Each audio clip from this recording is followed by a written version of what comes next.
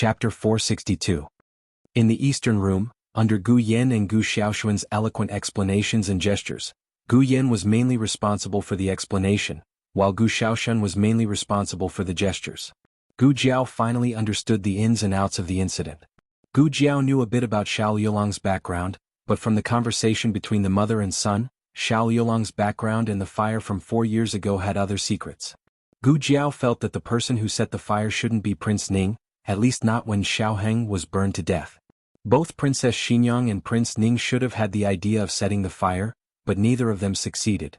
The former was soft-hearted and stopped at the last moment, while the latter was probably nipped in the bud by Princess Xinyang before it could happen. Then who could it be? Why would they do this? Xiao Heng was only a youth who stood aloof from worldly affairs. If one had to point out who he was an eyesore, it could be those who were jealous of his talent or the Zhuang family. However, with Marquis Xianping and Princess Xinyang's strength, there shouldn't be anyone who had the guts or ability to harm their son.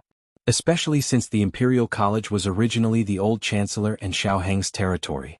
Otherwise, how could Prince Ning's arson be discovered by Princess Xinyang in time?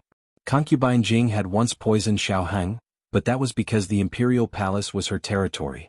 Furthermore, Princess Xinyang and Marquis Xianping had protected Xiao Heng very well after that, so ordinary enemies had no way to harm him.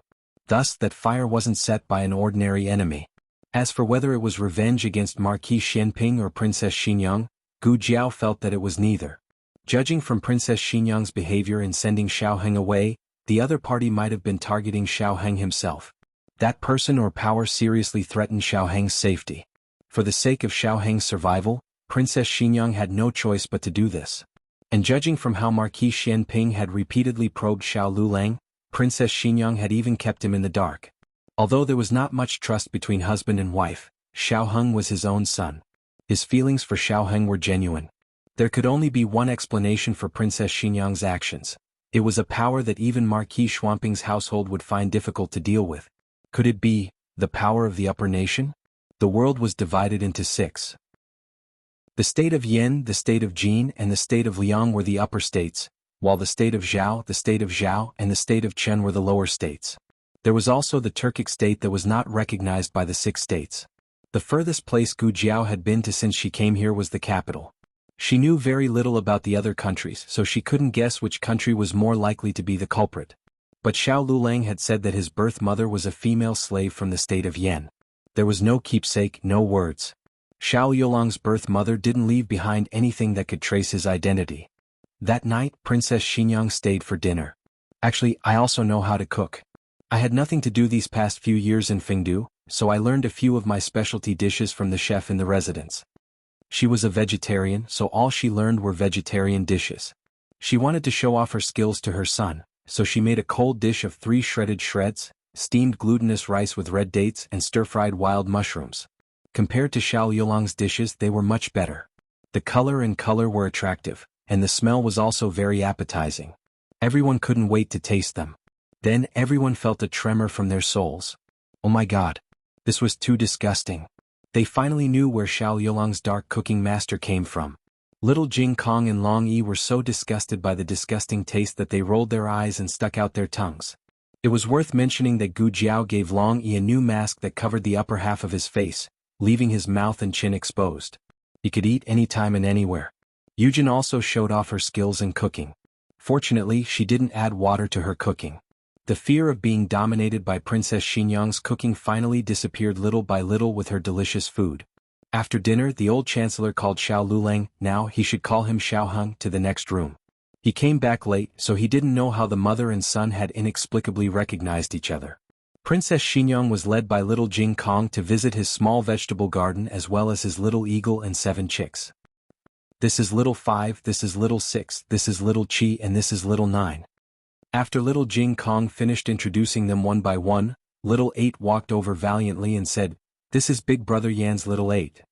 Then he bent down and tied a bright red flower on little 8's head. Princess Xinyang thought of the peacock feather on Gu Jiao's mask and her eyelids jumped again.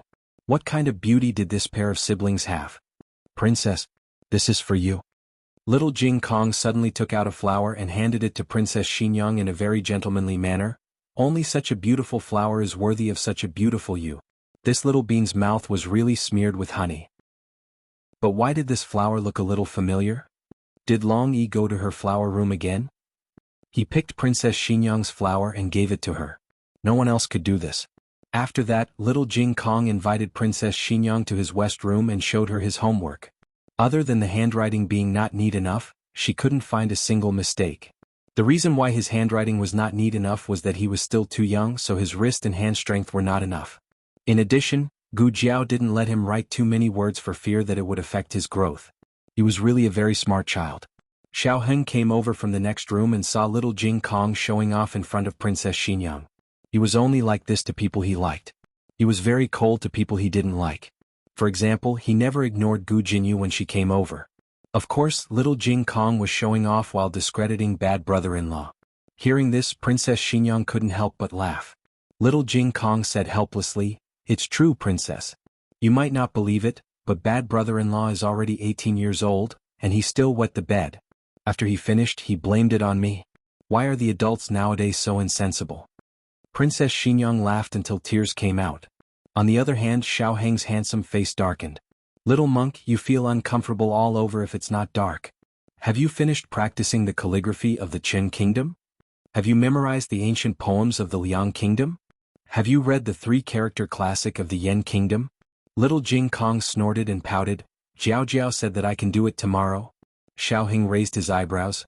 "Oh, then did you tell Jiao Jiao what homework you have tomorrow?"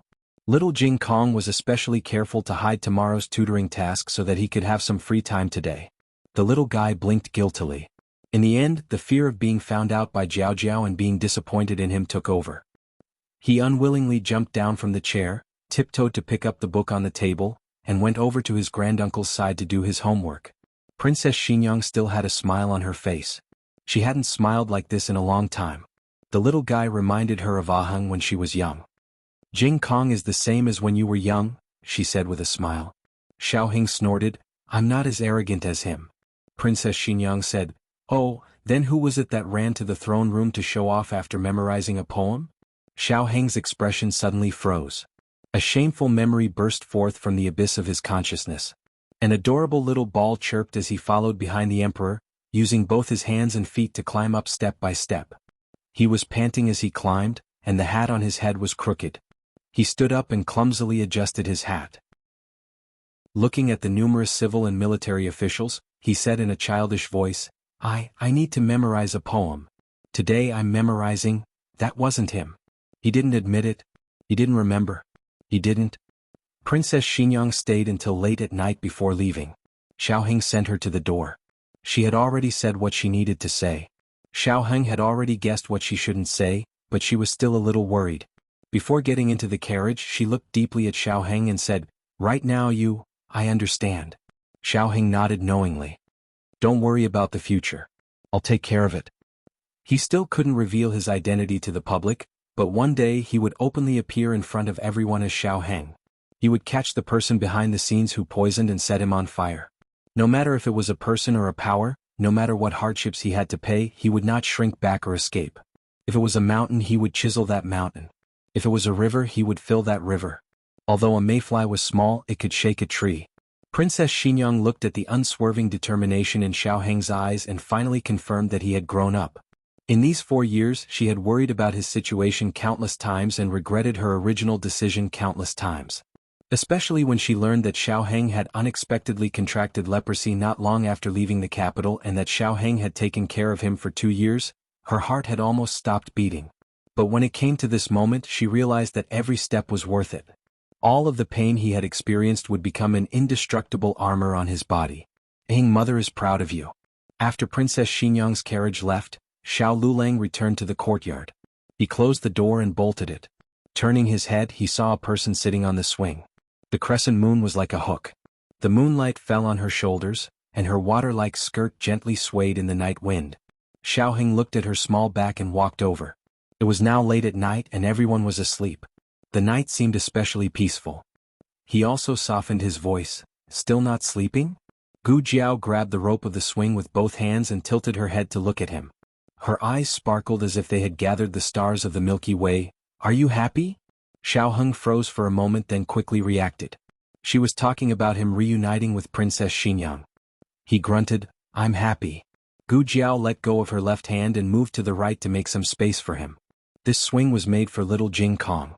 He had asked for it to be a little bigger, but he was small, so it was only a little bigger than a single-seater swing. Xiaoheng sat down next to her. The two's bodies had no choice but to stick close to each other. In the cool night wind there was a special kind of warmth. "Thank you," he said. "Huh?"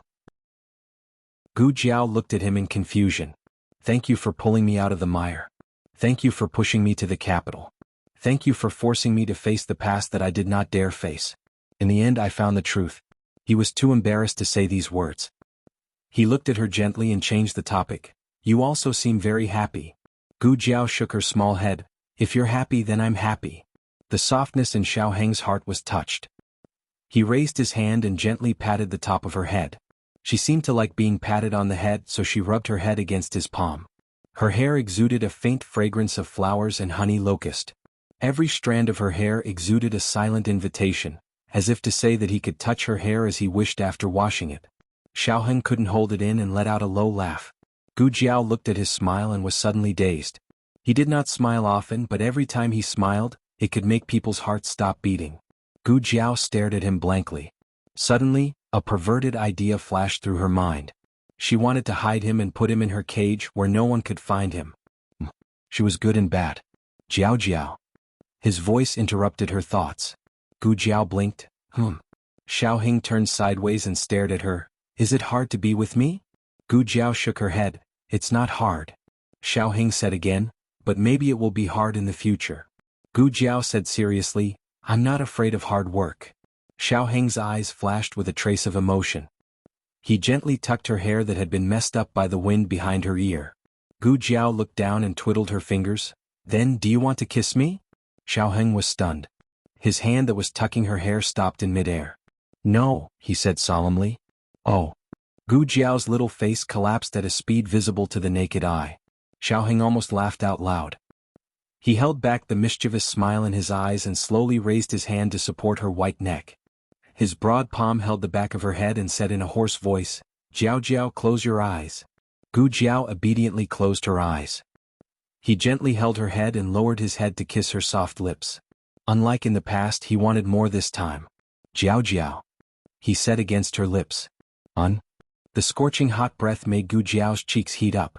Her little face turned as red as a cooked shrimp. "You're so good." He leaned against her forehead and whispered in a gentle voice. "I also think I'm so good." Xiaoheng couldn't help laughing. His laughter was pleasant and magnetic as his shoulders gently trembled. He tightly pulled her slender waist into his embrace and kissed her again. It was a lingering kiss that filled the air with a trace of sweetness. Xiao Jiao on the roof shyly covered his head with his wings. At dawn, Xiaoheng got up as usual. He first went to the table and poured himself a cup of tea. Then he opened the wardrobe and took out his official robes. Since he had already appeared in the palace, there was no need for him to go missing. He was going to be on duty at Hanlin Academy. As he tidied up his official robes, he vaguely felt that something was wrong, but he couldn't tell what it was. He went to the backyard to wash up. Yuya was drying the quilt. When she saw him, she greeted him, "Good morning, young master." "Morning." Xiaoheng nodded and walked past her. Yuya continued to dry the quilt, but suddenly she turned her head to look at Xiaoheng. "Son-in-law." Chapter 463. After hearing Yuya's words, Xiaoheng lowered his head to look at his legs. He finally understood where the strange feeling came from when he was changing his clothes. He didn't use a cane nor did he limp. He walked out like a normal person. "Son-in-law, your legs are healed. Your legs are healed." Yuya was so excited that she repeated it twice in a row. If it weren't for the fact that the others were still asleep, she would have repeated it 3 or 4 times. Coincidentally, Gu Jiao also woke up at this time. She came out of the east room. Xiaoheng immediately gestured for Yuya to keep quiet. Yuya was stunned. Xiaoheng signaled her to keep it a secret with his eyes. Yuya finally understood. Her eyes flashed and she nodded. Gu Jiao walked towards the two of them. Yuya continued to dry the quilt. In fact, she should have greeted Gu Jiao. Yuya was a polite servant girl, but she was too guilty to help the young master do bad things. She didn't dare to look at her young miss at all. Fortunately, Gu Jiao didn't care about trifles and didn't notice Yuya's strange behavior. On the other hand, she hadn't seen her husband wear an official's robe for many days. At first glance, she saw him wearing it. Gu Jiao drooled on the spot for a few seconds at the sight of his handsome face in the morning. Xiaoheng acted as if he didn't notice and greeted her, "Good morning." "And good morning," Gu Jiao replied blankly. Xiaoheng suppressed the corners of his lips that were about to curl up. He limped to the side of the well and began to draw water. Gu Jiao wouldn't let him do heavy work. Gu Jiao took a few steps forward and wanted to take the wooden bucket from his hand. "Let me." Xiaoheng raised his hand slightly. This action caused her to miss the wooden handle of the bucket and grab his hand instead. Xiaoheng cleared his throat, glanced at Yuya behind him and said seriously, "It's early in the morning, be careful." Gu Jiao. After breakfast, little Jing Kong and his son-in-law went to the Imperial College, while Gu Yan and Gu Xiaoshan went to the Qinghe Academy. Everyone in the family already knew Xiaoheng's identity, but they also knew that his affairs were very complicated, so they didn't want to publicize it. Therefore they still called him Xiao Lulang. "I'm going to the Hanlin Academy." Xiaoheng walked over with his cane and said to Gu Jiao, who was packing up a small medicine box and preparing to go to the clinic. Thinking of something, Gu Jiao said to him, "By the way, how's your hand? Does it still hurt? Can you write now?"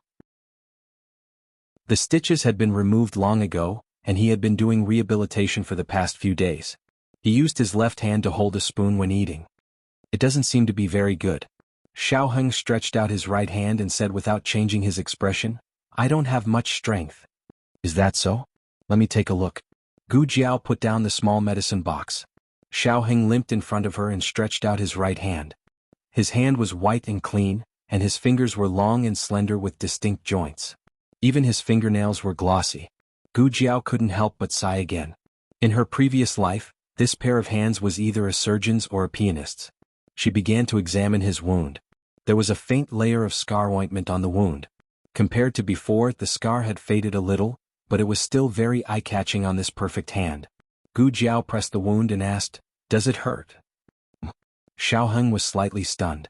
Then he seemed to react quickly and said, "It hurts, but it's not very obvious." Gu Jiao asked, "Does it hurt even if you don't touch it, or does it only hurt when you touch it?" Xiaoheng said, "It only hurts when you touch it." Gu Jiao paused, then put her hand in his palm and said, "Hold it for a while." Xiaoheng held her hand. Her hand was so small that he could wrap it all in his large palm. Because of practicing martial arts and working hard, there was a faint layer of calluses on her palm and between her thumb and index finger. It was not as soft as Princess Xinyang's hand. He heard that the hands of those noble ladies were so soft, but he didn't like those soft hands. "Is that all you can do?" Gu Jiao frowned. "Is my hand the same as my legs? Do I need to?" He sighed and stopped talking. "I'll test it again." Gu Jiao found a brush and handed it to him. Then she spread out a piece of paper on the table and said, "Write a word." Xiaoheng held the brush and wrote the word Jiao without much hesitation. That was a word too horrible to look at. It was worse than Gu Jiao's. Gu Jiao was stunned. "That's it." He looked a little disappointed and said, "It doesn't seem to be too effective." Gu Jiao frowned and said, "Then you need to strengthen the rehabilitation and add a hand massage." Xiaoheng looked at her deeply and said, "Okay." Gu Jiao said, "I'll take you to Hanlin Academy and give you a massage on the way." Xiaoheng slightly raised the corner of his mouth and said, "Okay." Lu Quan came back after taking the old chancellor and little Jing Kong. Seeing that the two were still there, he said to Xiaoheng, "You haven't gone to Hanlin Academy yet. Come on up. Don't walk there today or you'll be late." In the past, Xiao Lulang usually walked to Hanlin Academy for rehabilitation. Gu Jiao had the same idea. The two got on the carriage and Gu Jiao sat next to Xiaoheng. She took his hand and carefully put it on her lap. After autumn, Yao Shi asked everyone in the family to add more clothes, but the soft touch on Gu Jiao's leg clearly showed that she was secretly wearing less underwear. Xiaoheng couldn't help but feel a little restless. Gu Jiao didn't know that this seemingly simple and abstinent young man's mind had already wandered. She massaged very seriously and asked, "Is this heavy?" "I don't feel anything," Xiaoheng said. "Then how about this?" Gu Jiao slightly increased her strength. "Ugh." He furrowed his brows and let out a low cry of pain. Gu Jiao hurriedly reduced her strength and asked, "Then how about this?" It took a quarter of an hour just to find the right amount of strength. There was still a quarter of an hour before they reached Hanlin Academy. Gu Jiao stepped up her massage. She looked very serious. Xiaoheng calmly looked at her. The strength in her palm was actually too light for him. Every stroke was like a goose feather, scratching at his heart. He suddenly took a deep breath. Gu Jiao looked at him strangely and asked, "What's wrong? Did I press harder again?" Xiao Heng slowly exhaled and said, "No, you didn't." "You continue." After a while, he suddenly said out of nowhere, "Eat more." Gu Jiao didn't understand. Why did she have to eat more? Could it be that she had lost weight recently? Chapter 464. Novels with content that you can't find online are all available here. Xiao Heng went to the Hanlin Academy. Ning Ziyuan was already waiting for him in his office. Seeing him come over, Ning Ziyuan stood up and rushed to him. He grabbed his arms and looked him up and down. "Are you okay? I heard that you were taken away by an assassin. What kind of evil person is this?" The emperor was going to announce that Ning Ziyuan had taken away Xiao Lulang, but he was stopped by Empress Xiao and Princess Xinyang. Although Princess Xinyang didn't tell Empress Xiao the truth about Xiao Heng, Empress Xiao understood that once the news of Ning Ziyuan's assassination of Xiao Lulang was leaked, Xiao Heng's identity could no longer be hidden. After all, no matter how one looked at it, Ning Ziyuan had no reason to kill Xiao Lulang, unless Xiao Yulang's identity was hidden. Xiao Heng said, "I'm fine. It was done by a sect in Jianghu. They wanted to extort some money from me, but they've already been dealt with." The Dual Blade sect wasn't innocent. They had been wiped out by the Imperial Guards long ago. "Are you really okay?" Ning Ziyuan looked at him suspiciously. "I heard that your hand was also injured. Let me see." The two old men looked at him, and to be honest, they were a bit. Ning Ziyuan insisted. Xiao Heng reluctantly reached out his hand. His injuries were mainly on the back of his hand and wrist. The palm of his hand had already healed and no traces could be seen. Ning Ziyuan looked at the crisscrossing scars on his white hand and couldn't help but shake his head. "What a pity. Can you still write?" "Yes," Xiao Heng said. Hearing this, Ning Ziyuan was finally relieved. "Alas, I was really scared to death when you were taken away. At that time, I was wondering if you were an eyesore because you advanced too quickly. I even suspected Zhuang Yuheng. However, I met him several times and he didn't seem to have a guilty conscience, so I dismissed my suspicions. Does that Jianghu sect have any brains? How much money can a poor country boy have? Did her sister-in-law strike it rich? I heard that the business of the magical hand hall has been very good recently. You guys should pay attention to it. If you have too much money, it's hard to avoid attracting people's attention. It's best if you hire a few servants who know martial arts." "Okay," Xiao Heng answered. The two of them sat on opposite sides of the desk. Ning Ziyuan thought of something and suddenly smiled, saying, "But this time, you brat, can be considered a blessing in disguise. You don't have to take the exam at the end of the month." Wang Xiuzhua flunked the exam this time and was severely reprimanded by Master Han. He was almost demoted to editor. "What about you?" Xiao Heng asked. Ning Ziyuan said proudly, "As for me, I'm just ordinary. I'm only third. First place is Zhuang Yuheng." The new Hanlin officials weren't the only ones taking the test. The old Hanlin officials were also taking part in the test, with the exception of Lord Han and the attendant. They were the examiners and examiners. It was not surprising that Ning Ziyuan and Zhuang Yuheng were among the top. They had just passed the fall and spring quarter examinations, so their exam skills were still in peak condition. The Hanlin officials who ranked behind them were not necessarily less talented than them. They were just not as good at the exam as they were. "But it's a pity." Ning Ziyuan suddenly frowned. "What's wrong?" Xiao Heng asked. Ning Ziyuan said, "Didn't Attendant Yang leave? His official position is empty. It said that someone will be promoted. Right now, Zhuang Yuheng is very popular." Zhuang Yuheng was the grandson of Grand Tutor Zhuang. He was the new second place on the imperial exam and had taken first place in the exam. Other than his lack of experience, which was his only shortcoming, he was almost flawless. He had even taken the crown prince's place as a hostage in the Qin kingdom. He was a meritorious official of the Zhao kingdom. In the afternoon, the Hanlin Academy really did announce the good news that someone had been promoted to attendant. However, it was not Zhuang Yuheng. It was Xiao Lulang. "You're really something." Ning Ziyuan patted Xiao Heng's shoulder excitedly. Xiao Heng did not understand how the position of attendant had fallen into his lap. Although he did intend to fight for it after he was injured, he pretended to disappear for half a month. After that, he rested at home for 10 days. He even missed an exam. At the time, he guessed that the position of attendant would not be his. "Lulang, congratulations," Ning Ziyuan said sincerely. Xiao Heng said to him, Congratulations to you too. Ning Ziyuan had also been promoted. He had been promoted from a 6th-rank attendant to a 6th-rank attendant. Coincidentally, he had taken over Xiao Liulang's position. Ning Ziyuan cleared his throat. Ahem, I'll take over your official position. As for your room, I won't kindly accept it. He was so close to the latrine. If the weather got hot, he would suffocate. It was better for him to stay in his own room. Xiao Heng moved to the attendant's room. Attendant Yang had stayed here before. However, he had not stayed for long and had left in a hurry. Therefore, he had packed everything that needed to be packed away. It was a clean and empty room. After becoming an attendant, in addition to the changes in the room, his salary had also increased from 5 taels to 8 taels. This was his official salary. In addition, he would be given 10 horses of clothing and 10 stones of millet every year. In addition, he would be given an ice tribute in the summer and a charcoal tribute in the winter. He could ask for things or exchange them for money. Hanlin Academy was generally a government office with little money. It was not as profitable as the 6 ministries. However, after gaining experience in Hanlin Academy, people would look up to him wherever he went. The ministers in the cabinet were all from Hanlin Academy. Grand Secretary Yuan, Grand Tutor Zhuang, and even the old Chancellor Zhuang Xianji and Headmaster Li were all from Hanlin Academy. Among them, Grand Secretary Yuan had been an attendant all the way to a 5th-rank Hanlin Academy scholar. Later, because he was involved in an incident, he was demoted to a barren land. 5 years later, he returned to the capital and entered the cabinet as a 7th-rank attendant. He then became the first Grand Secretary of Zhao country. The others all chose other offices after leaving Hanlin Academy. Ning Ziyuan came over to help him move things. Outside the door, a few Hanlin officials walked by. Their conversation could be heard. Did you hear? Royal Princeton is going to be transferred to the cabinet? Who did you hear that from?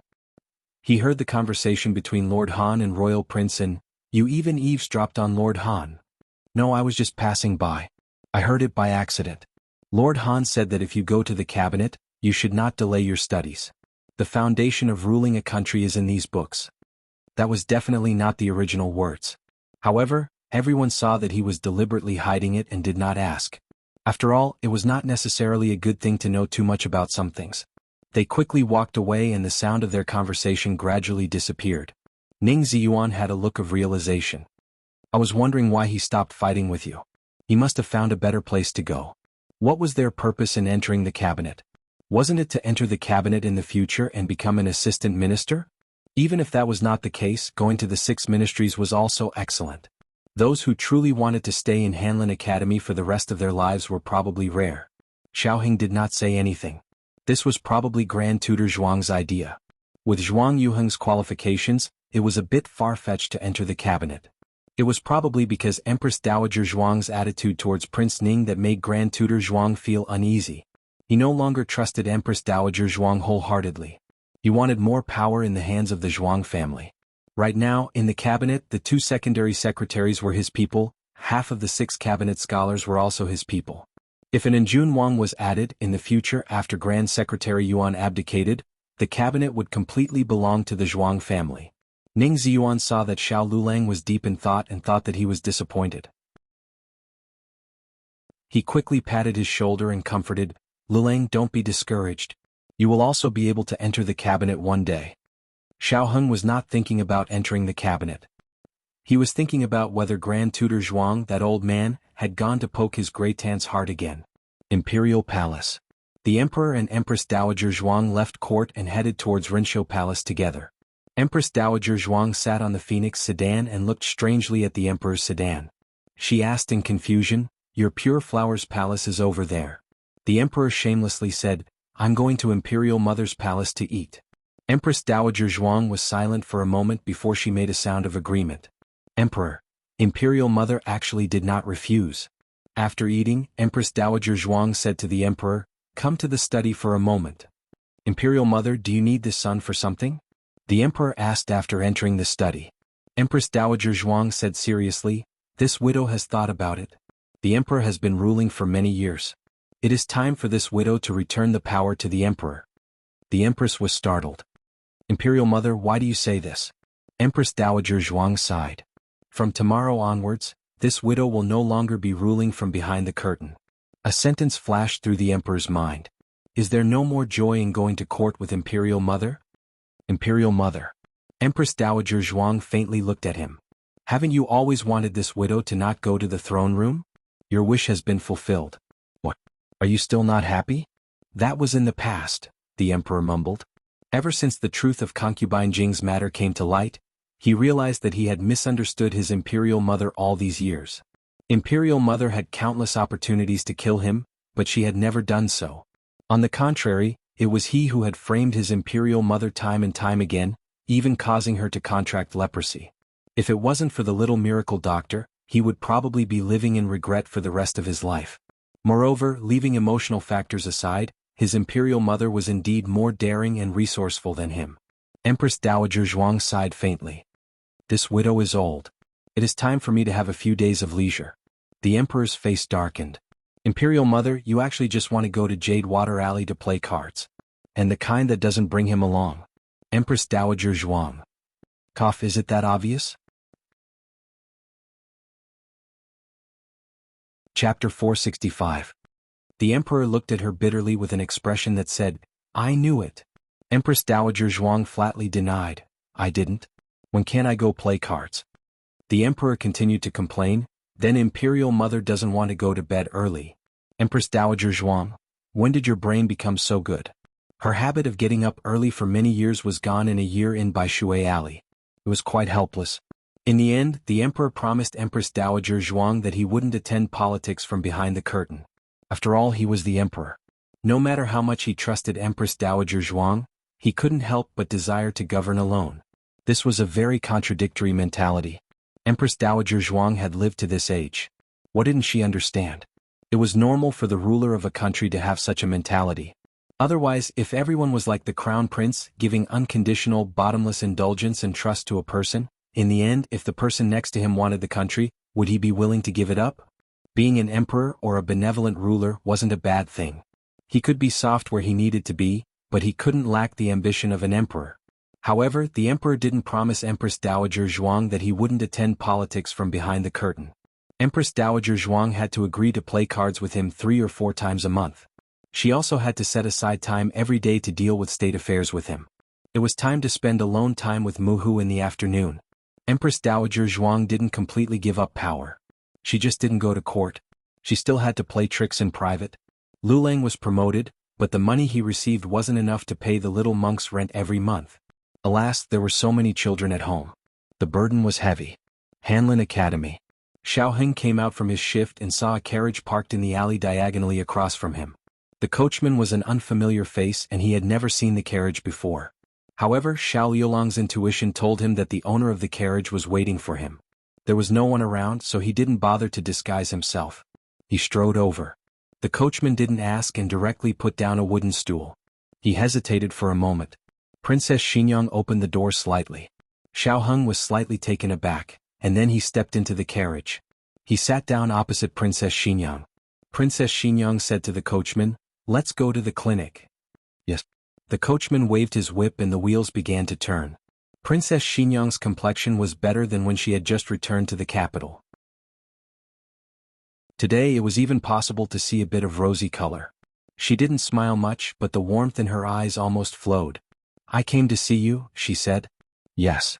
A certain someone felt a little uncomfortable. Princess Xinyang smiled and looked at his right foot. "I saw you walking just now. Has your leg recovered?" "Yes, it's done." Xiaoheng answered vaguely and did not hide anything. After being separated for so long, it would be difficult for them to return to their previous intimacy. Moreover, she had hurt him deeply. Princess Xinyang felt even more awkward than Xiaoheng, but she didn't show it on her face. Princess Xinyang smiled and pointed at the cane beside him, asking, "Then why don't you throw this away?" "I'll throw it away in a few days," Xiaoheng said. "Oh." Princess Xinyang instantly understood. A mother knew her son best. How could she not understand what he was thinking? Truly, her son had grown up and was no longer under her control. In the past, when he was engaged to Wen Linlang, he had never cared so much about a girl. Princess Xinyang lowered her eyes to hide her smile and changed the topic. "Have you heard about Zhuang Yuheng entering the cabinet?" "I have," Xiaoheng said. Princess Xinyang continued, "It was Grand Tutor Zhuang's idea. He entered the cabinet and started as a 7th-rank secretary. It seemed like a demotion, but in reality his status rose. So his official position had already been decided. Xiaoheng wasn't surprised that Princess Xinyang knew about this inside information. Back when he was still the young Marquis of Jianghu, he often saw all kinds of jaw-dropping insider information in Princess Xinyang's study. I heard that Grand Tutor Yuan appreciates you. Princess Xinyang's words had a hidden meaning. Xiaoheng paused. It can't be considered appreciation. He only met me once or twice and said a few words to me. Xiaoheng understood Princess Xinyang's meaning. She was worried that he would feel unbalanced because Zhuang Yuheng had been promoted faster than him. If so, she could also use her connections to get him into the cabinet. I'm doing very well in the Hanlin Academy, Xiao Lulang said bluntly. Some things could be taken shortcuts but others weren't. In his opinion, getting involved in the cabinet at this time wasn't necessarily a good thing. Princess Xinyang was secretly relieved. Just now she had been probing Xiaoheng's intentions.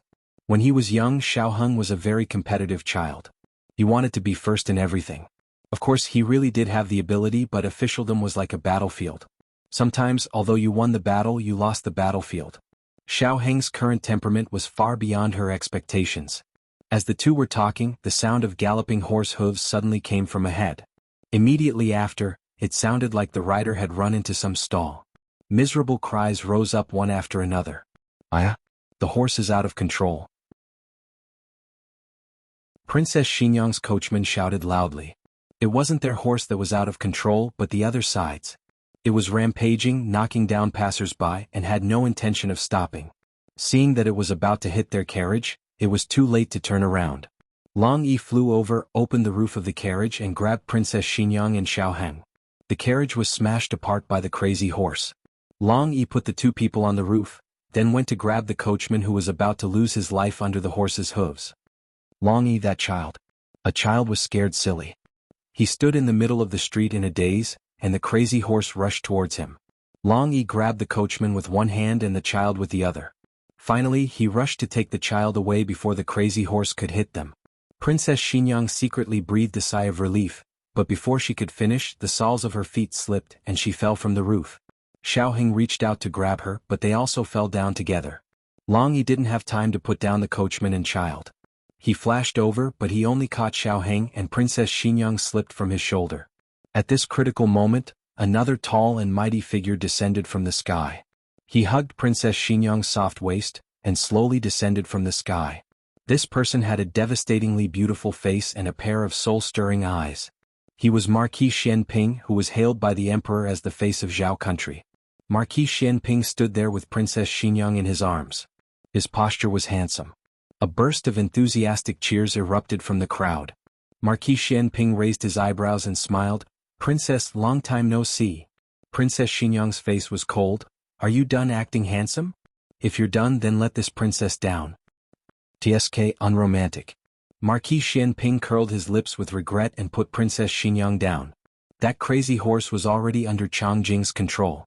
Tonight, Changjing wanted to eat roasted horse meat. Marquis Xianping waved his hand at the crowd. "Okay, disperse, disperse. Don't look. Haven't you seen a hero saving a beauty?" Everyone's mouths twitched. Although it was the truth, why did you say it yourself? Could you be any more shameless? The crowd finally dispersed. Marquis Xianping looked at Princess Xinyang and then at the smashed carriage. He clicked his tongue. "Looks like the princess can only sit in this marquis carriage." Changjing. Changjing drove a luxurious and flashy carriage over. Princess Xinyang didn't get on. She walked forward and came to an unfamiliar carriage. She planned to take out money to hire the other party's carriage. Marquis Xianping looked at her with his arms crossed. "That's also this marquis carriage." Princess Xinyang walked forward again and chose an inconspicuous carriage. "It's also this marquis carriage. It's also this marquis carriage." "Aya, it's this marquis carriage again." Princess Xinyang? Did the surname Xiao contract for an entire street of carriages? Chapter 466. There are novels with connotations that can't be found online here. Princess Xinyang finally got into the first luxurious and flashy carriage with a dark face. Marquis Xianping also got into the carriage and threw the whip in his hand to Changjing. "Be steady. The princess doesn't like bumps." Changjing took the whip and lashed it down, causing the carriage to jolt. Marquis Xianping, The couple sat down in the carriage. Marquis Xianping looked at Princess Xinyang calmly and said with a faint smile, "I went to Fengdu Mountain to find you, but you didn't want to see me. Instead you ran back to the capital." "What? Are you hiding from me?" "Why should I hide from you?" Princess Xinyang said mildly. Marquis Xianping's lips twitched, revealing a roguish smile. "Come on, Qin Fengwan. Ever since Xiaoheng died you've been hiding from me. Sometimes I even suspect that the fire was set by you. You don't have the face to face me at all?" Princess Xinyang turned her face away. "Heh." Marquis Xianping looked at the roof of the carriage and said nonchalantly, "Enough. Let your whatever take Xiaoheng down. He's flying around in the sky. Even if he's not tired, I'm tired for my son." After Xiaoheng was rescued by Long Yi, or to be exact, after Marquis Xianping appeared, Xiaoheng had Long Yi take him away. However, Marquis Xianping's seemingly casual words had many important points. First, he knew about Long Yi. Second, he had already determined that Xiao Lulang was Xiaoheng. Long Yi had always been a secret guard in the princess's residence. It was only after going to Fengdu Mountain that Long Yi gradually came into the light. During this time Long Yi had never met Marquis Xianping. In other words, Marquis Xianping already knew about Long Yi's existence before the fire at the Imperial College. Since he even knew about the most powerful Long Yi, then the other Dragon Shadow Guards naturally wouldn't be a problem. As for when he knew, there was no way to know. Perhaps it was 4 years ago or even earlier. As for the second matter, judging from the situation in the capital, Princess Xinyang guessed that Marquis Xianping had gone to Fengdu Mountain to ask her to come back and identify Xiaoheng. Now that she had appeared in the same carriage as Xiaoheng, he already had the answer without her personally telling him. Marquis Xianping said, "Changjing, go and catch those two flying in the sky." Changjing, who was driving, leaped into the air. After a while, Changjing returned to the carriage with a swollen face. "I can't win." Changjing felt wronged, but she didn't say anything. Marquis Xianping snorted, "You deserve it. I'll let you drive recklessly next time." Changjing's face was full of black lines. "So you were just taking revenge on me for bumping off the carriage?" Changjing was a little emotional. He really wanted to drive the carriage until it flew, but he couldn't beat Marquis Xianping, that old fox. This was a very sad story. Inside the carriage, Marquis Xianping leaned lazily against the wall of the carriage. Behind him was a soft and thick pillow. His slender legs were crossed, and one hand was on the armrest while the other was gently placed on his leg. His slender fingers tapped on his knee.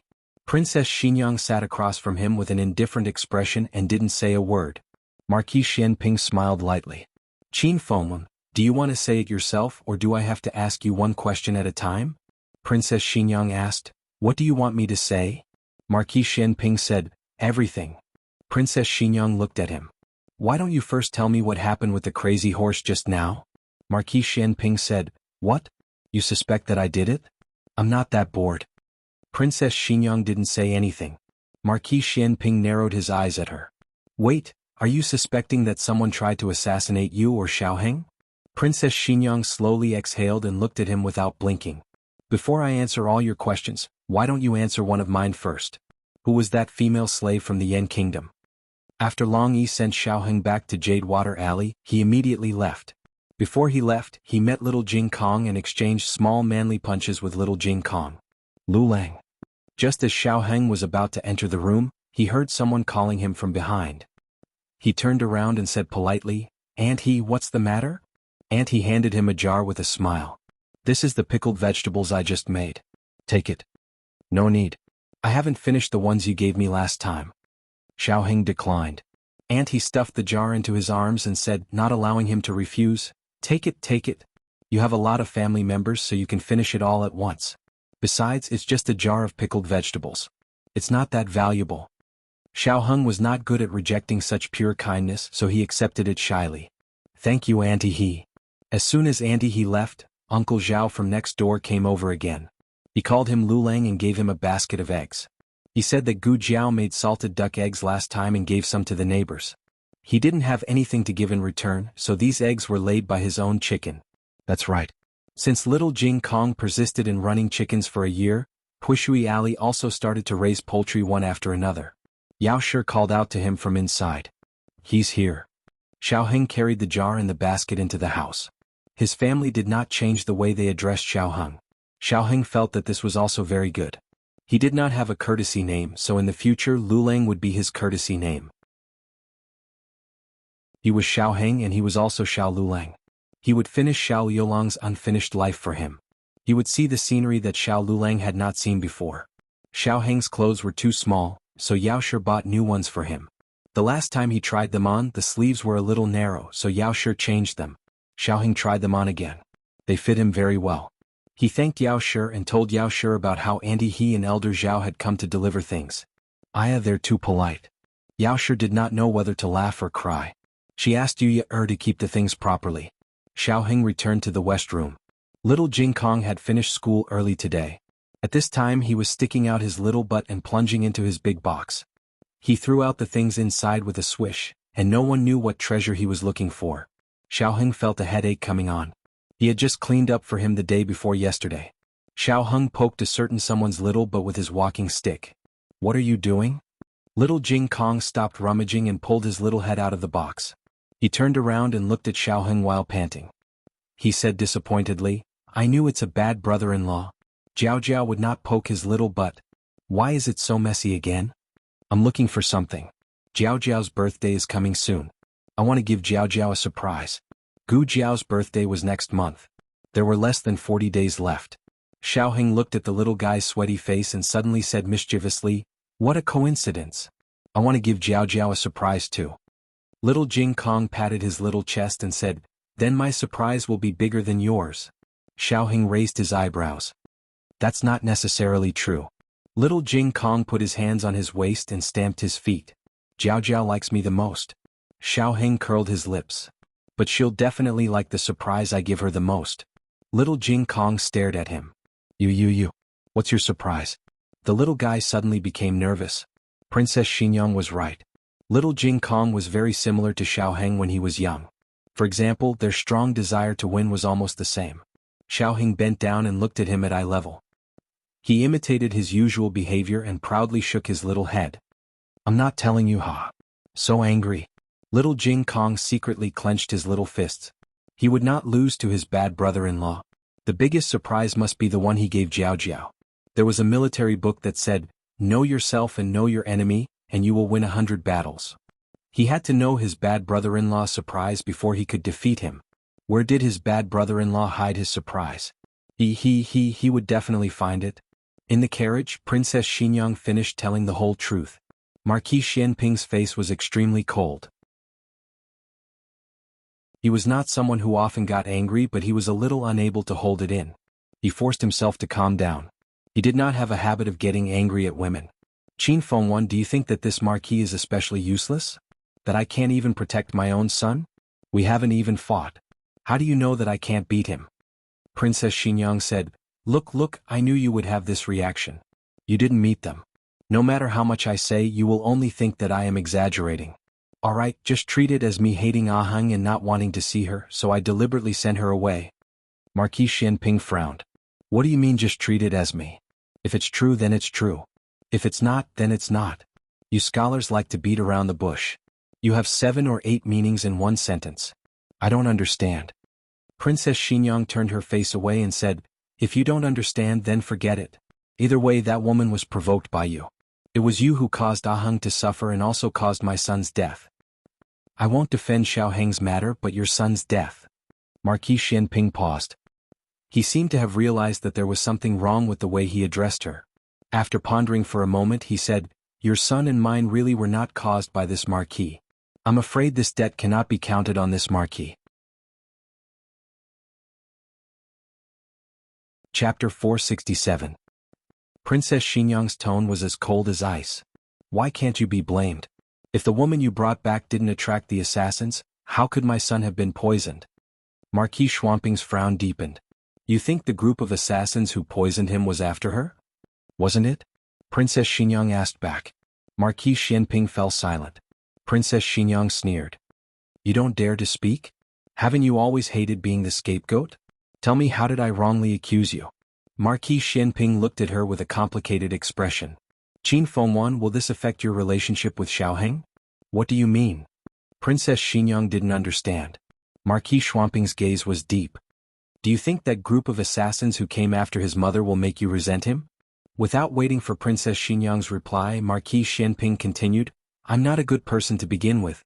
It wasn't easy for me to be a human, but I was wronged. Qin Fengwan, you asked yourself. No matter what the result is, don't blame me. Princess Xinyang felt an ominous premonition rising in her heart. Marquis Xianping looked at her, his gaze solemn and cold. Qin Fengwan, we agreed that you wouldn't fall in love with me and it's best if I don't like you. On the night of our wedding, you told me not to touch you and that we would always be husband and wife in name and not interfere with each other. But then, I touched you and you got pregnant. Let me ask you, do you want this child? If you do, he'll be my legitimate son. I, Xiaoji, will only have one legitimate son in my life, and that's your child. If you don't want it, I won't say anything. The stomach is yours, so it's up to you to give birth to it. You know very well whether I want this child or not. Back then, the princess's residence and Marquis Xuanping's residence were heavily guarded. It was even more impenetrable than the imperial palace. Not even a fly could fly in. Let me ask you, why would assassins poison the child? Princess Xinyang's eyes trembled. You, Marquis Xianping sneered and nodded. That's right, that's what I meant. There's a spy. There's a traitor around you. Princess Xinyang's expression changed. That's impossible. I have the dragon shadow guards guarding the two children day and night. How could they have the chance to poison them? Marquis Xianping's sneer froze on his lips and his eyes turned cold. That's right. You have the dragon shadow guards guarding your children. Who would dare to poison them? Think about it yourself. Princess Xinyang's mind exploded like a thunderclap. Dragon shadow guard. No, that can't be. Why would the dragon shadow guard poison her child? This conjecture was too bold and could even be said to be absurd. She laughed to herself. However, not long after, her smile gradually froze on her face. Marquis Xianping was right. At that time, the Marquis Xianping Manor and the Princess Manor were indeed heavily guarded. Not to mention outsiders, even the Emperor's Dragon Shadow Guards might not be able to sneak in without alerting anyone, because she also had the Dragon Shadow Guard. In that situation, other than the Dragon Shadow Guard herself, no one else had the chance to make a move. However, she trusted the Dragon Shadow Guard too much, so she never considered this flaw. Princess Xinyang resisted the trembling of her body and tried to grasp the last possibility. Why, isn't it that group of people? Isn't that group of people suspicious at all? Marquis Xianping said, when they came and when they targeted Xiaoheng, I really don't know. Because Xiaoheng was rarely by his side, when that group of people targeted Xiaoheng, he wasn't there, so he didn't realize it. He said seriously, but I can tell you clearly that when the two children were in trouble, that group of people had not yet arrived in Zhao country. Princess Xinyang looked into his eyes. Why are you so sure? Marquis Xianping met her examining gaze without dodging. She said it herself. She said that if she didn't die, she would attract that group of people. When he said this, there wasn't a trace of emotion in his eyes. Princess Xinyang moved her eyes away. What she said before she died. Yes, Marquis Xianping said. Then is she really dead? Princess Xinyang asked. Marquis Xianping sighed. In any case, I buried her myself. Princess Xinyang smiled bitterly. You even buried her yourself. That's rare. Marquis Xianping pursed his lips and didn't argue with her. He looked deeply at her. She didn't implicate Xiaoqing, and Xiaoqing didn't die because of her and Xiaoheng. Princess Xinyang's focus was on that name. You still remember his name? Marquis Xianping paused with a complicated expression and sighed. How could I not remember? I chose the name. Have you forgotten? Princess Xinyang cast a sidelong glance at him. That's because you only recognize that character, right? Marquis Xianping, after being married for so many years, could she give him some face? Marquis Xianping's feelings for Xiaoheng actually came very slowly, or more accurately, it came very complicated. At first, he recognized Xiaoheng as his legitimate son. When Princess Xinyang wanted to raise Xiaoheng by her side, he refused in his heart. But Princess Xinyang had just experienced the pain of losing her son, and he couldn't deprive her of her right to be a mother at that point. In the past, he really did treat Xiaoheng coldly. He wasn't a competent father, but Princess Xinyang was an excellent mother. She taught Xiaoheng very well. Aside from not practicing martial arts, he became very elegant. This was the opposite of his desire to teach a Xiaoji who could kill in all directions. This child wouldn't even kill a chicken, let alone kill in all directions. I've said all that needs to be said. You can think about the rest yourself. After Marquis Xianping finished speaking, he lifted the curtain and had Chang Jing stop the carriage. He sat in the carriage behind and left. Are we going to the princess's residence? Chang Jing asked. Princess Xinyang was immersed in the terrifying storm of chaos and didn't hear Chang Jing's words. Yes, okay. Chang Jing said to herself and drove the carriage to the princess's residence. The princess's residence still retained its original appearance, including the 2 delivery rooms. She treated Marquis Xianping with respect and didn't interfere with each other. This was the agreement before the wedding. Marquis Xianping said that he touched her, but that was his way of saying that he took responsibility for everything. But actually she couldn't blame him. She drank too much wine and took the wrong medicine. Marquis Xianping looked at her and asked seriously, Qin Fengwen, do you know what you're doing? He had a reaction, but he was very restrained and calm. Reaction was instinct and restraint was a choice. She said, I know, Xiaoji. I know. Marquis Xianping actually didn't bring that female slave from the Yan kingdom to her. That female slave came by herself. She clearly remembered the first sentence she said to her. I heard you're a princess. Can I live in your princess's residence? She was a woman who exuded a wild power, making people think of unruly horses on the grasslands. She had wheat-colored skin, deep facial features, and rough skin that had been tempered by the wind and sand. However, her eyebrows were exceptionally exquisite and deep. The women of the Zhao kingdom were beautiful with fair skin. When Princess Xinyang saw her, she realized for the first time that beauty had nothing to do with skin color. Her Zhao kingdom language wasn't very good. After explaining for a while, Princess Xinyang finally understood what she meant. It turned out that old Madame Xiao was overjoyed when she found out that she was pregnant. She was afraid that something would happen to her, so she sent 17 or 18 servant girls to serve her. She was very annoyed. I'm Marquis Xianping's wife. I know, but you don't love him. That's why you can live in my princess residence with your belly sticking out? Princess Xinyang didn't know whether to say that she didn't know what was good for her or that she was extremely daring. In the end, Princess Xinyang still let her live in. There was no other reason than that she was a female slave from the Yan kingdom and knew many things about the Yan kingdom. Princess Xinyang was thirsty for knowledge. They got along very freely. She was different from the women of the Zhao kingdom. She had a different kind of free and straightforward character and didn't have many tricks up her sleeve. Thus, Princess Xinyang never expected that she would kill someone else's son in order to let her son live. But on second thought, wasn't this something she would do? She really was a ruthless and decisive woman. No wonder she could be brought back by Marquis Xianping. Marquis Xianping was dissolute and unruly outside, but he still abided by the rules in the residence. He wouldn't easily touch the servant girls in the residence. Old Madame Xiao had cried, made a fuss, and threatened to hang herself to get the 2 illegitimate sons. He also never brought back any woman. Xiao Heng's mother was the only one. He also wouldn't let other women offend her. There was once a courtesan who didn't know the immensity of heaven and earth who blocked her carriage and said she was willing to go home with her and be her cow or horse. She only asked to be able to wait by her and Marquis Xianping's side. The next day that courtesan disappeared from the capital. After thinking about so many things, Princess Xinyang's emotions finally calmed down. She began to seriously consider the possibility of the Dragon Shadow Guards betraying her. The answer was almost impossible. If the Dragon Shadow Guards could betray their master, then they wouldn't be the Dragon Shadow Guards anymore. The Dragon Shadow Guards were given to her by the late emperor. They only listened to her and the late emperor's orders. But before she and Marquis Xianping were engaged, the late emperor had already passed away. Could it be that he gave the Dragon Shadow Guards the order to poison the 2 children from underground? How did he do it? A dream? Wait a minute, there was one person who wasn't the late emperor's Dragon Shadow Guards. Longi. Just as this thought flashed through Princess Xinyang's mind, she eliminated it. At that time she had sent Long Yi to Fengdu Mountain to quell the chaos. He only returned when Xiao Heng was almost 1 month old. He simply didn't have the opportunity to commit the crime. So, was it really done by the other 4 Dragon Shadow Guards? But she couldn't figure it out. She didn't give them the order to poison the 2 children. The late emperor even more wouldn't. In this world, if there wasn't a third person who could also give them orders, then the late emperor really crawled out from under the coffin? It couldn't be that the late emperor on his deathbed had them plot against her and Marquis Xianping's son.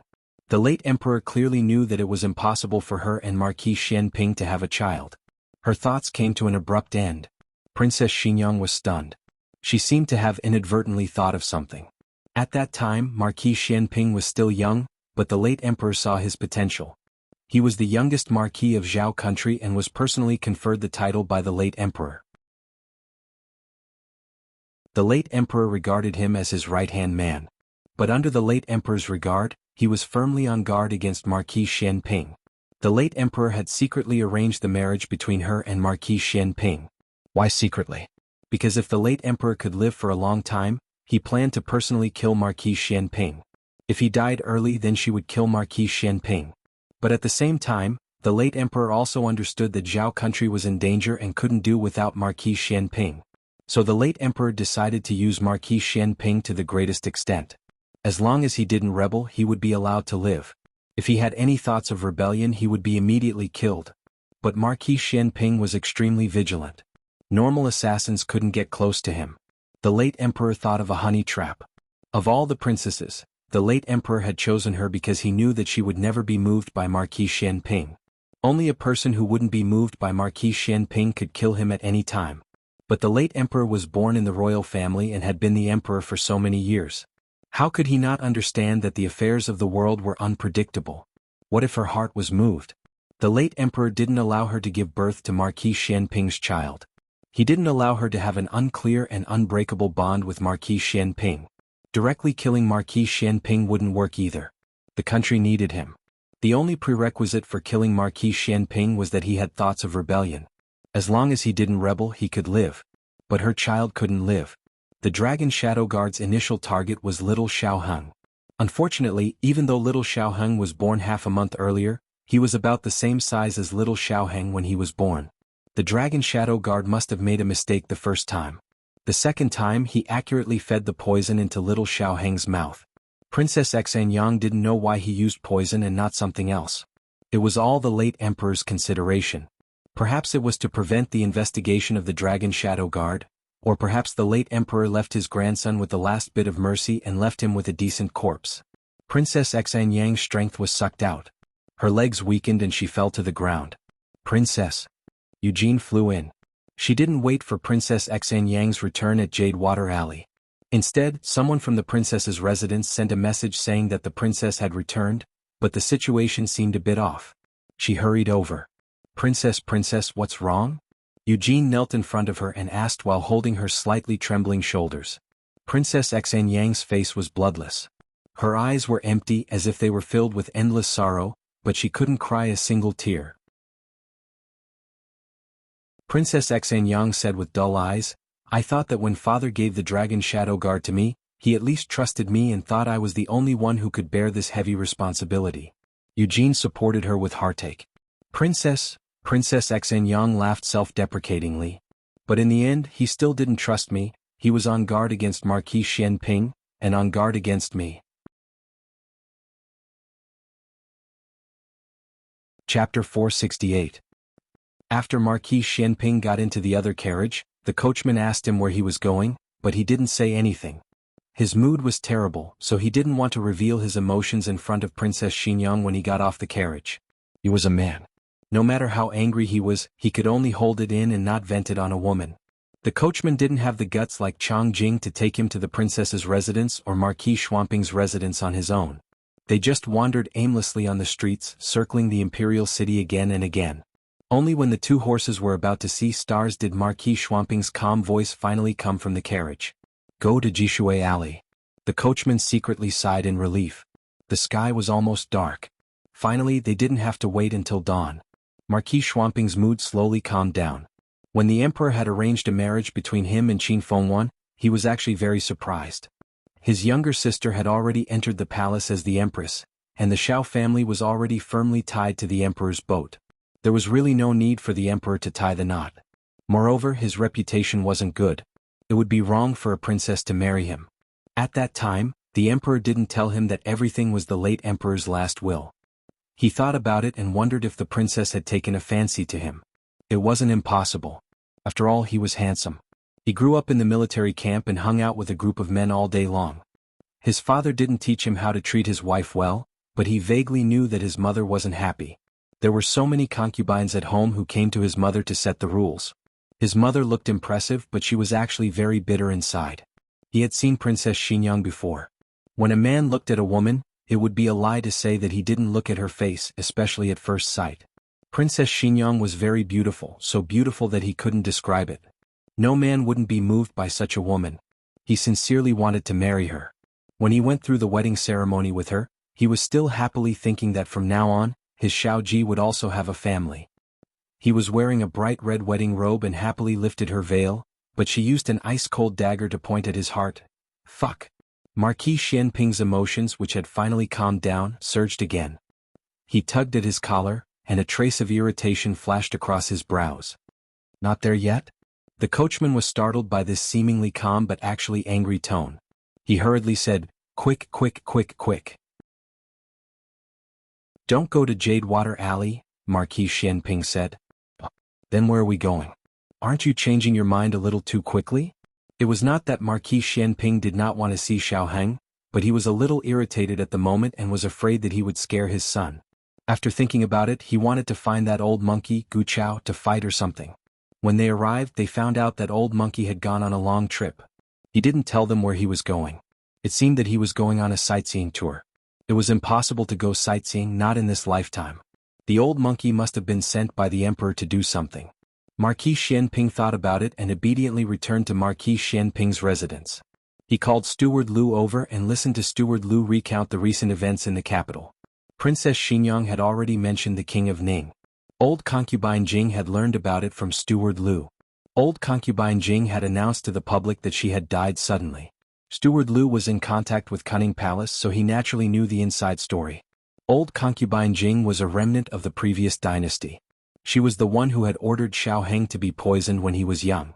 She was the one who had instigated the relationship between Empress Dowager Zhuang and the emperor. She was also the one who had planned Princess Ning En's marriage. Poor Princess Ning En to fall into the hands of such a vicious mother. Steward Lu sighed deeply. Old concubine Jing's death had caused a stir in the capital for a while, but it had cooled down a long time ago. This was the first time Marquis Xianping had heard of it, so he should have been shocked. However, he had discovered that the old chancellor was targeting old concubine Jing before he left the capital, so he had more or less guessed that the old concubine wasn't as simple as she seemed. He just hadn't guessed that she had something to do with the remnants of the previous dynasty. According to Empress Xiao, old concubine Jing had been in close contact with the frontier fortress over the years. They all thought that she was communicating with Princess Ning En, but in fact she was contacting the remnants of the previous dynasty. The emperor had ordered Tang Yueshan to go to the frontier fortress as an imperial envoy. On the surface he was there to visit Princess Ning En, but in reality he was there to clean up the remnants of the previous dynasty. The credit should have gone to my brother, but he's not in the capital. That's why His Majesty appointed Tang Ming. These were Empress Xiao's exact words. Marquis Xianping had no interest in credit. He was good at war, but that didn't mean he liked it. Some things were responsibilities and missions that had to be shouldered. If he couldn't protect his country, the country behind him would be destroyed, and his family would be destroyed. Empress Xiao didn't know about the old Marquis, but she didn't need to say anything. Marquis Xianping had guessed it himself. He must have gone north with Tang Yueshan. Tang Yueshan was a man who rejoiced in grandiose achievements. There was only one reason why he would allow the old monkey to travel with him. The old monkey wasn't going to war. Are they going to rescue Princess Ning En? Marquis Xianping rubbed his chin thoughtfully. If the prince consort was also a pawn of old concubine Jing, then Princess Ning En's situation wasn't optimistic. Marquis Xianping couldn't help but frown at the thought of Princess Ning En. Back then, Empress Dowager Zhuang seemed to want to set him up with Princess Ning En, but that girl was always like a frightened rabbit. He didn't like it. He was a man who didn't know how to be gentle with women. He couldn't be tainted by such a weak rabbit. All right, you can leave, Marquis Xianping said tiredly. Marquis. Steward Lu smiled. Are we still going to bring the young duke back? Empress Xiao had contacted Marquis Xianping through Steward Lu, so Steward Lu already knew that the illegitimate child was the young duke. Marquis Xianping glanced at him coolly. You haven't brought him back? Steward Lu was rendered mute on the spot. He had gone to bring him back from the countryside, but he hadn't brought him back to the manor even after he'd gone to the capital. He hadn't known that he was the young duke, so he hadn't respected him. It was quite scary when he thought about it. Marquis Xianping had planned to rest for a while, but now he stood up and walked towards the door. I have my own plans for this. Don't get involved. You don't have to go to Jadewater Alley in the future. Marquis, you don't plan to announce the young duke's identity for the time being? Yes. Marquis Xianping would have announced it a long time ago, but this time he was extra cautious. He wasn't afraid of those people, but he had lost Xiaoheng once. He couldn't lose him a second time. When he returned to the capital, he naturally had to report to the emperor. The emperor also expressed his regret that his son had killed Marquis Xianping's son. Marquis Xianping thought about it and decided not to tell the emperor. The emperor had taken away his mining rights before, so he was a person who held a grudge. Dusk fell. Marquis Gu finally got off work. The manor that Empress Dowager Zhuang had ordered was in the final stage and would be completed soon. In fact, he had ordered almost everything. He didn't need to supervise the work every day. However, the demand for bellows had increased recently. In addition, there were several farming tools from the people: water wheels, threshing machines, and grain elevators. The Ministry of Works was busy sending people to learn. With the bellows as an example, this time the Ministry of Works didn't dare to be arrogant anymore. They humbly asked the farmers from the people for advice. Speaking of which, it was strange. Were farmers all so awesome these days? The water wheels were much better than those of the imperial court. The water wheel technology of the Zhao state was also imported from the Liang state. The Liang state had the most advanced water wheels and axles. Combined with ponds, they could achieve a certain level of low water flow and high water flow. However, this kind of civilian water wheel took the advantages of vertical and horizontal wheels to the extreme. The height of water lifting was greatly increased. Even in places with steep terrain, the water flow could be low and high. Marquis Gu had been studying this all day. He hadn't had time to look at the threshing machines and grain elevators. He didn't know which talented person among the people had made such amazing things. The Ministry of Works had already sent people to investigate. Marquis Gu entered the courtyard. His family didn't seem to be there. Only 7 chickens were working in the vegetable garden to catch insects. There isn't even an old woman guarding the door. I asked 2 servants to come over, but they refused. Marquis Gu complained. After he finished complaining, he realized that a chicken had swaggered to his feet. He stopped and looked at the chicken. The chicken also looked at him. This was Little Chi. However, Marquis Gu didn't recognize it. In his eyes, it was just a chicken just like the other chickens. Speaking of which, it was really funny. Who would bring their chickens to the capital? Were there not many chickens in the capital?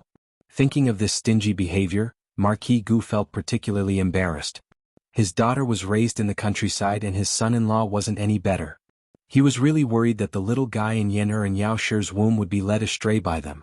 Thinking of the little guy that was about to be born, Marquis Gu was in a rare good mood. He looked down at the chicken at his feet. He thought that the chicken wanted to peck him, but it didn't move for a long time. After a while it swaggered off again. Then Marquis Gu sadly discovered that it had pooped a pile of chicken poop on his shoes. Marquis Gu. Chapter 469. In the west room, Xiaoheng was tidying up the mess in little Jing Kong. Ever since he heard that he had a bigger surprise for Gu Jiao, the little fellow believed that his surprise was hidden in the room. The little fellow rummaged through the boxes and cabinets, but he wouldn't put it back. This was his problem. His family had scolded him several times. Of course, every time he agreed he would forget about it immediately. Perhaps he didn't forget, but it was as if he didn't clean up at all. Every time he or Gu Jiao had to clean up again. Xiaoheng was so focused on cleaning up that he didn't know that Marquis Gu had come to the house. Nor did he know that he was bullied by his chickens. Brother-in-law. Suddenly there was a soft call from the door. It sounded a little cautious but also a little happy. Xiaoheng had just picked up the golden abacus in little Jing Kong. When he heard the voice he turned around and looked at him. Yin, what's wrong? There were no classes in Qinghe Academy today. Gu Xiaoshen went to Master Lu in Nanxiang's house. Gu Yin said that he was not feeling well and stayed. Gu Yin stood at the door with his hands behind his back. He looked a little reserved. Since Gu Yin came to the house, it was the first time that he had shown this kind of... Well, Xiaoheng wanted to say that he was shy, but he felt that Gu Yin wouldn't be so thin-skinned. Besides, what was there to be shy about in front of him? It wasn't the first day they met. Oh, can I come in? Gu Yin asked. Even the tone of his voice had become cautious. Wasn't this attitude change a little too big? Xiaoheng looked at Gu Yin strangely and said, It's okay, come in. Do you have homework that you can't do? Among the 3 boys in the family, Xiaoheng interacted with little Jing Kong the most.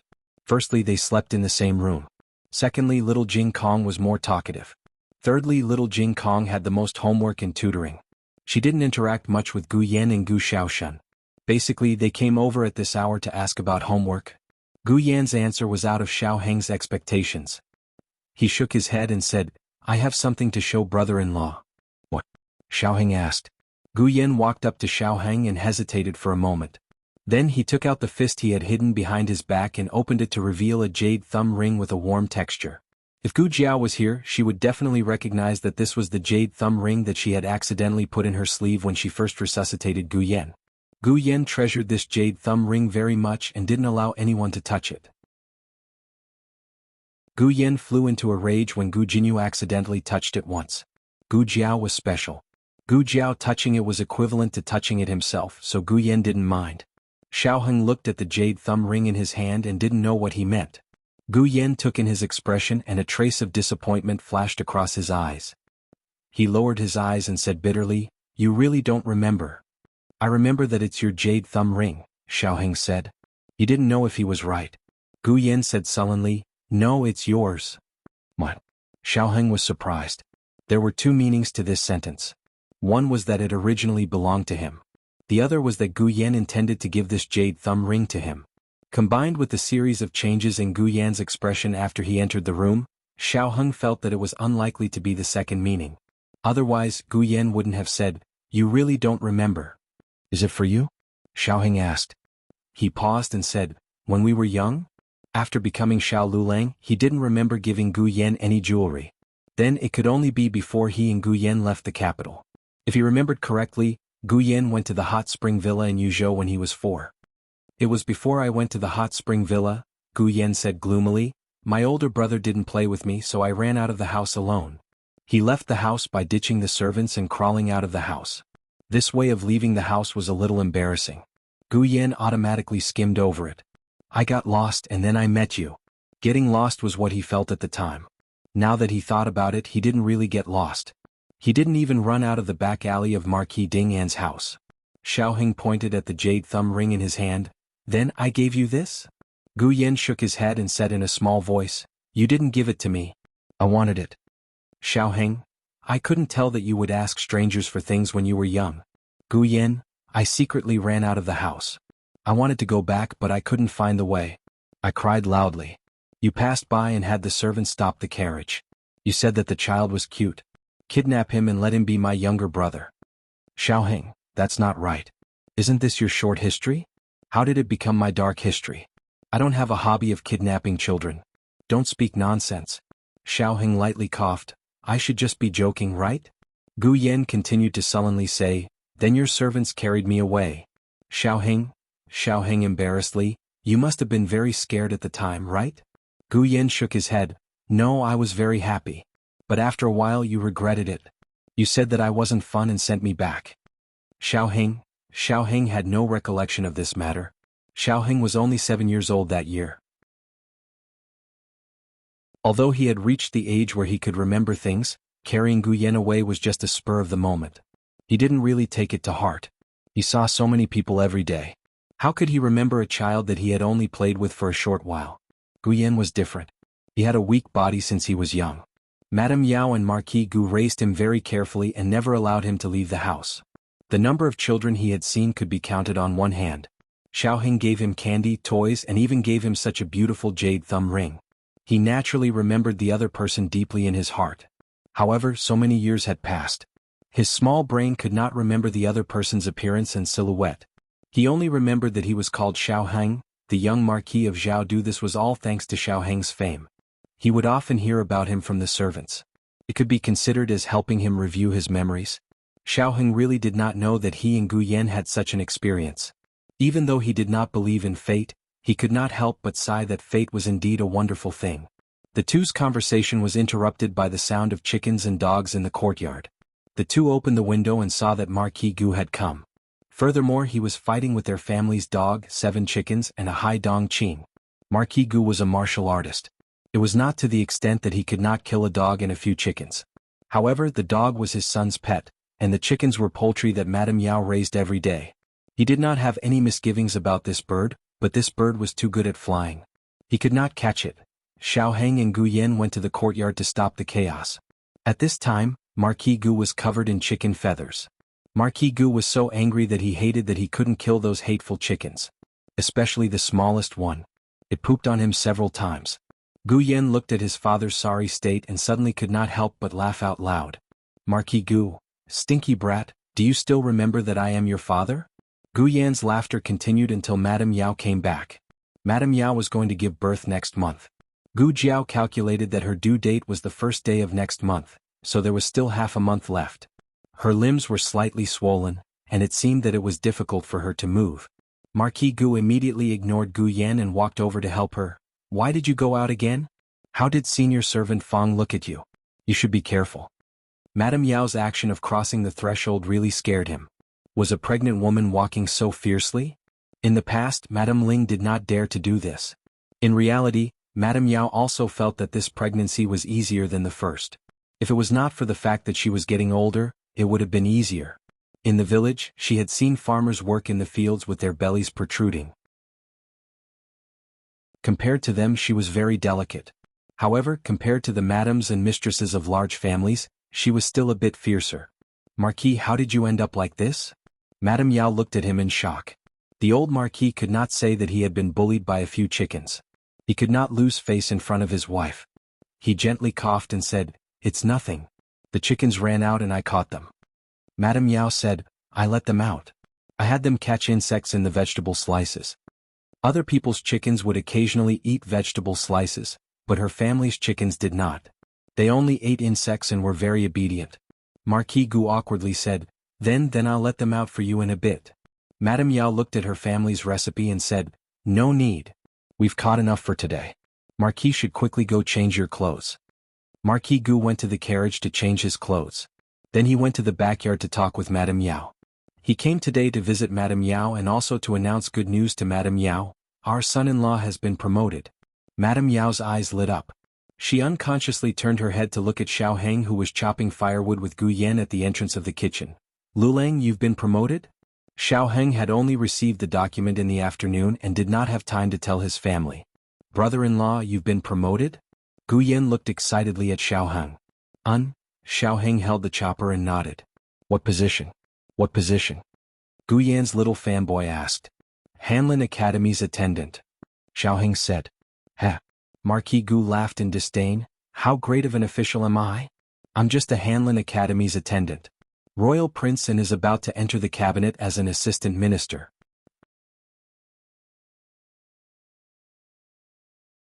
Chapter 470. Gu Yan's eyes widened as he said, "So what if he's in the cabinet? My brother-in-law is the best." Marquis Gu chuckled. "If he's good, then why didn't he enter the cabinet?" Gu Yan angrily said, "My brother-in-law doesn't want to go. Otherwise, not to mention the cabinet, even the throne room would be open to him." "Oh my, this brat's tone is really big. Does he know what kind of place the cabinet is and what kind of place the throne room is? In the country of Zhao, only those who have reached 5th rank have the right to meet the emperor, but that doesn't mean they can meet the emperor. Take him for example, he is the assistant minister of the Ministry of Works, but he hasn't been to court many times. He can go if he wants to? Who do you think he is?" He. Gu Yan couldn't reveal his brother-in-law's true identity, so his face turned red from holding it in. "His surname is Xiao." Marquis Gu sneered. "So what if his surname is Xiao? There are so many people with the surname Xiao in the world. Do you think everyone is the young Marquis of Zhaodu?" Gu Yan was so angry he became a little pufferfish. What if he is?" Marquis Gu didn't hear that this was the truth and only treated it as a child's angry words. He pointed at Xiao Heng and said to Gu Yan, "He is the young Marquis of Zhao. Do I call you father?" Gu Yan looked at her father at a loss for words. She silently replied in her heart, "Aye. Mother." Father and son bickered, but Xiao Heng suddenly spoke. The father and son's voices suddenly stopped and they both looked at Yao Shi. They saw Yao Shi's face pale as she held her stomach. Her dress was wet. She said in disbelief, I think I'm about to give birth." Yao Shi's outburst came without any warning. She didn't feel any pain before her water broke. Fortunately, Gu Jiao had told her and her family about some things to take note of before giving birth. In this situation it was best not to forcefully move. Marquis Gu carefully carried Yao Shi back into the room. Xiao Heng said to Gu Yan, "I'm going to boil some water. You let the shadow guards go to the miracle hall to find your sister. If she's not there, then find Dr. Lu first."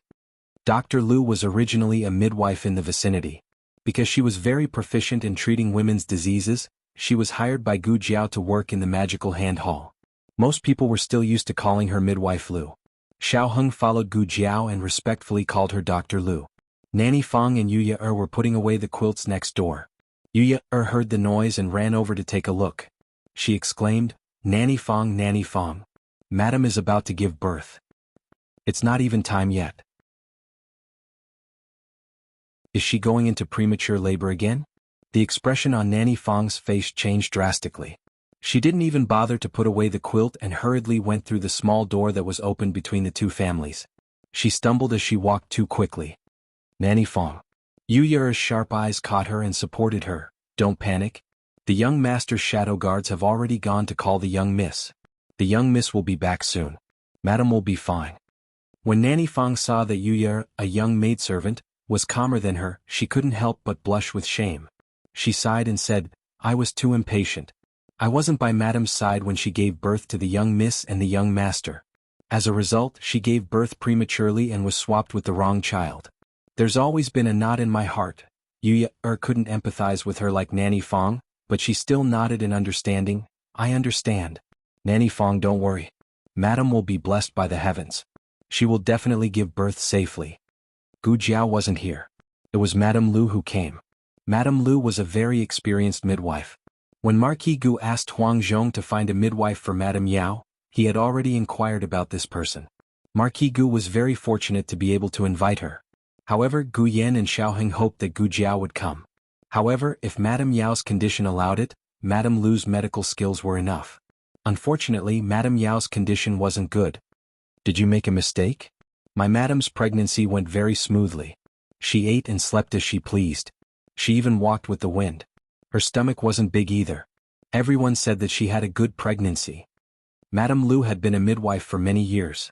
It wasn't uncommon for a midwife like Madame Yao to be unable to give birth after a successful pregnancy. A woman didn't just walk through the gates of hell on the day of giving birth. The entire pregnancy was full of unpredictable risks. However, the most risky pregnancy was the fetus. When it came to giving birth, both of them were at great risk. After all, if something happened to the mother, the child in the womb couldn't be saved. Madame Lu naturally wouldn't say anything discouraging in front of Madame Yao. She smiled and said, Don't worry. It's just beginning. Madam is completely in motion. I've already brought the birth-inducing medicine. Just take it with water. In the past, the birth-inducing medicine had always been prepared on the spot. Gu Jiao felt that this method was time-consuming and inconvenient, so she simply made it into a wax pill. Removing the wax coating, the pill inside could be directly swallowed or taken with water. However, no one expected that Madame Yao would vomit as soon as she ate it. During Madame Yao's pregnancy, there had been almost no morning sickness. Who would have thought that she would have such a large reaction when she was about to give birth? Madame Lu changed to feeding her some brown sugar water, but she also vomited until there wasn't a single drop left. This was bad. She couldn't eat medicine and she couldn't feed food. Her strength would quickly run out. Go call Imperial Physician Luo. Outside the room, Marquis Gu ordered Huang Zhong. Yes. Huang Zhong replied and left without stopping. About an hour later, Imperial Physician Luo was brought over. Imperial Physician Luo checked Madame Yao's pulse. His expression was just as serious as Madame Lu's. At this time, there was no need for him to say anything. Madame Yao had already realized that her pregnancy had not been easy. To be honest, when she was pregnant with Jiao Jiao and Yen her reaction was very large. 6 months later she even vomited. That pregnancy had been very difficult, but the delivery could be considered smooth. Gu Yan's body was not good because he had been born prematurely. It wasn't that she couldn't give birth at the time.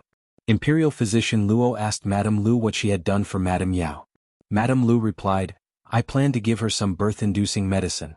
Unfortunately, she vomited everything she ate. She couldn't even drink water. Imperial Physician. How is my wife's condition? Marquis Gu was extremely anxious outside. Go make some more ginseng soup for Madame. If it really doesn't work, she can eat anything she wants. Also, tell Madame not to exert too much strength or cry. She needs to conserve her strength. Imperial Physician Luo left the delivery room after giving instructions to Granny Fong. He reported to Marquis Gu, Madame's condition is not optimistic. The possibility of a difficult birth is very high. Generally speaking, the first stage of labor for a virgin was 10 to 12 hours. The first stage of labor for a woman who was going through labor was 6 to 8 hours. From the time Madame Yao's water broke until now, less than 4 hours had passed. It was not yet time to diagnose a difficult birth. However, with Imperial Physician Luo and Madame Lu's many years of experience as physicians, as well as Madame Yao's pulse, the two had a tacit understanding of Madame Yao's condition.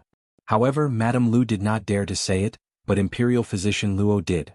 Marquis Gu felt as if he had fallen into an ice cellar. His entire body was instantly soaked in cold air. Gu Yan's small face also became deathly pale. Xiaoheng stood beside him. He unconsciously pulled on Xiaoheng's sleeve. Xiaoheng pursed his lips and did not say anything.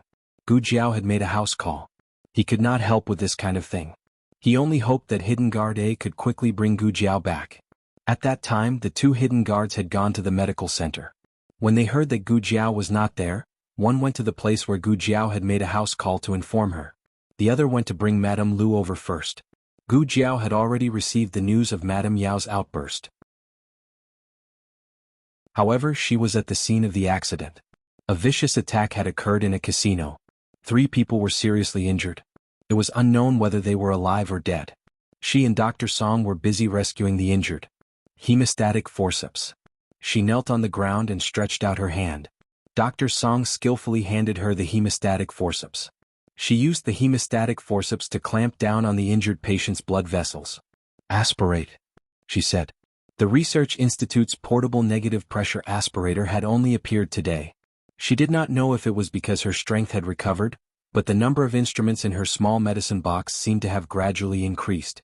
If this was the case, then there was hope for Gu Yan's heart surgery. Dr. Song had been with Gu Jiao for so long, so he was not surprised by the strange things in her medicine box. He understood it immediately. He sucked out the blood and fluid in the patient's abdominal cavity. Gu Jiao found the remains of the dart that remained in the patient's abdominal cavity and took it out with tweezers. His spleen almost ruptured. She really did not know whether he was lucky or not. Gu Jiao was busy until midnight when she and Dr. Song finished rescuing all the patients. "I will take them back to the medical center. You go back quickly," Dr. Song said to Gu Jiao. The shadow guards had been waiting outside the room for a long time. He knew that something must have happened at home. Gu Jiao nodded and returned to Bishui Alley with the shadow guard.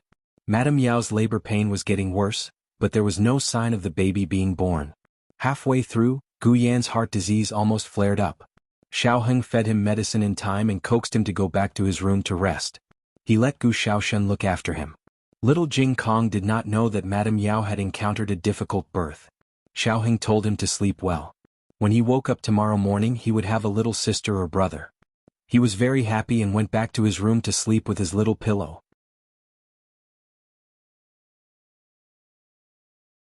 Chapter 471. Gu Jiao first discussed Madame Yao's situation with Imperial Physician Luo and Madame Lu in the central room. Nanny Fong was also there. She kept wiping her tears. "Madame gave birth prematurely again? It's not considered prematurely," Gu Jiao said. "It was considered prematurely born when it was less than 37 weeks. Madame Yao was already 38 weeks, so this fetus was full term. In fact, Madame Lu also said that it was normal to have an attack in this month, but Nanny Fong didn't dare to believe it. Only when Gu Jiao said the same thing did Nanny Fong feel slightly relieved. However, even full-term fetuses might not be able to be delivered smoothly. "I'll go take a look first." Gu Jiao went into the delivery room. Only after she went in did Marquis Gu react. Was it that girl just now? Why did she come here to cause trouble at this time? As he spoke, he was about to go into the delivery room to pull Gu Jiao out, but he was stopped by Nanny Fong. Nanny Fong said, "Marquis, don't cause trouble. Let eldest miss take a look at Madame." "Me? Cause trouble?" Marquis Gu pointed at himself. He seriously suspected that he had misheard. Wasn't that girl the one who caused trouble? No matter how insensible she was, she shouldn't have disturbed her mother at this time.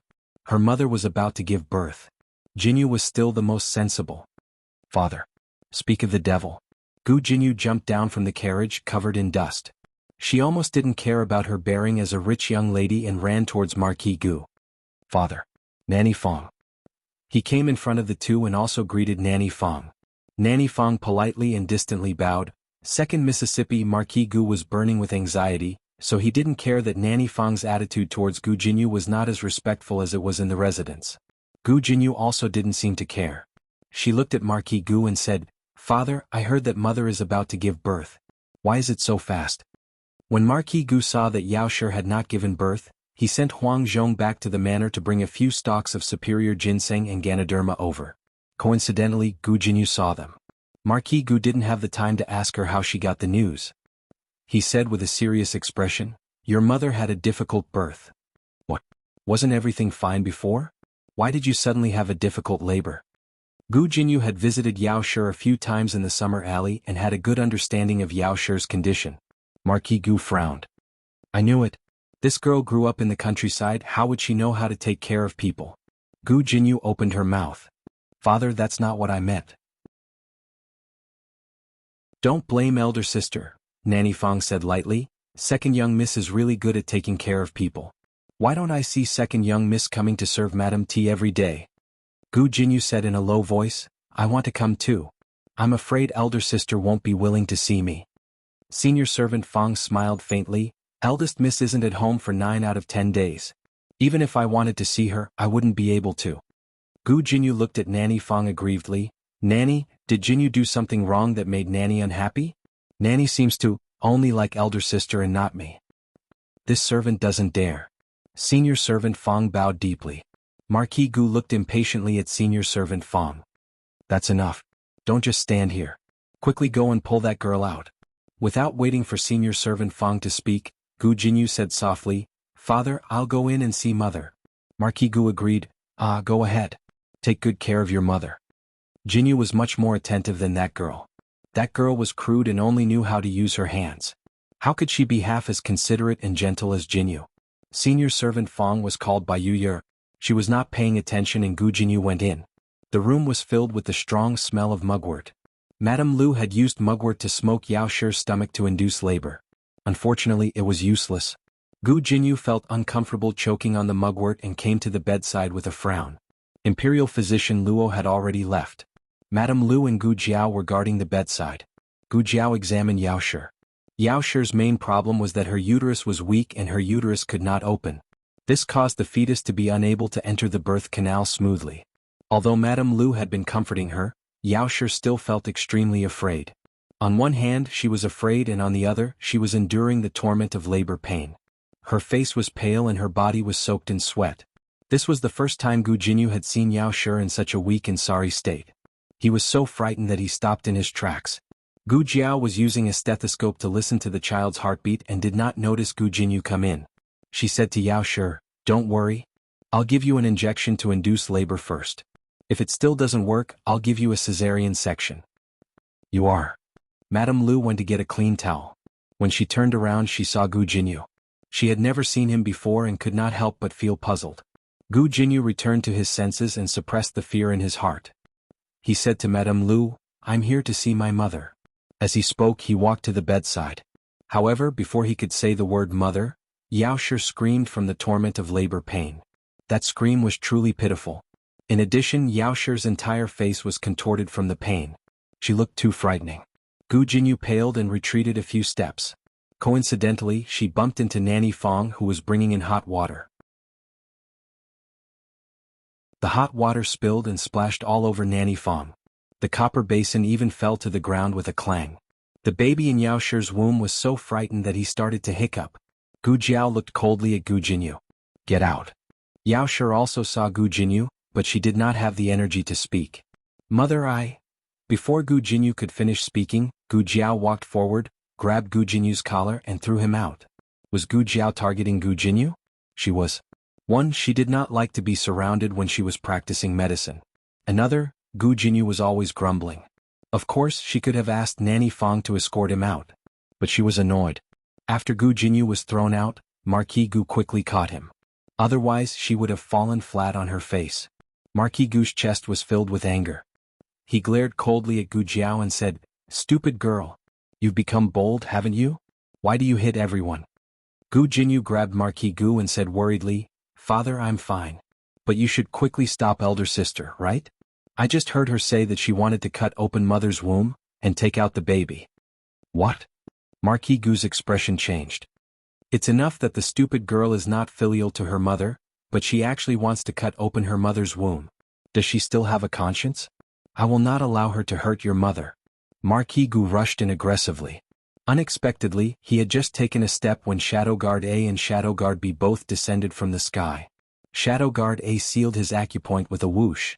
Then he and Shadow Guard B each grabbed one of his arms and dragged him out of the backyard. Xiaoheng looked at him indifferently from the main room. The moment he brushed past Xiaoheng, Marquis Gu understood everything. It was this brat who made them do it. This stupid brat. This stupid brat. Let go of me. Whoosh. Shadow Guard B sealed his mute acupoint. Marquis Gu. Do you still remember that you are the Marquis's household shadow guards?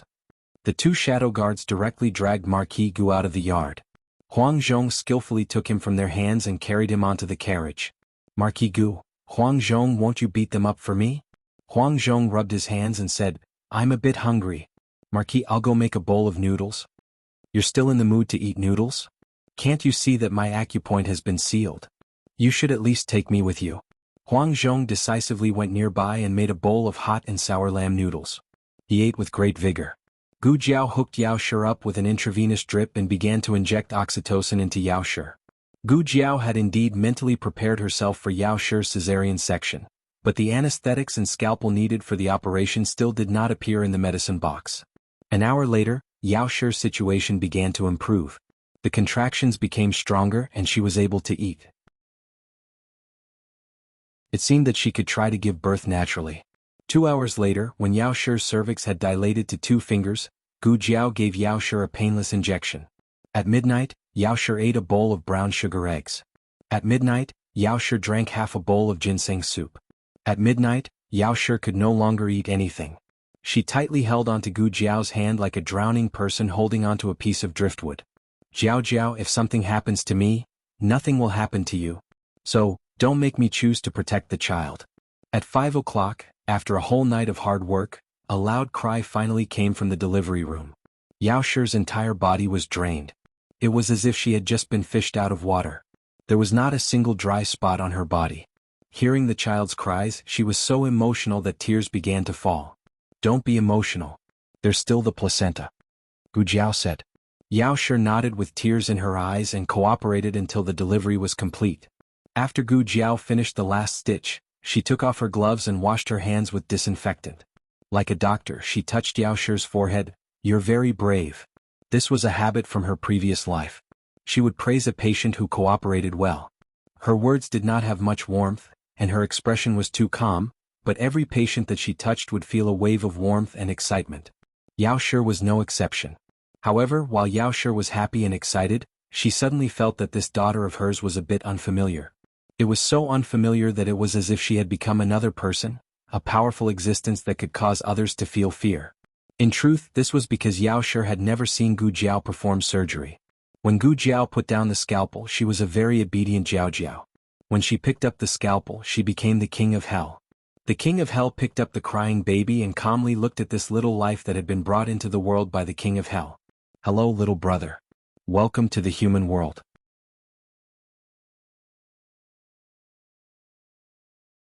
Chapter 472.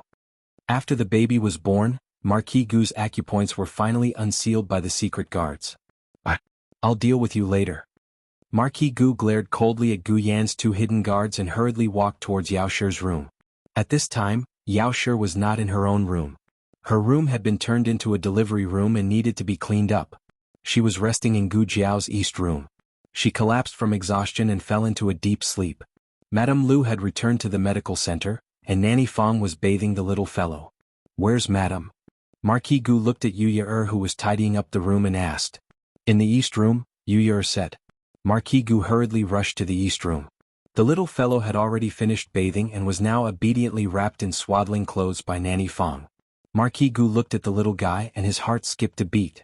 However, the first person he asked was Yao Shi. Where is Madame? Nanny Fong moved to the side with the little fellow in her arms, revealing the bed behind her. She said softly, Madame is resting. How is she? Marquis Gu worriedly asked. As he spoke, he arrived at the bedside and tightly held Yao Shi's hand. Is Madame all right? Nanny Fong sighed. Although the Marquis was a little muddle-headed, he treated the Madame well. She said, the Madame is fine. Marquis, do you want to see the child? Hearing that Madame Yao was fine, Marquis Gu's anxious heart finally settled down.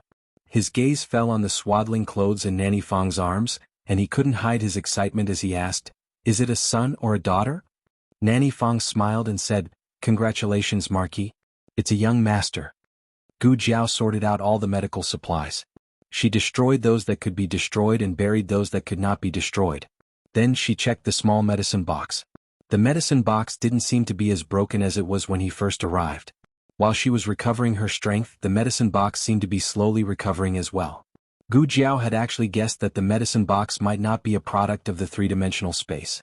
It came from a higher dimension. Otherwise, there was no way to explain why it followed her. It might even have brought her brainwaves here. She saw it as three-dimensional because she was a person from a three-dimensional space. She could only see this dimension. But maybe the medicine box was not what she saw.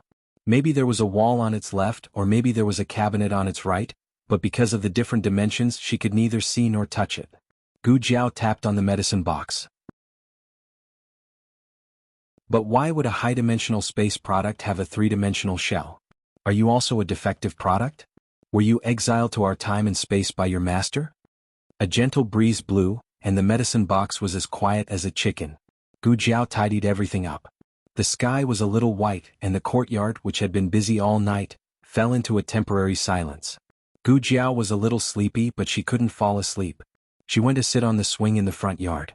Not long after she sat down, Xiaoheng came over with his cane. "Are you up or not?" Gu Jiao looked at him and asked. The next second, she realized that her words were unnecessary. He didn't even change his clothes. He obviously didn't sleep all night. Xiaoheng sat down beside her and handed her a small yellow orange, saying, "Congratulations, Dr. Gu, on becoming an older sister." Gu Jiao peeled the orange and put half of it in his palm. "Congratulations to Lord Xiao for becoming a brother-in-law." Both of them laughed. The exhaustion of the night seemed to dissipate in each other's laughter. Gu Jiao divided the orange evenly. Each of them had 6 pieces. The two of them ate the orange in their hands. When Gu Jiao had the last piece left, she didn't eat it. Instead, she put it in Xiaoheng's palm. "Also, congratulations to Lord Xiao for your promotion." Xiaoheng raised his eyebrows. "Ah, my promotion gift is a piece of orange." Gu Jiao said, "Then as a sister, my gift is also a piece of orange." Xiaoheng said again, "As a brother-in-law, my gift is half a piece of orange." Gu Jiao, why did she have to compete with a scholar? Xiaoheng laughed softly. He looked at the piece of orange in his palm, which had even been peeled clean. He was a little reluctant to eat it. How about? He had just opened his mouth when he felt his right shoulder sink. Gu Jiao had fallen asleep on his shoulder. The golden morning light tore through the darkness and stepped through the clouds. It gently scattered in the quiet courtyard. Xiaoheng ate the last piece of orange and raised his hand to block the light in front of her eyes. "Son-in-law me?" Yu walked out of the central room with small steps. She wanted to call the two of them to eat something, but she saw Xiaoheng put his index finger on her lips and shushed her softly. Yu quickly covered her mouth. Xiaoheng kept raising his hand to block the glaring light for her until his arm became numb. Yu called him a groundhog in her heart. "Ah, son-in-law is a peerless good man. He's too gentle. Young miss, quickly submit to son-in-law." Xiaoheng waited until Gu Jiao fell asleep before he carried her in his arms. He wrapped one hand around her back and the other around her knees. He carried her horizontally and walked towards the west room. Little Jing Kong had already woken up. He went to look for his younger brothers and sisters. Xiaoheng placed Gu Jiao on his bed. Although they had slept together a long time ago, this was the first time she slept in his room. This feeling was very novel and made him inexplicably excited. His movements were very gentle, as if she was a fragile treasure. Little Jing Kong came back after visiting his younger brother. He was a little disappointed. His younger brother only knew how to sleep. It was not fun at all. When he came to the bed, he found Gu Jiao sleeping on his and his bad brother-in-law's bed. His eyes widened. The light in his eyes gathered again. He kicked off his shoes without saying anything. "I still want to sleep." Before he could jump onto the bed, he was lifted up by Xiaoheng. His little arms and legs flailed in the air. "Put me down. Put me down. I want to sleep." He wanted to sleep with Jiao Jiao. "You should go to school." Xiaoheng dragged him out without hesitation. Little Jing Kong went crazy. Why did a child have to go to school? Although Xiaoheng didn't sleep the whole night, he still went to the Hanlin Academy. After all, he had just been promoted yesterday. It was unreasonable to ask for leave today. Besides, he wasn't very tired and could still hold on. I'll send you. Lu Quan said, you should at least take a nap in the carriage. Xiaoheng didn't refuse. It was still early, so Lu Quan drove the carriage very slowly. Xiaoheng leaned against the wall of the carriage and closed his eyes to rest. Halfway through the journey, Lu Quan's carriage suddenly stopped. It didn't move for a long time. Xiaoheng opened his eyes and asked Lu Quan, Uncle Lu, what's wrong? That. Lu Quan craned his neck and looked. He said, it seems that a noble's carriage is coming. This was the case in the capital. Once an official went out, those with lower ranks would have to give way to him. They were not the only carriage on the roadside. Many officials in front of them had begun to move to the sides of the alley to make room. Whose carriage is it? Xiaoheng asked. You don't even know? It's the newly appointed cabinet elder. A scholar who was watching the commotion said. Xiao Lulang was sitting in an old carriage. It was inevitable that people would think that his status was not very high. In fact, it was indeed so. A fifth-rank palace attendant was nothing in the capital where a falling brick could kill 3 nobles. However, a cabinet elder was different. He was a close official of the emperor. The other party added a small character in front of the cabinet elder. May I ask which cabinet elder it is? Lu Quan asked the scholar. Lu Quan was very familiar with the official positions in the capital. If it was only a cabinet elder, his position might not be as high as Liu Long's. If that was the case, they could refuse. The scholar said, which other cabinet elder could it be? It's Prince An of the Zhuang family. He was promoted to the cabinet elder after working in the Hanlin Academy for only 4 months. He is indeed the most talented scholar in the capital. The most talented scholar in the capital? Who gave him this title? He was first in the imperial examinations. His Lulang was the new Zhuang Yuan. What should they say? Xiaoheng's focus was not on the title of the most talented scholar in the capital. Yesterday, when Princess Xinyang mentioned Prince An's promotion to the cabinet elder, she said that he was conferred the title of a 7th-rank palace attendant. Today the commoners said that he was a cabinet elder. Elder cabinet wasn't an official position, but rather a respectful title for the grand secretaries of the cabinet. However, not every grand secretary of the cabinet had the qualifications to be called elder cabinet. Only the Grand Secretary of the Intermediate Palace and the 2 assistant Grand Secretaries of Jianghu Palace and Wenhua Palace had the qualifications to be called Elder Cabinet. As for the Wuying Hall, Wenyuan Pavilion and Eastern Pavilion scholars, they were all called Cabinet Elders. Princess Xinyang's information could not be wrong. Prince An's official position was definitely the 7th-rank palace attendant. Above the palace attendant were the 6th-rank palace attendant, the 5th-rank palace attendant, the 4th-rank palace attendant, and the 3rd-rank palace attendant. These people did not have the qualifications to be called cabinet elder. Prince An's title of cabinet elder most likely came from his birth and status. To put it bluntly, he was Grand Tutor Zhuang's grandson. When he entered the cabinet elder, he was aiming to be in charge of the cabinet elder. Cabinet elder was just a title in advance. One day he would become the grand cabinet elder.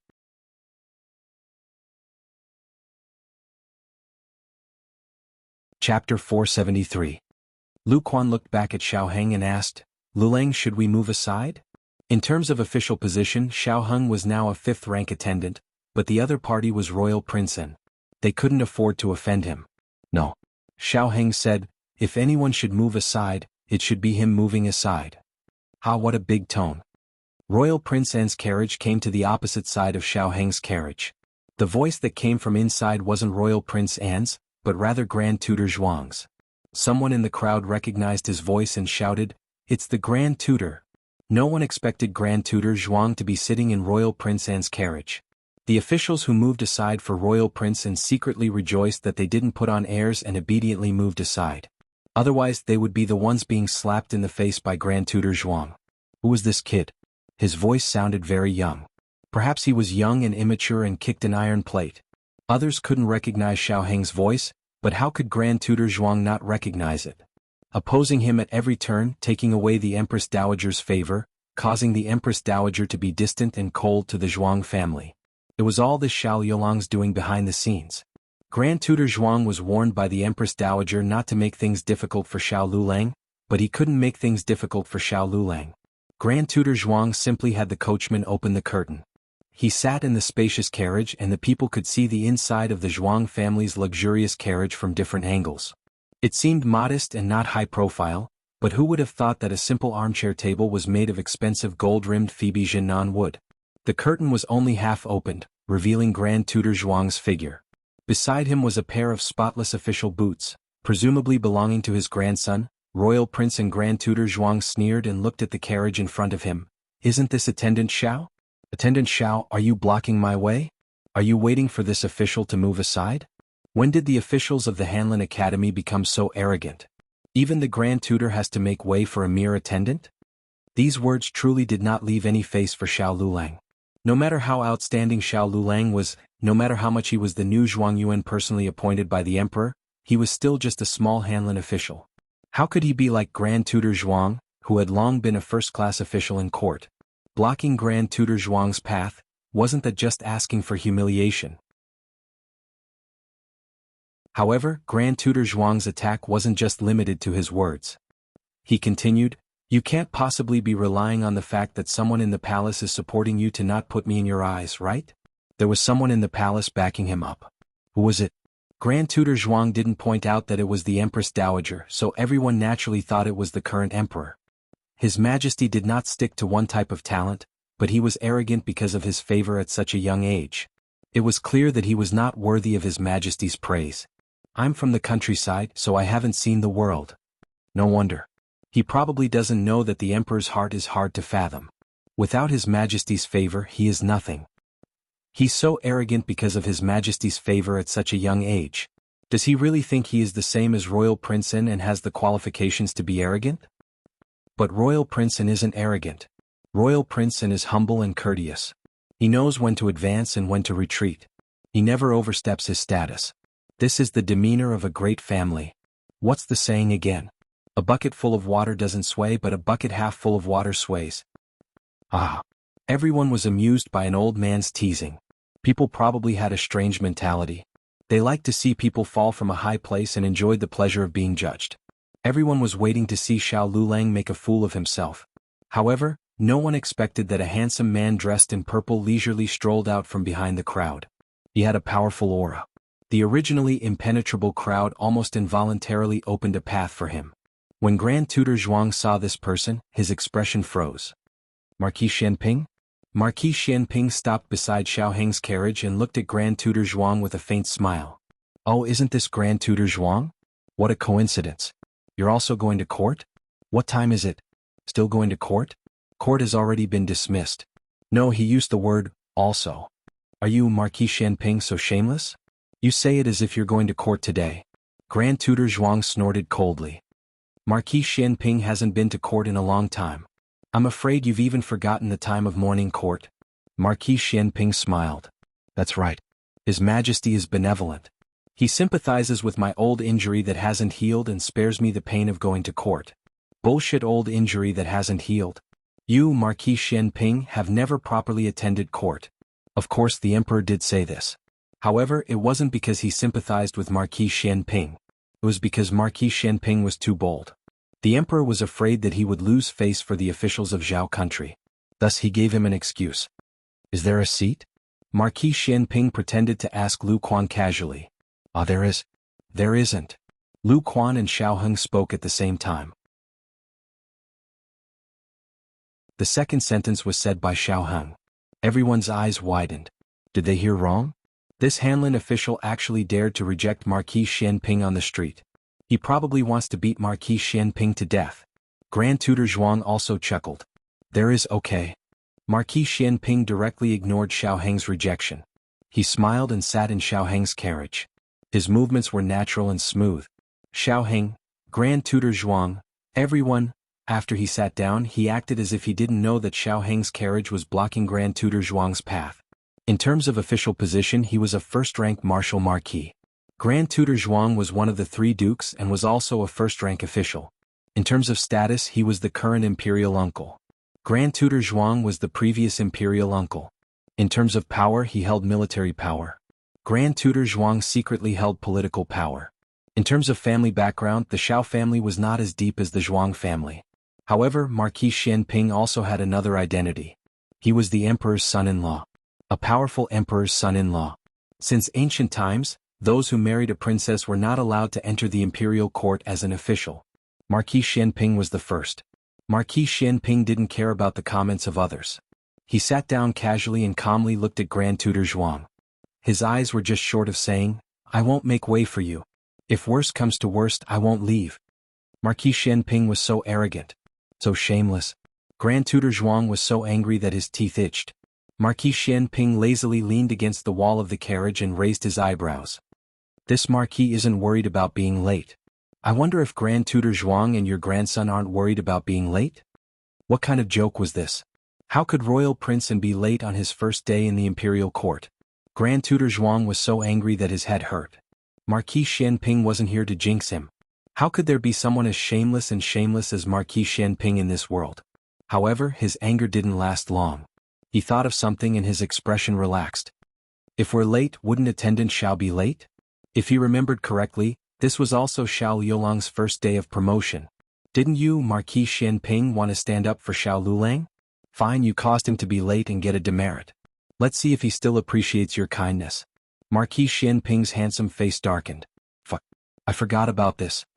He narrowed his eyes and looked at old Fox Zhuang, then looked at the expressionless Xiao Heng. He leaned over and said softly as if he was coaxing a child, "Don't worry, I won't let you be late." After saying this, he straightened his body. His voice was cold as he said faintly, "Chang Jing, move the obstacles away." Chang Jing flashed to the front of the Zhuang family's carriage. Before the Zhuang family's guards could react, Chang Jing had already lifted the entire carriage. "Put it down gently. It's polite," Marquis Xianping reminded. "Oh." Chang Jing really gently put the carriage to the side. Grand Tutor Zhuang almost exploded in anger and cursed in his heart. "You fucking moved my carriage in the middle of the street and you still have manners. Where did you get the face to say such words?" Grand Tutor Zhuang was so angry that his entire body trembled.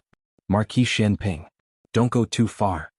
If the news of Marquis Xianping's subordinates moving his carriage in the middle of the street spread, where would he put his face? Where would the Zhuang family put their face? Marquis Xianping was about to leave when Grand Tutor Zhuang suddenly shouted. He lifted the curtain and motioned for Lu Quan to stop the carriage. Lu Quan didn't dare to disobey and obediently stopped the carriage. Marquis Xianping casually walked down the carriage and came to Grand Tutor Zhuang's carriage. Royal Prince and suddenly had an ominous premonition. He was about to dissuade his grandfather, but it was too late. Marquis Xianping directly shattered the carriage. The walls of the carriage cracked and fell to the ground. Royal Prince and Grand Tutor Zhuang were exposed in front of everyone without any warning. The carriage was destroyed and only a bench was left. The two sat on the bench as if they were suddenly stripped naked. They were so embarrassed that their faces turned red. Marquis Xianping looked at Grand Tutor Zhuang and arrogantly curled his lips. This is going too far. Grand Tutor Zhuang.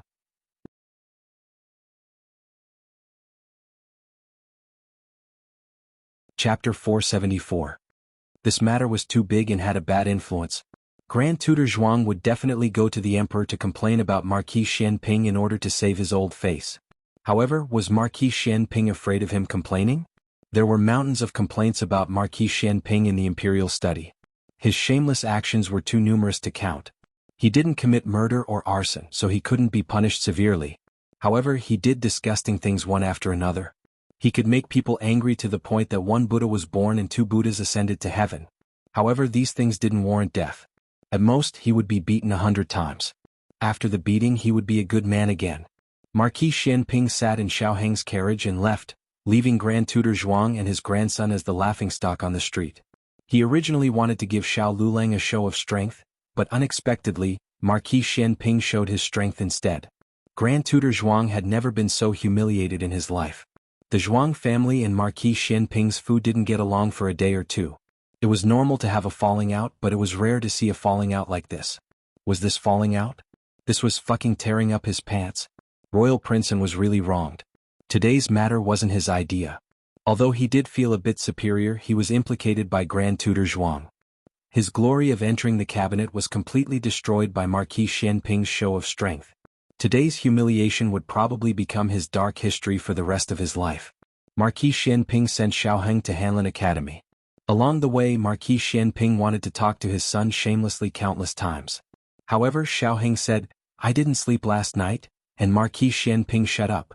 Marquis Xianping held it in all the way until Xiaoheng opened his eyes and planned to get off the carriage. Only then did he ask, "What did you do? Didn't sleep all night?" "Something happened," Xiaoheng said. "Marquis Xianping, how can I not know you have something to do?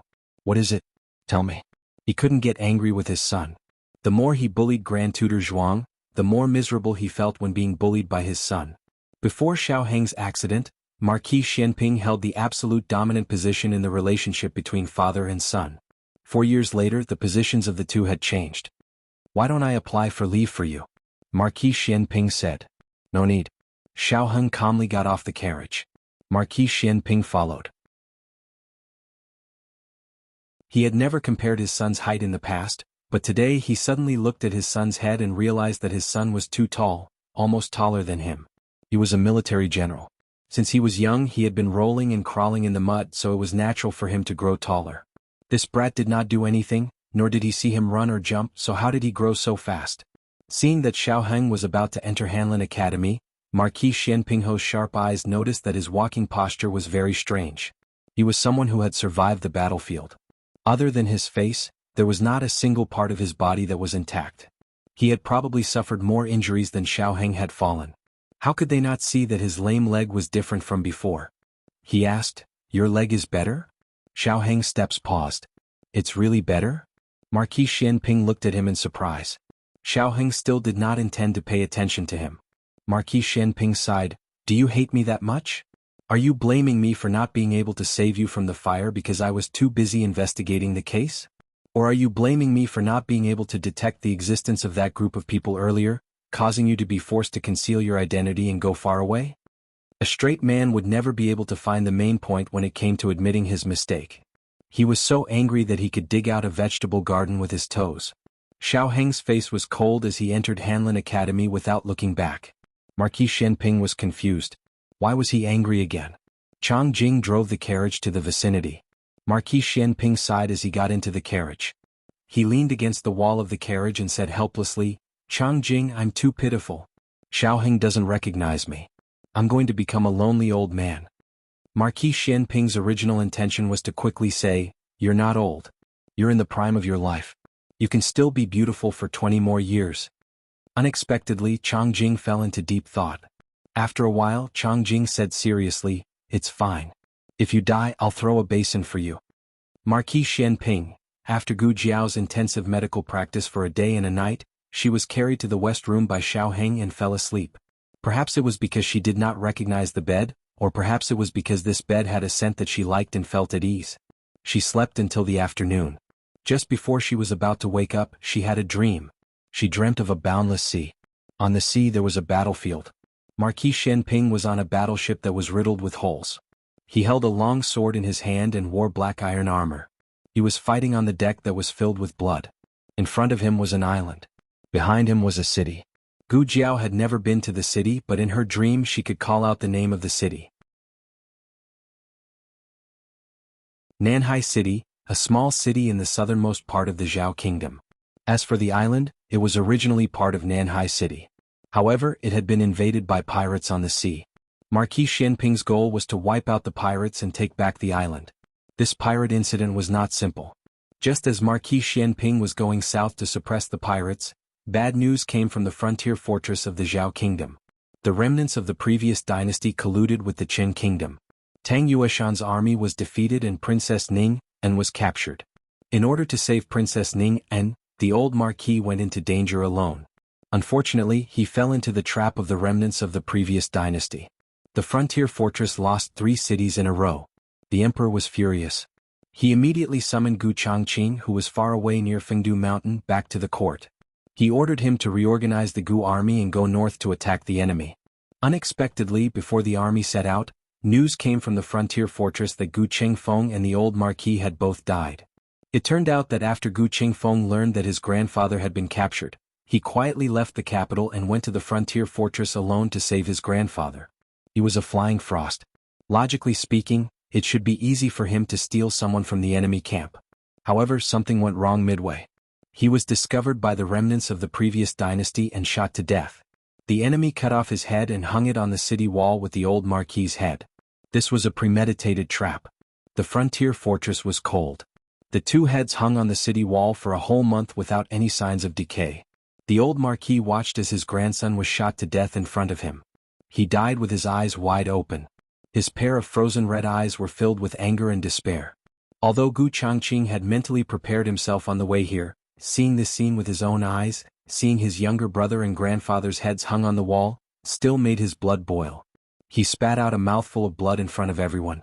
Gu Changqing finally took back the frontier fortress, killed the remnants of the previous dynasty, and also annihilated the Qin army.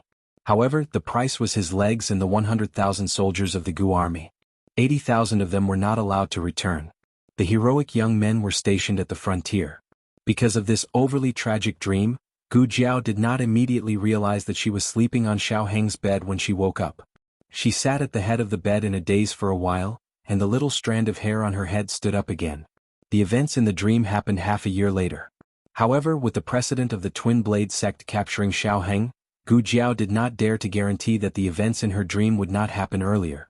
Why would it happen earlier? She did not know. Sometimes she felt that her dreams were precognitive.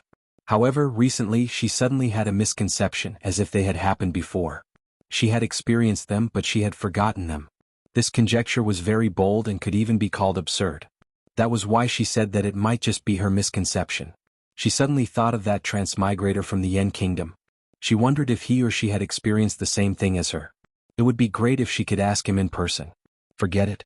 Now was not the time to think about this. It was better to think about what happened in the dream. If her conjecture was correct, then the most important question right now was whether the tragedy of the Gu grandfather and grandson, as well as the 100,000 soldiers of the Gu army, would happen earlier. Your Majesty. Your Majesty. Bad news. The emperor was reviewing memorials in the imperial study when Eunuch Wei walked in with a hurried expression. What's the matter? The emperor frowned and glared at Eunuch Wei. Eunuch Wei had been by the emperor's side for a long time. He should not have been so unruly. Eunuch Wei felt bitter. He did not want to, but this time something really big had happened. He reported, Your Majesty, Marquis Xianping has bullied Imperial Tutor Zhuang. Imperial Tutor Zhuang has come to complain to you. The emperor frowned. Imperial Tutor Zhuang? Marquis Xianping had bullied Imperial Tutor Zhuang? To be honest, he did not have a good impression of Imperial Tutor Zhuang. The Zhuang family had great power. On the surface, Imperial Tutor Zhuang respected him, the emperor. However, who knew how many obstacles he had secretly set up?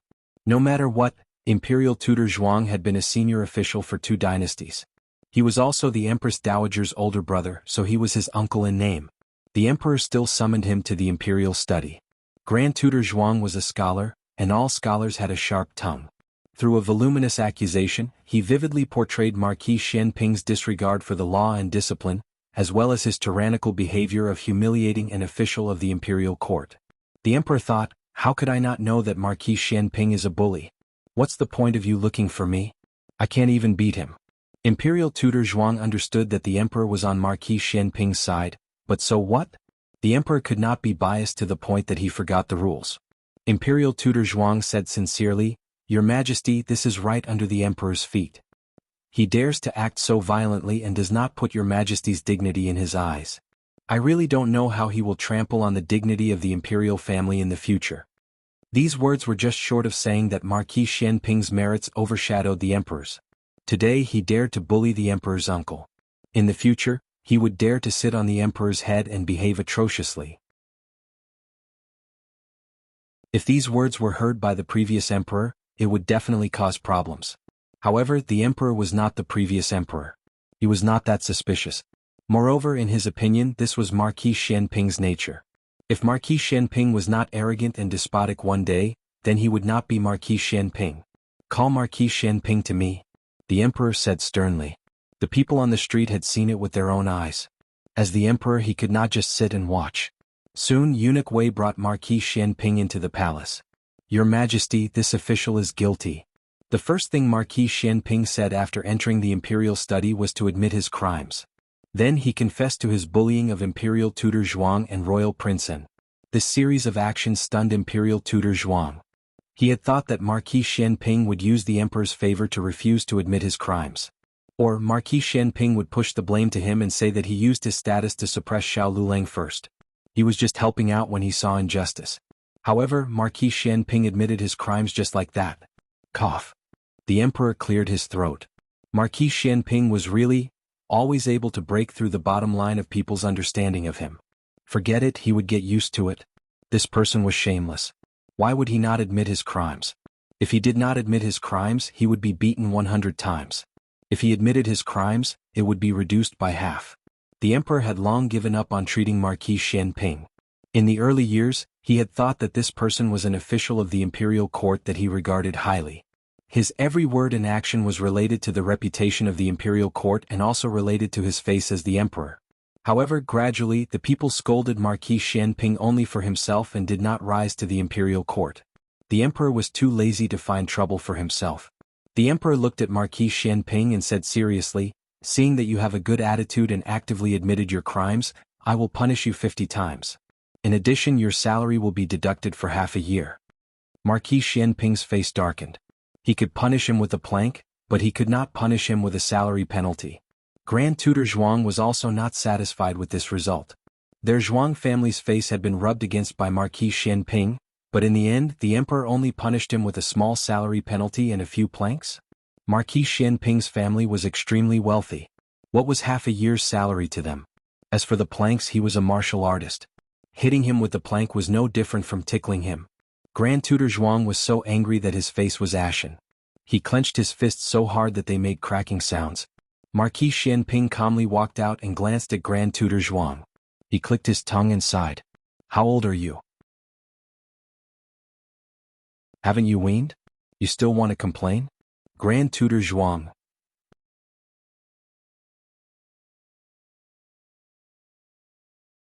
Chapter 475. There are all kinds of connotations that you can't find online here. When Marquis Xianping came out of the palace, he was surprised to find a familiar carriage parked nearby. It was Princess Xinyang's carriage. His brows furrowed. He wasn't sure if the other party had entered the palace or what. If they weren't here to find him, then there was no need for him to ask for a rebuff. Just as he was thinking this, the curtain of Princess Xinyang's carriage was lifted from the inside. Eugene bowed and got off the carriage, walking towards Marquis Xianping. "Marquis." Eugene bowed respectfully. "The princess wishes to see you." That was a rare sight. After being married for so many years, the number of days that Princess Xinyang came to see him could be counted on one hand. He basically did not look for her. Ever since she had made a request on their wedding night, he had only maintained a superficial relationship with her. Marquis Xianping pondered for a moment, but still boarded Princess Xinyang's carriage. Marquis Xianping's carriage was also extremely luxurious, but the details were not as exquisite as Princess Xinyang's carriage. Princess Xinyang's carriage was obviously a woman's carriage, fragrant and exceptionally exquisite. If it was 20 years ago, Marquis Xianping would not be able to find a place to stay. Now he was no longer the boorish fellow he used to be. He was also quite particular, elegant, calm and refined. Well, at least on the surface. Marquis Xianping sat down on the bench next to Princess Xinyang. He raised his eyes and glanced at her, asking, "Is something the matter?" The Duke of Xinyang opened his mouth, a trace of hesitation passing through his brows. Marquis Xianping did not rush her. He casually picked up an orange and played with it in his hand. After a while, Princess Xinyang finally opened her mouth. "When did you know that there was a problem with the Dragon Shadow Guard by my side? You came looking for me just to ask this? Answer me." "Not long after Xiao Qing's accident." Marquis Xianping said honestly. "Did you find something?" "No. On the contrary, I didn't find anything. That's why I found it strange. Your Dragon Shadow Guard has always been in the shadows, but you already knew." "Yes." Xianping Ho did not deny it. From the first day Princess Xinyang married into the mansion, he had sensed several unusual auras in the dark. He had once felt a similar aura from the Dragon Shadow Guard by the Emperor's side, so he guessed that she also had a Dragon Shadow Guard by her side. But their identities were confirmed on the night of Xiao Qing's accident. When he found out that the two children were poisoned, he immediately went to find the antidote. At that time, the Emperor had an antidote pill from the Yen Kingdom, which was said to be able to cure hundreds of poisons. Unfortunately, there was only one. Xiao Heng's mother did not hesitate to kidnap Xiao Qing in order to let him get the antidote. But when she was capturing Xiao Qing, she almost entered Princess Xinyang's room by mistake. At that time, a dragon shadow guard appeared and fought with her. At that time Princess Xinyang's voice interrupted Marquis Xianping's thoughts, but she seemed to be hesitant. Marquis Xianping weighed the orange in his hand and said, "If you want to ask, just ask. You don't have to consider whether I want to answer or not. If I don't want to answer, I will tell you directly." Princess Xinyang said, "After you confirmed that the Dragon Shadow Guard was the one who killed Xiao Qing, did you think about revenge?" Marquis Xianping faintly twitched his lips. "Would you believe me if I said I didn't?" Princess Xinyang pursed her lips. "Then why didn't you take revenge?" Marquis Xianping said seriously, "First of all, they were only executioners. The one who gave the order was the late emperor. There were only two people who could order the Dragon Shadow Guard, the late emperor and Princess Xinyang. It couldn't have been Princess Xinyang who gave the order to kill her own son. It wasn't hard to come to this conclusion, but it was hard to accept it." Marquis Xianping chuckled. "Every injustice has its perpetrator and every debt has its debtor. If I wanted to take revenge, I would go find the late emperor. Why would I make things difficult for a few executioners who only followed orders? Only a coward would vent his anger on a few subordinates instead of finding their master." This arrogant tone sounded like Marquis Xianping. Princess Xinyang said, "Just because of this?" Marquis Xianping looked at her strangely and smiled. "What are you expecting, Qin Fengwan? Expecting me to tell you that it was because you still needed them so I reluctantly kept them? Qin Fengwan, I don't have as deep feelings for you as you think." "That's good." Princess Xinyang let out a sigh of relief. Marquis Xianping looked at her with a faint smile and narrowed his eyes. Suddenly, he leaned over and placed one hand on her side, as if pinning her against the wall of the carriage. "Qin Fengwan, you look very disappointed?" Princess Xinyang turned her face away. "I'm not." Marquis Xianping smiled carelessly with a hint of coldness and mockery. "It's too late to be disappointed. You were the one who rejected this marquis. Now, even if you put down your status to beg this marquis will not be tempted by you." After saying this, he coldly returned to his original seat. "Then, have you ever been tempted by me?" Princess Xinyang asked. Marquis Xianping's smile froze. "No," he said.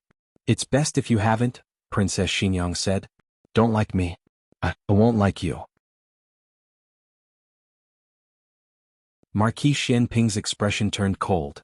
"Qin Fengwan, am I that bad?" Princess Xinyang lowered her eyes and tightly gripped her handkerchief under her wide sleeves. "It's not your problem. It's mine. I can't like any man." Marquis Xianping got off the carriage with a cold expression. Only when he was far away did Eugene get into the carriage. It was extremely difficult for Princess Xinyang to be alone with a man in this cramped space, even if this person was her husband of many years. She hid it very well on the surface, but the handkerchief in her hands had already been poked with several holes by her. "Princess, are you okay?" Eugene asked with concern. Princess Xinyang's face was smeared with a thick layer of makeup to cover her pale face. Otherwise she would have been exposed long ago. "I'm fine." She took a deep breath. Although she said she was fine, her body began to tremble slightly. Eugene had always known that the princess had an unspeakable problem. She couldn't have normal contact with men, especially in cramped spaces. At her worst, she would suffocate. The reason why no one had discovered it before was mainly because she was a princess and had a noble status. If she didn't allow anyone to approach her, no one else could. Moreover, she was also very good at disguising herself. If Eugene hadn't seen her faint in the carriage with her own eyes, she feared that she wouldn't have known her secret. All these years, other than little Marquis, only Long Yi was allowed to stay close to her. Even the other 4 Dragon Shadow Guards were not allowed to approach her without permission. In fact, after so many years, the princess's situation had already improved a lot. Last time, when she was in the same carriage with Marquis Xianping, she didn't have any discomfort. This time, could it be that Marquis Xianping took liberties with the princess? Jade Water Alley. The good news of Yao Shi's birth quickly spread in the alley. Everyone came to congratulate her one after another. Gu Yin and little Jing Kong each carried a basket of red eggs and went from house to hand them out. Marquis Gu didn't sleep the whole night and then looked after his son for the whole morning. At this moment he was extremely tired and directly fell asleep beside Yao Shi. Yao Shi fed the child some milk and also couldn't resist the weakness of her body and fell asleep. In the end, she didn't have the energy like when she was young. At this time, Gu Jinyu came to Jade Water Alley. Last night, she was thrown out by Gu Jiao and was no longer able to enter the courtyard, so she returned to the Marquis's mansion first. Early in the morning, she heard the news from Huang Zhong that Yao Shi had given birth to a younger brother for her. She personally made soup to nourish Yao Shi's body. She carried the nourishing soup inside. "Mother, I'm here to see you." Mama Fong was bathing the little fellow. Hearing this, she raised her head and made a hush gesture. She whispered, "Madam is resting." Gu Jinyu hurriedly covered her mouth with a guilty expression. There was a screen in front of Yao Shi's bed. Gu Jinyu stretched her head behind the screen to take a look. Yao Shi was sleeping very soundly. Marquis Gu was sitting on a chair with his upper body lying on the edge of the bed. He was also sleeping soundly. She quickly retracted her gaze and put the food box in her hand on the table. She curiously went to the basin and squatted down. Looking at the little fellow who was being fiddled with by Mama Fong, she said, "He's so small." Mama Fong said, "He's not small. He's white and chubby." "Don't you know how to speak? How is little master small? He's clearly a big fat boy." After Mama Fong finished bathing little master, she wiped him dry with a soft towel, put on some small clothes and wrapped him in swaddling clothes. He didn't cry or make a fuss during the entire process. He was very obedient. Gu Jinyu widened her eyes and asked, "Mama, can I hold little brother? Do you know how to hold him?" Mama Fong asked. Gu Jinyu nodded, "I do. I've held little cousin of the Ling family many times." Mama Fong hesitated for a moment, then carefully handed the child to her. Gu Jinyu gently took the child and smiled as she looked at the little fellow in swaddling clothes. At this moment, something incredible happened. The little fellow, who didn't even cry when bathing or changing diapers, suddenly cried at the top of his lungs.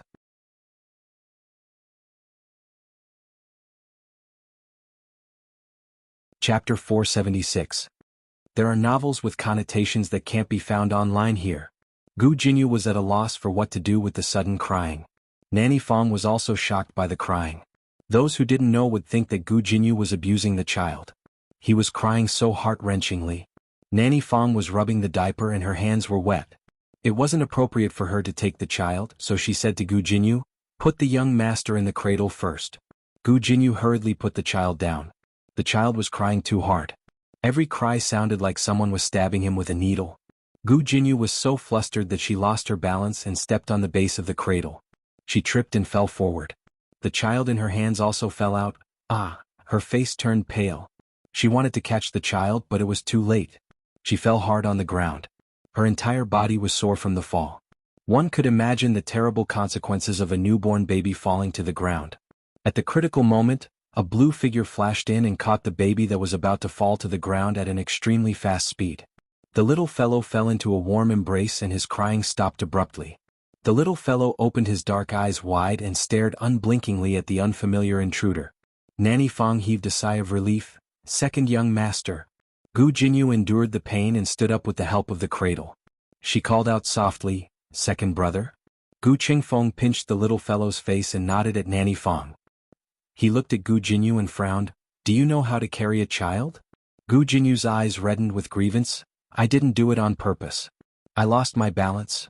Gu Qingfeng originally had no feelings for Gu Jinyu. He didn't like her, but he didn't hate her either. He mostly ignored her. Now that he looked at her again, he didn't know why, but he kept comparing her with Gu Jiao. He felt that Gu Jinyu was a little lacking. If Gu Jiao was in the room today, she wouldn't have hurt the child no matter what. Gu Qingfeng ignored Gu Jinyu. He placed the little fellow in the cradle and opened the swaddling cloth to look at the little fellow's diaper. Realizing that the diaper was wet, he took a clean diaper from the table and quickly changed it for the little fellow.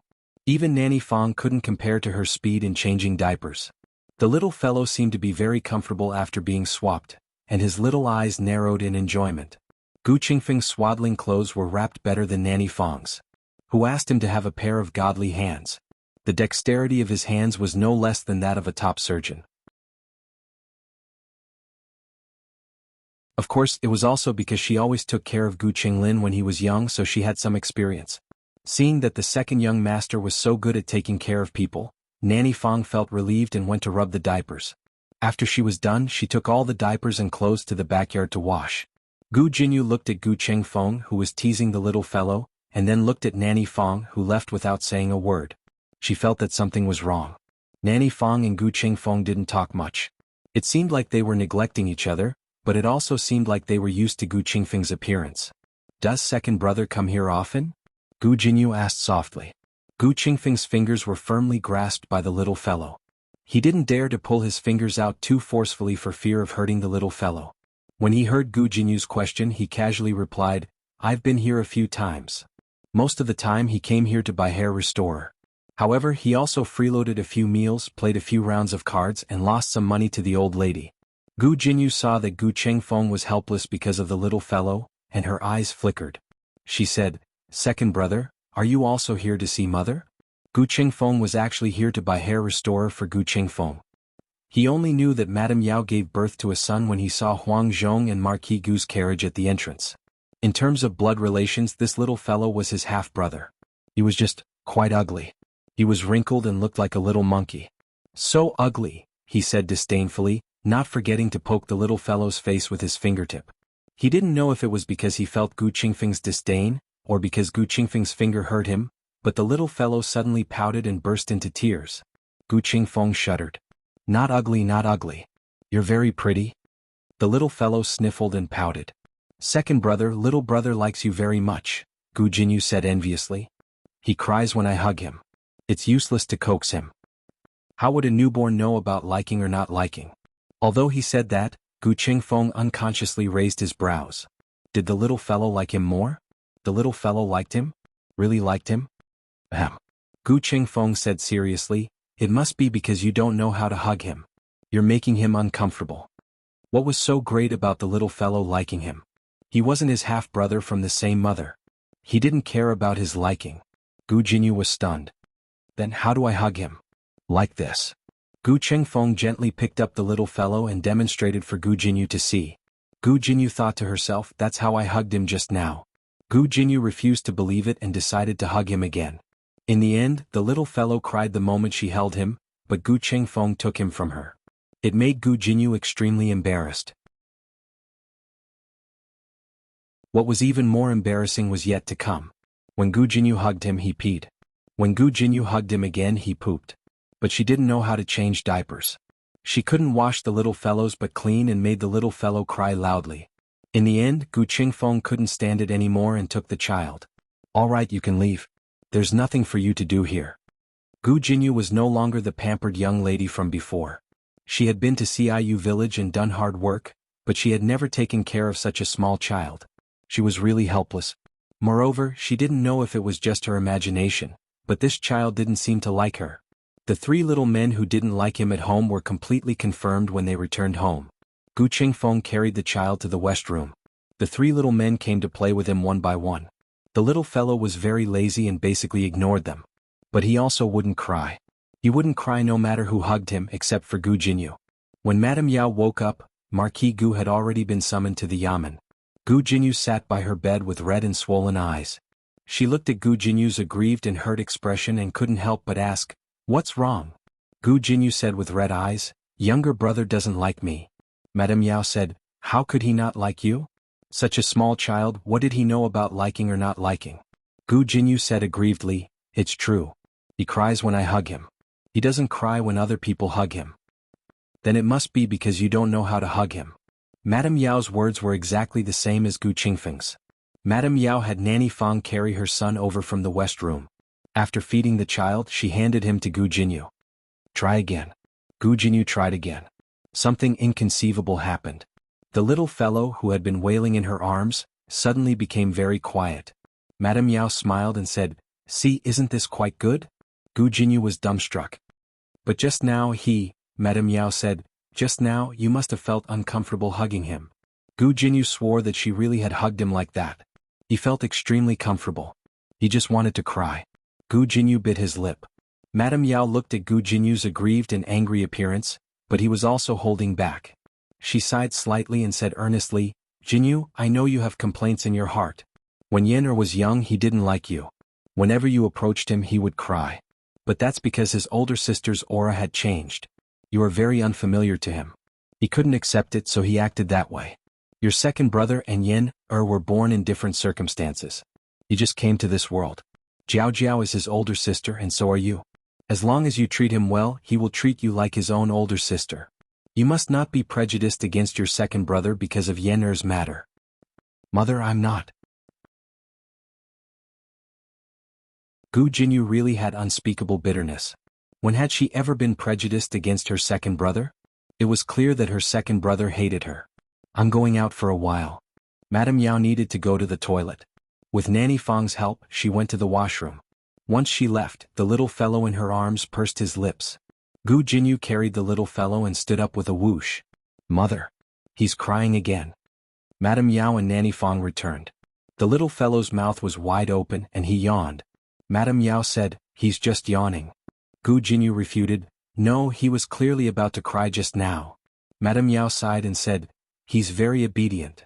He's not obedient. He hates it to death. Gu Jinyu was at a loss for words. She swore that she had not seen wrongly. This little fellow was about to cry just now. But when Madame Yao returned, he stopped crying. At this time, Gu Jiao did not know that Gu Jinyu had been repeatedly humiliated by the little fellow. She had just come out of the medical center. The critically ill patients who had fought in the casino yesterday had just passed the critical stage and were now being taken care of by Dr. Song and Dr. Liu. She went to the Liu residence. Liu Yixing was very surprised to see her. Is it convenient to go in? Gu Jiao asked. Ah, it's convenient. Liu Yixing stepped to the side to let her in and opened the courtyard door wider. A white figure darted out and threw itself into Gu Jiao's arms. Oh, little Shi. Gu Jiao hugged the heavy white cat ball. You've gained weight again. Little Shi meowed. It was not fat at all. Why are you here today? Liu Yixing asked. I'm here to look for Yuan Tang, Gu Jiao said. Did you hear that, cousin? She's here to look for me. Accompanied by a hearty voice, Yuan Tang swaggered out of the central room while fanning himself with a folding fan. He stood in front of Gu Jiao and knocked the white cat's head with his fan. He snorted, you heartless little thing. Why don't I see you being so enthusiastic when I come over? Little Shi threw itself into Gu Jiao's arms and slapped Yuan Tang's butt. Liu Yixing looked at Yuan Tang with a cold gaze. Yuan Tang automatically ignored his cousin's piercing gaze and smiled at Gu Jiao. Tell me, why are you looking for this prince? It better not be a matter between a man and a woman. Otherwise cousin will get jealous.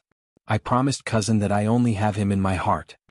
Liu Yixing really wanted to throw this guy out. It's business, Gu Jiao said. Yuan Tang let out a sigh of relief. Do you want to talk in the courtyard or in the house? You spoke like a master. Either is fine, Gu Jiao said. There were no outsiders in Liu Yixing's house. There was only a mute slave and an elderly nanny, both of whom were trustworthy. It was autumn today, so it was the best time to bask in the sun in the courtyard. They finally sat down on the stone bench. Yuan Tang and Gu Jiao faced each other while Liu Yixing sat in between them. Liu Yixing was in no hurry to sit down. He went into his room and brought out a plate of fresh tangerines. Yuan Tang's eyes widened when he saw the plump and bright tangerines. Cousin, you're too biased. Did you have so many delicious tangerines? I've been here for so long, but I haven't seen you take them out. After he said this, his handsome face became extremely bitter. He said to Liu Yixing, peel one tangerine for me and I'll forgive you. Liu Yixing really did peel a tangerine, but it wasn't for him. Nanny here. Yuan Tang. That hurts. Gu Jiao also peeled a tangerine and fed it to little Shi. She had never raised a cat before, so she didn't know if other people's cats ate tangerines. In any case, little Shi ate it. Hey, didn't you say you wanted to talk to me about something? What is it? Yuan Tang was hurt by his cousin's words, so his tone was gloomy. Gu Jiao said, do you know that Chen's army is heading southwest? Yuan Tang's eyes suddenly flashed with vigilance. Why are you asking this? Gu Jiao fed another tangerine to the white cat on her lap. Just tell me if you know. Yuan Tang gave Gu Jiao a deep look. He opened his folding fan and fanned himself. He raised his eyebrows and said, although I am a hostage here, I have spies. There was a mutiny at the Qin nation's border. My royal uncle led the army to quell the chaos. Gu Jiao removed the tangerine rings from the tangerine. Quell it? What a good excuse. In the dream, Chen's army only headed southwest after the new year. In February they captured Princess Ning and the old duke. In March they captured Gu Qingfeng. In April, Gu Changqing led 100,000 Gu soldiers north. In May the frontier fortress was still covered in snow. In June 80,000 Gu soldiers were annihilated. It was only October. It seemed that it was brought forward again. Yuan Tang frowned. What do you mean? Gu Jiao looked at him with pity and sighed. It seems that you still don't know. This gaze made Yuan Tang frown even more. What don't I know? Gu Jiao looked away and continued to remove tangerine rings. The two countries are going to war. As a hostage you will soon lose your value. Yuan Tang closed his folding fan. Nonsense. These two sentences were nonsense. The reason why Qin sent its prince to Zhao as a hostage was to show its determination to surrender and ask for peace. If they dared to send troops to Zhao again, Zhao would definitely kill Yuan Tang. When Marquis Xianping sent troops to Qin, he first rescued in Junwang before sending troops. However, Qin's army had already advanced to the frontier fortress of Zhao, but Yuan Tang didn't make any moves. It was clear that Yuan Tang had been abandoned by Qin. To be more precise, he had been abandoned by his royal uncle of the state of Qin. Yuan Tang had always been good-tempered, but at this moment he couldn't help but get angry. Hey, don't talk nonsense here just because you have some friendship with me. You are trying to sow discord between my relationship with my father. Gu Jiao spread her hands. It has nothing to do with your father. It's your uncle who wants to rebel. You can't be the crown prince of Qin anymore. When Yuan Tang heard that it wasn't his father, he subconsciously felt less repulsed. However, he still frowned and asked, "Which uncle of mine?" Gu Jiao said, "How do I know which uncle is the one who led the troops to quell the rebellion?" In fact, she knew. However, she wanted to know if Yuan Tang knew. Yuan Tang pondered for a moment. Suddenly he got angry. "Are you talking about Prince Bo's uncle? That's impossible. He and my father are of the same mother. He is my father's most trusted brother. Even if there's a rebellion, it's impossible for him to do so." "Is that so?" Gu Jiao raised her eyebrows. Yuan Tang firmly believed that his uncle wouldn't rebel. Besides, this time my grandfather and uncle went with him. Even if my uncle wanted to rebel, they wouldn't sit idly by. Gu Jiao said, "Oh, what if they rebelled with your uncle?" Yuan Tang looked at Gu Jiao like she was a fool. "Why would my grandfather do that? What good would it do him?" Gu Jiao ignored his contempt and calmly said, "This is your Rong family's business. If it weren't for Prince Bo and the Rong family, how could the Gu family's army suffer such a big loss?" Yuan Tang felt that Gu Jiao was talking nonsense. "I don't believe it. Where did you hear this gossip?" "It's up to you to believe it or not." Gu Jiao didn't say anything. Originally, her purpose of coming here wasn't to make Yuan Tang believe anything, but to determine whether her dream was brought forward or not. Her purpose had been achieved. Out of morality, she gave him a kind reminder. It was best if he believed it, but if he didn't, she would think of another way and no longer care about him. "How's your finger?" Gu Jiao looked at Lu Yixing. Lu Yixing's eyes moved and said, "It's much better." "Let me see." Gu Jiao reached out her hand. Lu Yixing hesitated for a moment before putting his finger into her palm. She gently pinched the stitched wound. "Does it still hurt?" "It doesn't hurt anymore. It was a little itchy." Lu Yixing lowered his eyes. Gu Jiao hooked his finger. She was testing his strength. Lu Yixing clearly understood that her identity was only a doctor, but this action was too intimate for him. His breathing stopped for a moment. "Does it hurt?" Gu Jiao asked. No. Lu Yixing quickly denied it. "And you've recovered quite well." Gu Jiao didn't think too much.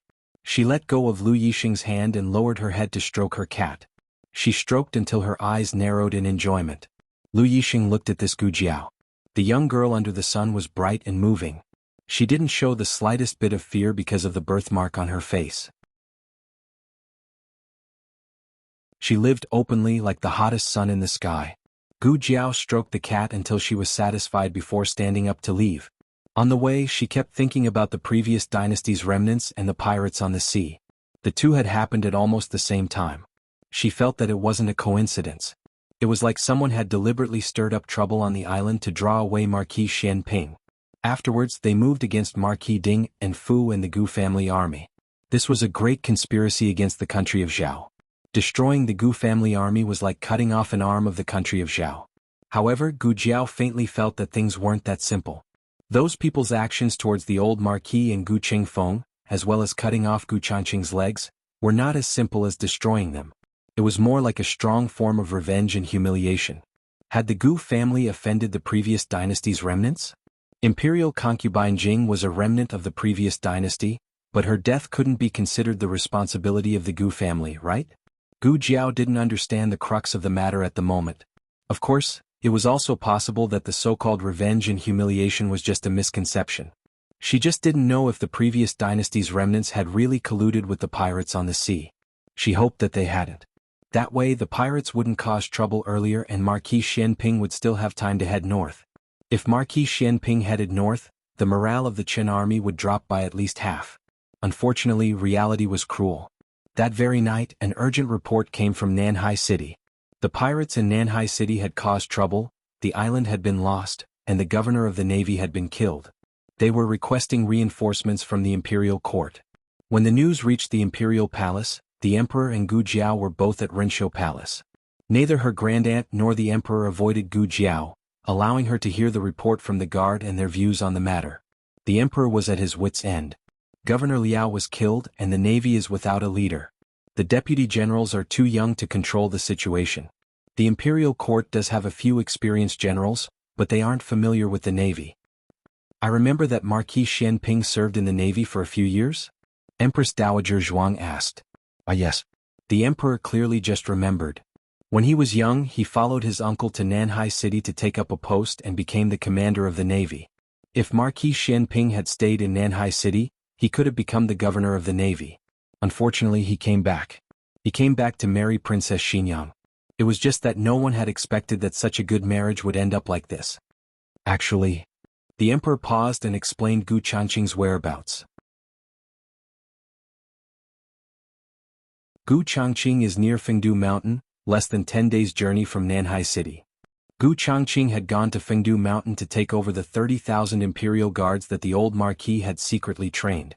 That was the imperial family's life-saving talisman. Originally, it had been used to deal with Empress Dowager Zhuang. Now there was no need. However, he wouldn't use it lightly. Empress Dowager Zhuang didn't ask why Gu Changqing had gone to Fengdu Mountain. She only continued the matter of Nanhai City. He has no experience with the navy and his qualifications are too shallow. It will be difficult to convince the masses.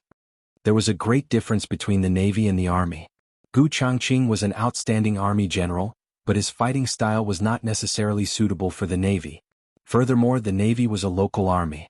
It was much more cunning than the army in the capital. It was common to overtly comply but covertly oppose. Pulling people into the water and using underhanded methods that made people unable to say anything. It really did take a tyrant and scoundrel like Marquis Xianping to let them see what it meant to be 1 foot tall and the devil 10. The emperor nodded. Mother's words are very true. Gu Jiao listened to the side and understood that Marquis Xianping had gone south.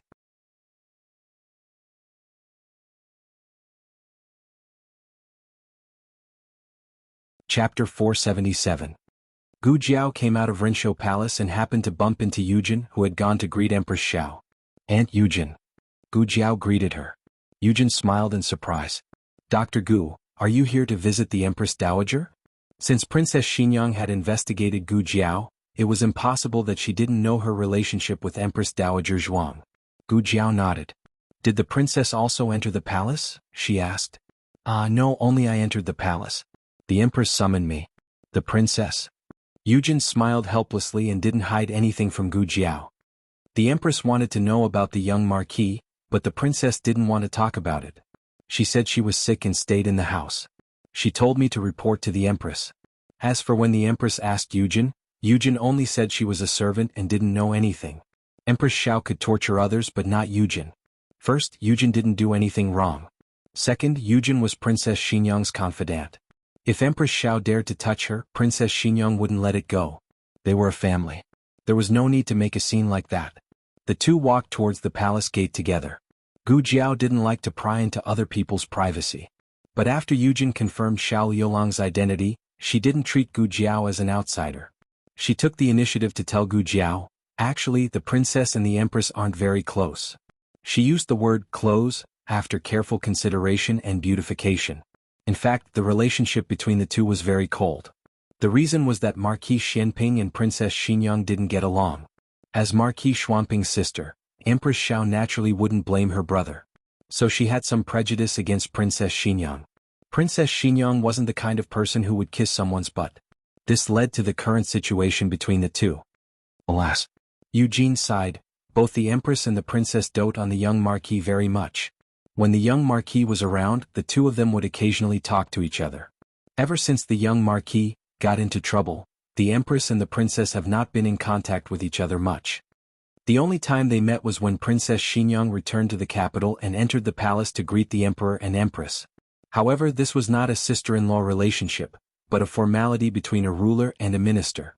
Eugene and Gu Jiao didn't say this because they hoped that Gu Jiao would help them deal with anything, nor did they want to remind Gu Jiao not to say anything that Princess Xinyang didn't say to Gu Jiao. She was purely gossiping with Gu Jiao. Gu Jiao was a very good listener. First, there was Consort Rui Wang and then there was Eugene.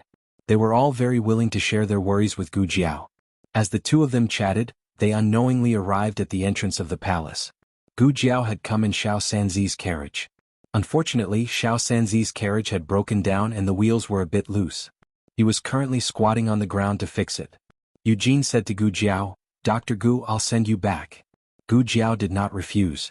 She said a few words to Xiao Sanzi and sat in Eugene's carriage. She could see that Eugene was still gossiping and still wanted to talk to her. After sitting in the carriage, Eugene thought of something and asked Gu Jiao, "That's right, is the Marchioness about to give birth?" Gu Jiao said, "She already gave birth." Eugene was startled and asked, "Didn't you say next month? She gave birth so quickly? Is it a son or a daughter? Is everything all right?" This all clearly included Yao Shi as well. Gu Jiao nodded gratefully, "It's a son. Both mother and child are safe." Eugene smiled happily, "That's great. This joyous news must be told to the princess. Dr. Gu, do you mind going to Vermilion Bird Street?" "All right," Gu Jiao said. Eugene was not someone who only knew how to gossip about her own matters. She was also very concerned about Gu Jiao's situation. On the road, she asked almost all of the questions related to the little fellow in Yao Shi. Gu Jiao did not speak much and answered very concisely. People who did not understand her would think that she was being perfunctory. However, Eugene understood that she answered every question seriously. Eugene liked this kind of girl. She did not play tricks, did not flatter, and did not act courteously. All of her friendliness and appreciation were hidden in her details. The carriage entered Vermilion Bird Street. Eugene lifted the curtain to take a look and discovered that there seemed to be a carriage parked in front of her courtyard. "That carriage looks a little familiar," Eugene muttered to herself. Gu Jiao followed her gaze and said, "It's Marquis Xianping's carriage." This carriage would occasionally appear at the medical clinic, the Imperial College, and Jade Water Alley. Gu Jiao had long memorized its appearance. Eugene was even more confused. Why would the Marquis come here? Based on their relationship as husband and wife, they would usually find someone to pass on a message. The number of times they would actively seek each other out could be counted on one hand, especially for Marquis Xianping. He probably understood that Princess Xanyang did not want to see him, so he never went in front of Princess Xanyang to ask for a rebuff. In reality, Marquis Xianping was just passing by today. He did not plan on finding Princess Xanyang.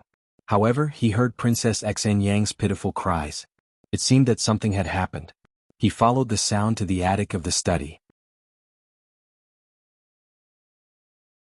Princess Xanyang was sitting on the ground. Her right foot was pressed down by a fallen bookshelf. The attic was cramped. She could not retreat or stand up. Marquis Xianping bowed and entered the attic. With Princess Xanyang's height, she could stand up straight at the highest point in the attic, but Marquis Xianping was too tall. He had to crouch the entire time. He removed the heavy bookshelf and the books that had fallen to the ground. Blood was seeping out of her shoes. It seemed that she had suffered a serious injury. Marquis Xianping frowned. "How come I don't see your dragon shadow guards? Are they all incompetent?" He had rushed over from the streets. Although he was not very slow, the distance was there. During this time, her dragon shadow guards had the time to rescue her. Was funny. She knew that someone would save her, but she still came. But the dragon shadow guards that should have appeared did not appear. This made Marquis Xianping not know what to say for a while. Should he say that fortunately he came? How could Princess Xanyang know that so many thoughts flashed through his mind? Long he had gone out to handle some matters.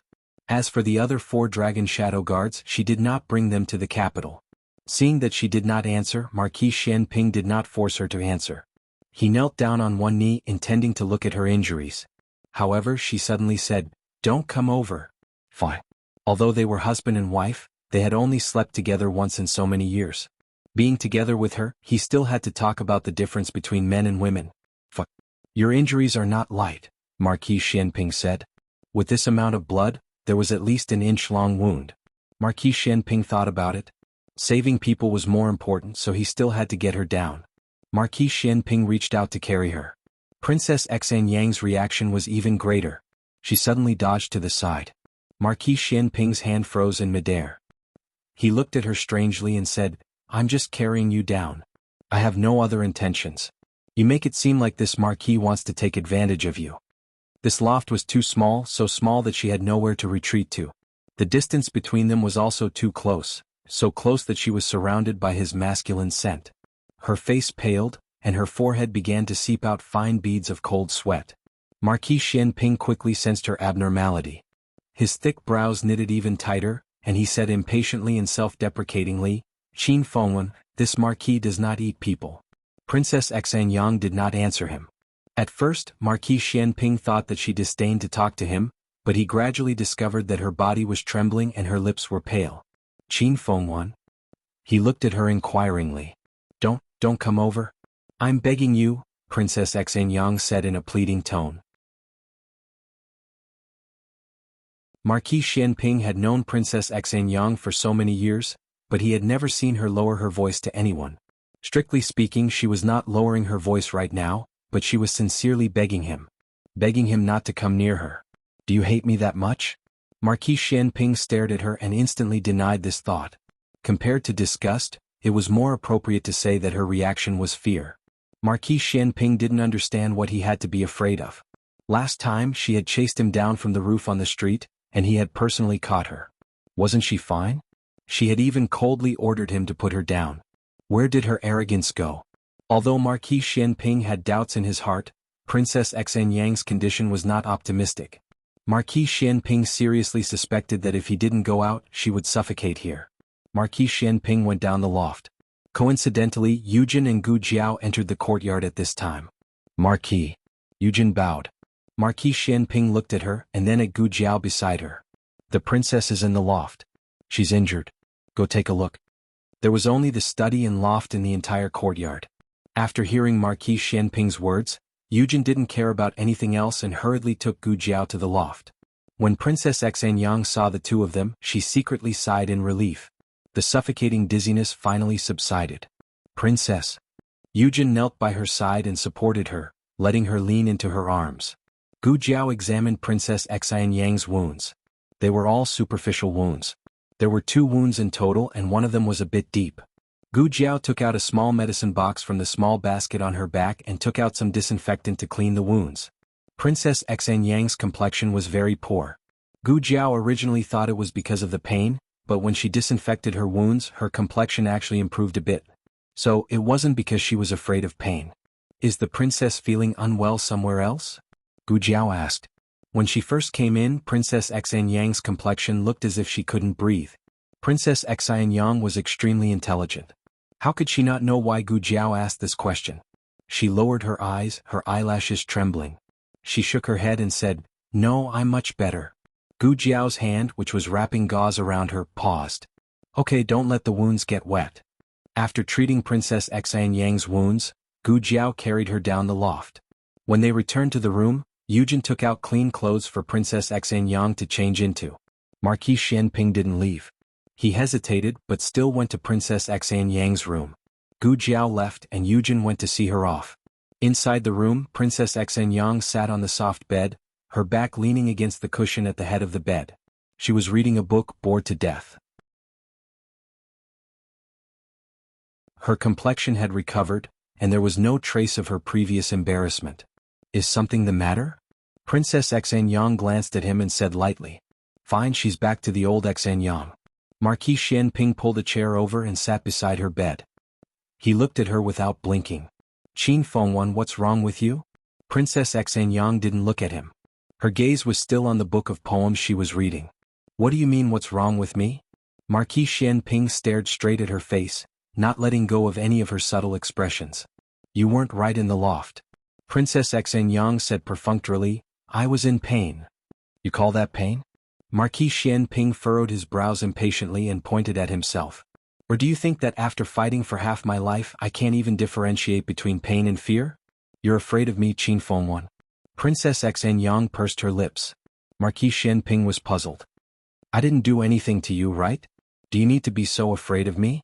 I don't usually see you being afraid." You're not afraid now either, so why are you so afraid just in the loft? As if to confirm his guess that she wasn't afraid of him, he leaned in front of her. Princess Xanyang didn't speak. Marquis Xianping's gaze moved from her face to her hands. She was holding the book and her knuckles were faintly white. Marquis Xianping sat back on the chair and distanced himself from her. He didn't think he had done anything to arouse her wariness. Between them, she was the one who was ready to raise her butcher's knife at any time. She was the one who wasn't allowed to touch him, and she was the one who took the initiative to touch him. But she was even afraid of him, and she was only afraid in the loft. Marquis Xianping narrowed his eyes and asked seriously, "Did someone bully you, Qin Fengwan?" "I'm tired." Princess Xanyang closed the book of poems in her hands and tactfully asked him to leave. Marquis Xianping wanted to ask more, but Steward Lu's voice came from the courtyard. Marquis, Her Majesty summons you." Marquis Xianping felt Princess Xanyang's body relax when she heard this. He looked at her deeply. She raised her chin and stubbornly held on like a proud peacock, but her slightly trembling eyelashes and bloodless lips betrayed her. Marquis Xianping's eyes darkened. He stood up and looked at her. His hands didn't stop moving as he put the chair back to its original position. "Qin Fengwan." He called her name, but she didn't respond. He retracted his gaze with a complicated expression, turned around and walked out.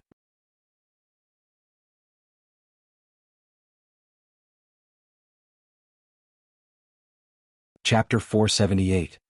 When Marquis Xianping entered the palace, he received an imperial edict to go south immediately. The emperor appointed him as the Southern Patrol Imperial Envoy, temporarily acting as the governor of the South Sea City Navy. He must eliminate the bandits as quickly as possible and at the lowest cost, and take back the South Sea City Island. Marquis Xianping led 500 light cavalry out of the capital that night. Chang Jing was also in the ranks. After Gu Jiao came out of Princess Xinyang's residence, she took the carriage arranged by Yujin and returned to Jishui Alley. The house was very lively. The neighbors all came to see the baby. This really was a well-behaved and beautiful baby. Eunuch Qin and Eunuch Wei also came. Gu Jiao entered the palace this time to report the good news to her grandaunt and the emperor. Because of the bandits at sea, the two elders had gathered their important officials overnight for a meeting. They could not personally visit the baby in Jishui Alley, so they let Eunuch Qin and Eunuch Wei come. "You've been holding him for an hour. Let me hold him too." In the west room, Eunuch Qin said to Eunuch Wei with hidden bitterness. Eunuch Wei turned his back to avoid Eunuch Qin's outstretched claws. He rudely said, "No." He snatched it first. And he snatched it from Sixth Aunt's hands. Heaven knows how much he paid for it. "You can come again next time." Eunuch Wei was determined not to give up the baby. Eunuch Qin was so angry that he ground his teeth. Little guy, after following the emperor, did he forget who was the #1 eunuch in the harem? Eunuch Wei did not care. If he did not want to give it up, he would not give it up. Eunuch Qin could not snatch it up. If he hurt the baby, wouldn't Empress Dowager Zhuang twist his head? Eunuch Qin tempted, "Let me hold him.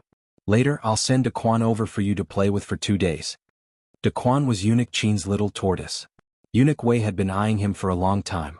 Eunuch Wei said without hesitation, "Go, go, go. With a baby, who would want your tortoise?" The main reason was that he coveted Eunuch Qin's tortoise, not for fun, but to stew tortoise soup. In the end, Eunuch Qin failed to snatch Eunuch Wei, which made Eunuch Wei, who had always been suppressed by Rinshou Palace, feel proud and elated. The battle for the treasure only ended when little Jing Kong came back from the Imperial College. Once little Jing Kong appeared, the two of them basically had no chance. Who could snatch it from him? Little Jing Kong did not know how to carry a baby. He placed the baby in the cradle. It was worth mentioning that he was not as tall as the cradle, so he had to move a small stool and stand on it to look at his little brother. "Disciple's nose is like mine, my mouth is like mine, my eyes are like mine, and my eyebrows are like mine." Little Jing Kong puffed up his chest, shook his head and said proudly, "What a handsome little man." Everyone, at the end of the day you just want to praise yourself, right? During postpartum confinement, babies only ate and slept, so they did not respond well to little Jing Kong's teasing. Little Jing Kong played for a while, then his little brother lost interest and went back to the alley for a walk. Yao Shi temporarily lived in the east room. She did not have enough breast milk, so Auntie Lu introduced her to a wet nurse. The wet nurse was an honest person. She was a few years younger than Yao Shi and gave birth around the same month as her sister-in-law, so she handed her child over to her sister-in-law to feed. She moved over and lived in Yao Shi's original room. She mainly fed the child at night. If the child did not have enough to eat during the day, she would eat 1 or 2 more meals. Little Jing Kong was the happiest when he learned that Gu Jiao would be sleeping in the west room later. I can sleep with Jiao Jiao. He washed himself until he smelled good, combed his buzz-cut hair until it was shiny, and went to the west room valiantly. Jiao Jiao, I'm coming. He kicked off his shoes and climbed onto the bed.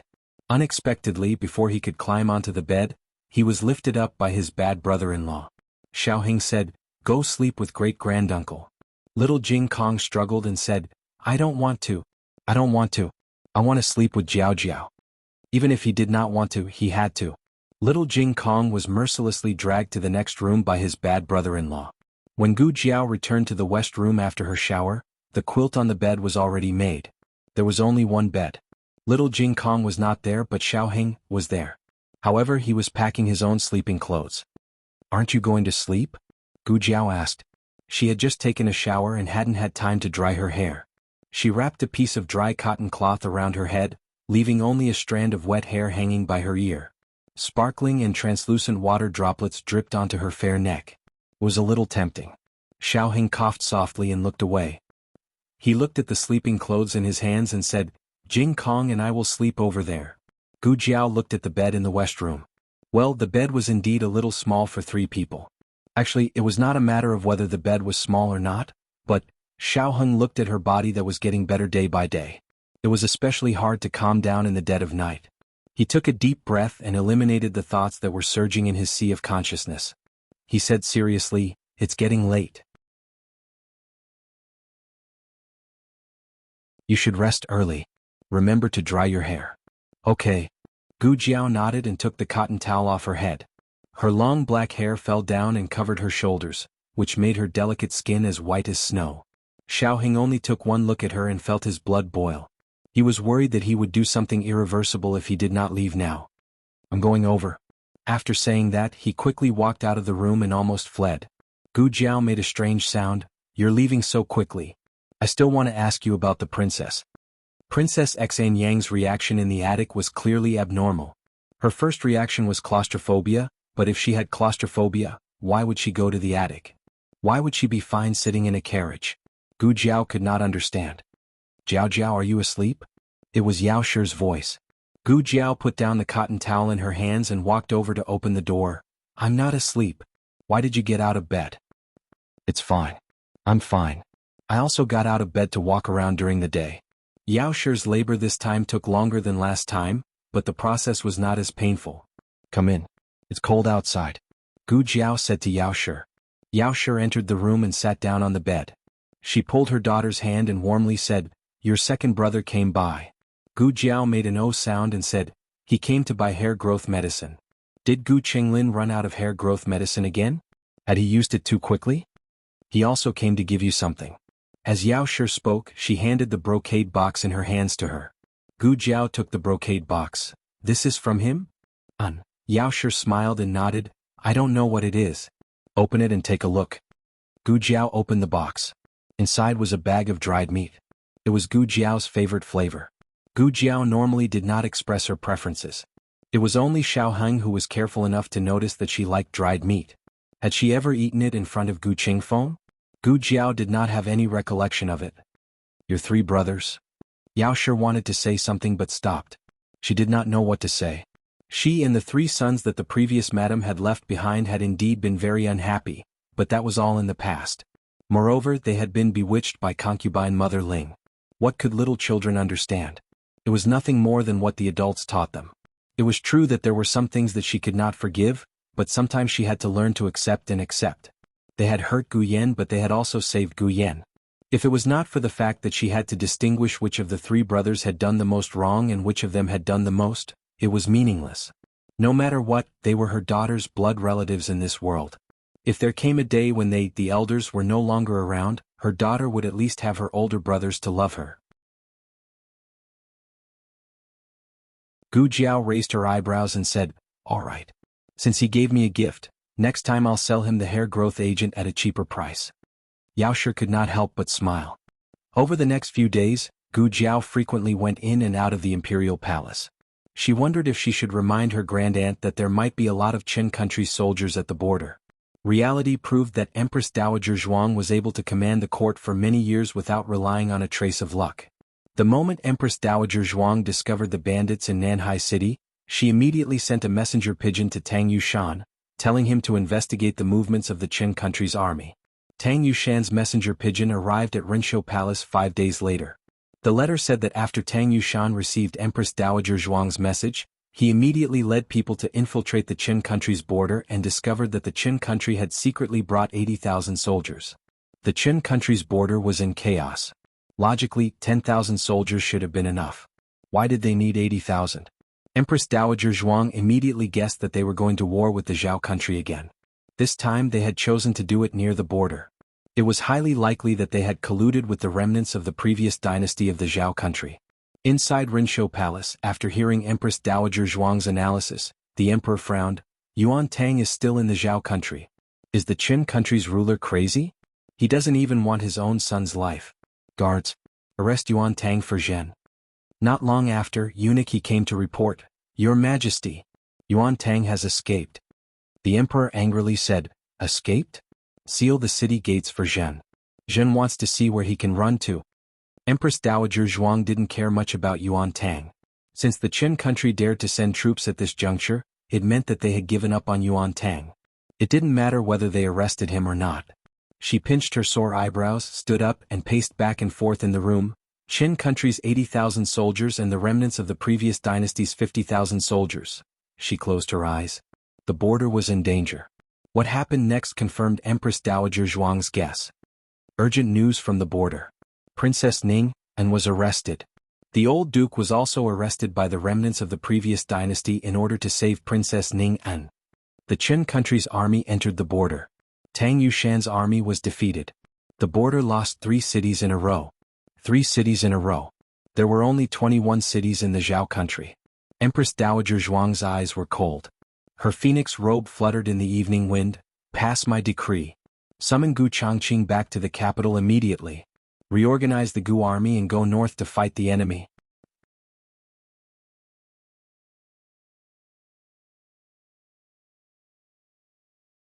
Chapter 479.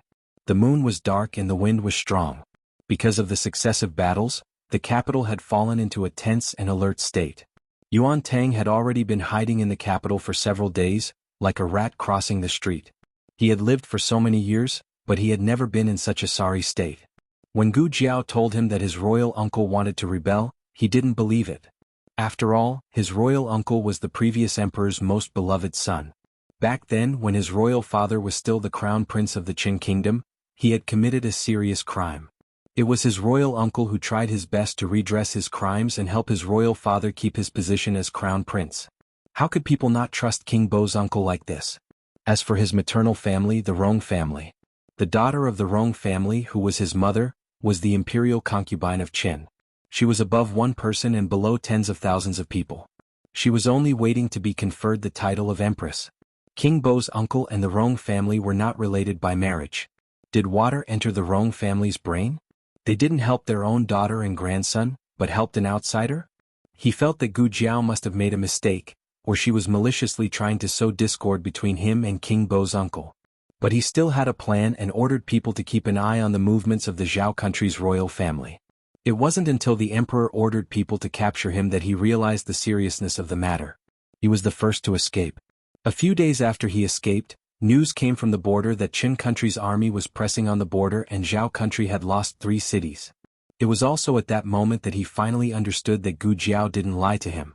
His uncle King Bo really rebelled. The emperor was still ordering people to capture him.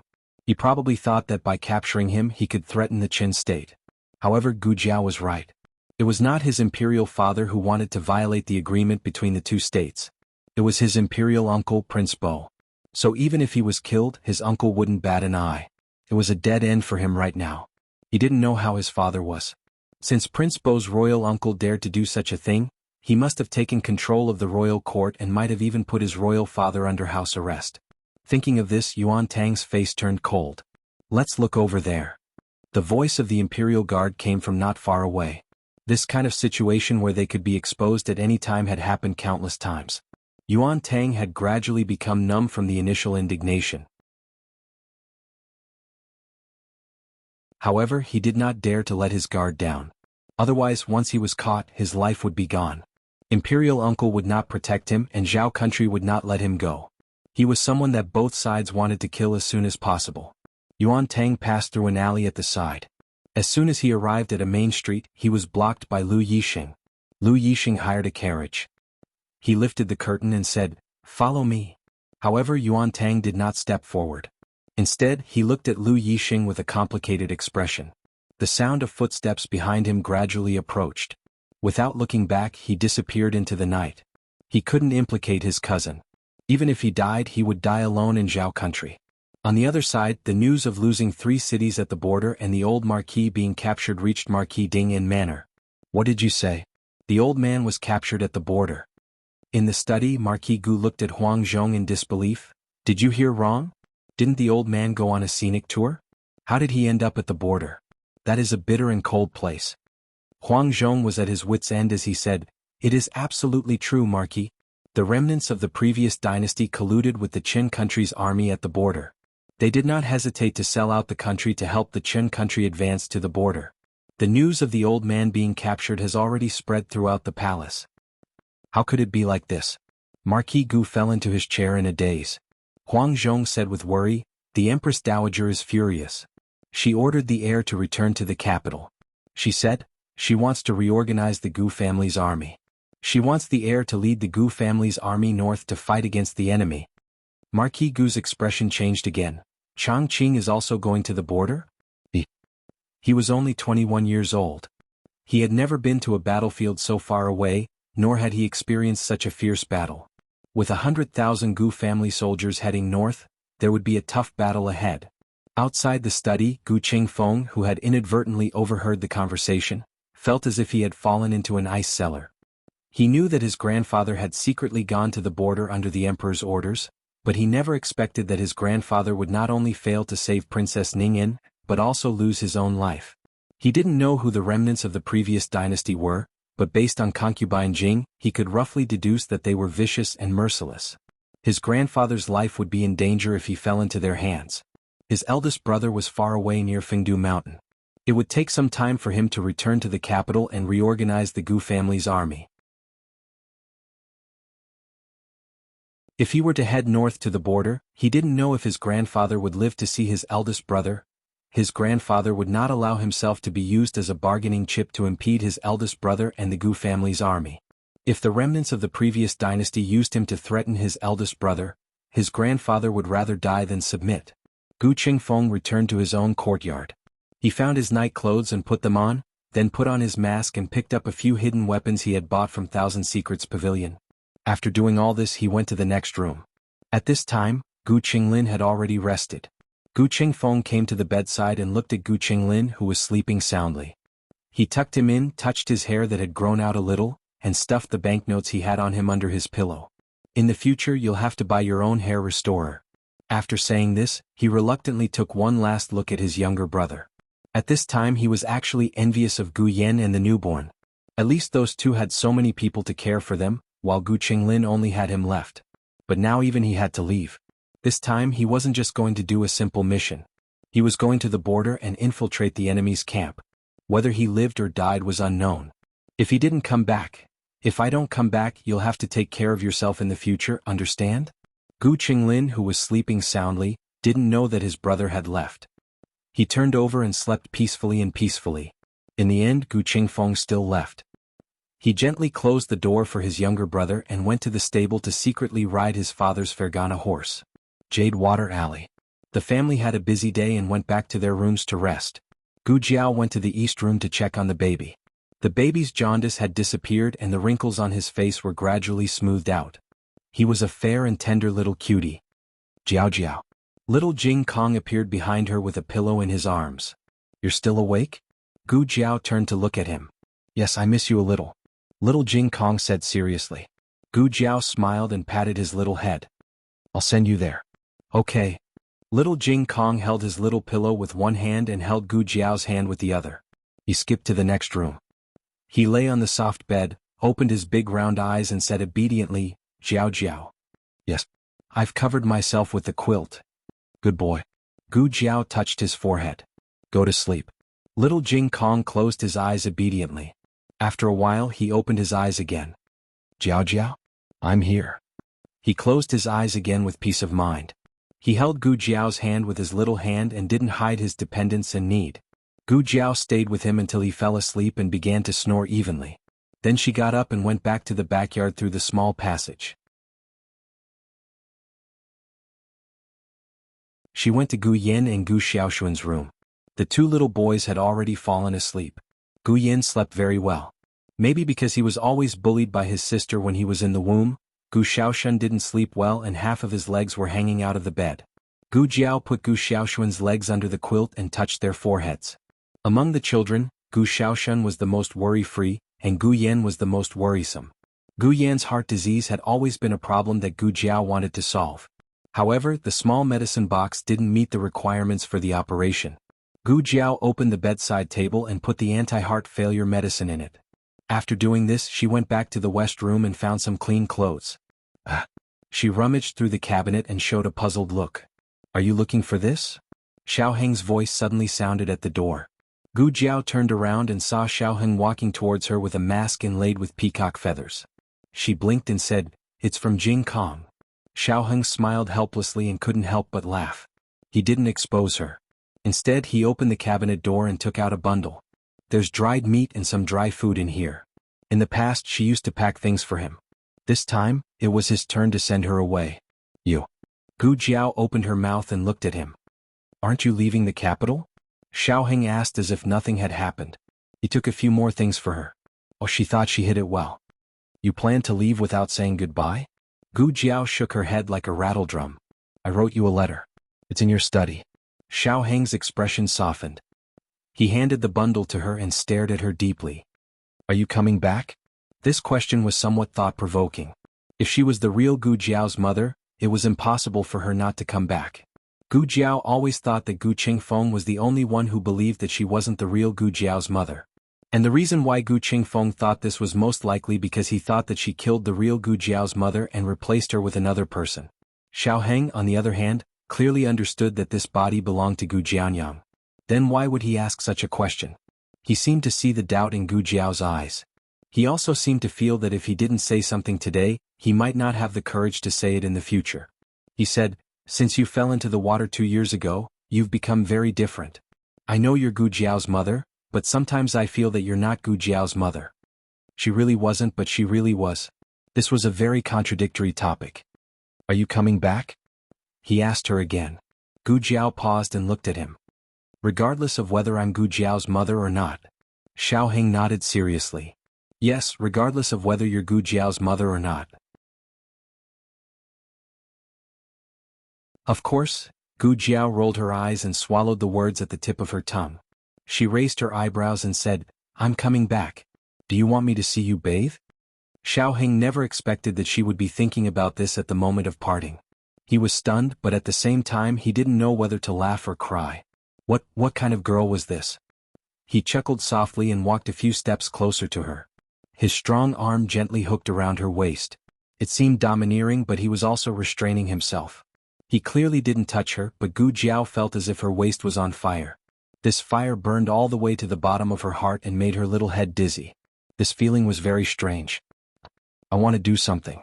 It's so strange. Xiao Heng stared at her and took in her dazed and drooling little face. He tugged at the corner of his lips and said to her in a somewhat bewitching and hoarse voice, Okay, come back and I'll let you see. Remember, I'll come back safely.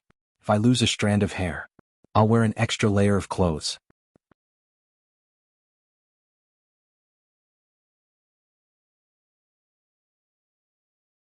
Chapter 480. Gu Jiao was silent for a few seconds. Without saying anything, she opened the cabinet and took out the soft armor that he gave her from the underground martial arts arena. She didn't want to wear it because it was ugly. After that, Gu Jiao found all kinds of sharp weapons at home. There were 2 daggers at her waist, 2 lancets hidden in her narrow sleeves, a few silver needles in her hair bun, a few blades hidden in the soles of her shoes, and even a small hidden weapon under her tongue. Xiao Heng. That's not necessary. Gu Jiao set off fully armed. Her red tasseled spear was a little eye-catching, so Xiaoheng wrapped it with a cloth. Xiaoheng watched her leave Jade Water Alley and disappear into the boundless night. He stood in place, lost in thought for a long time.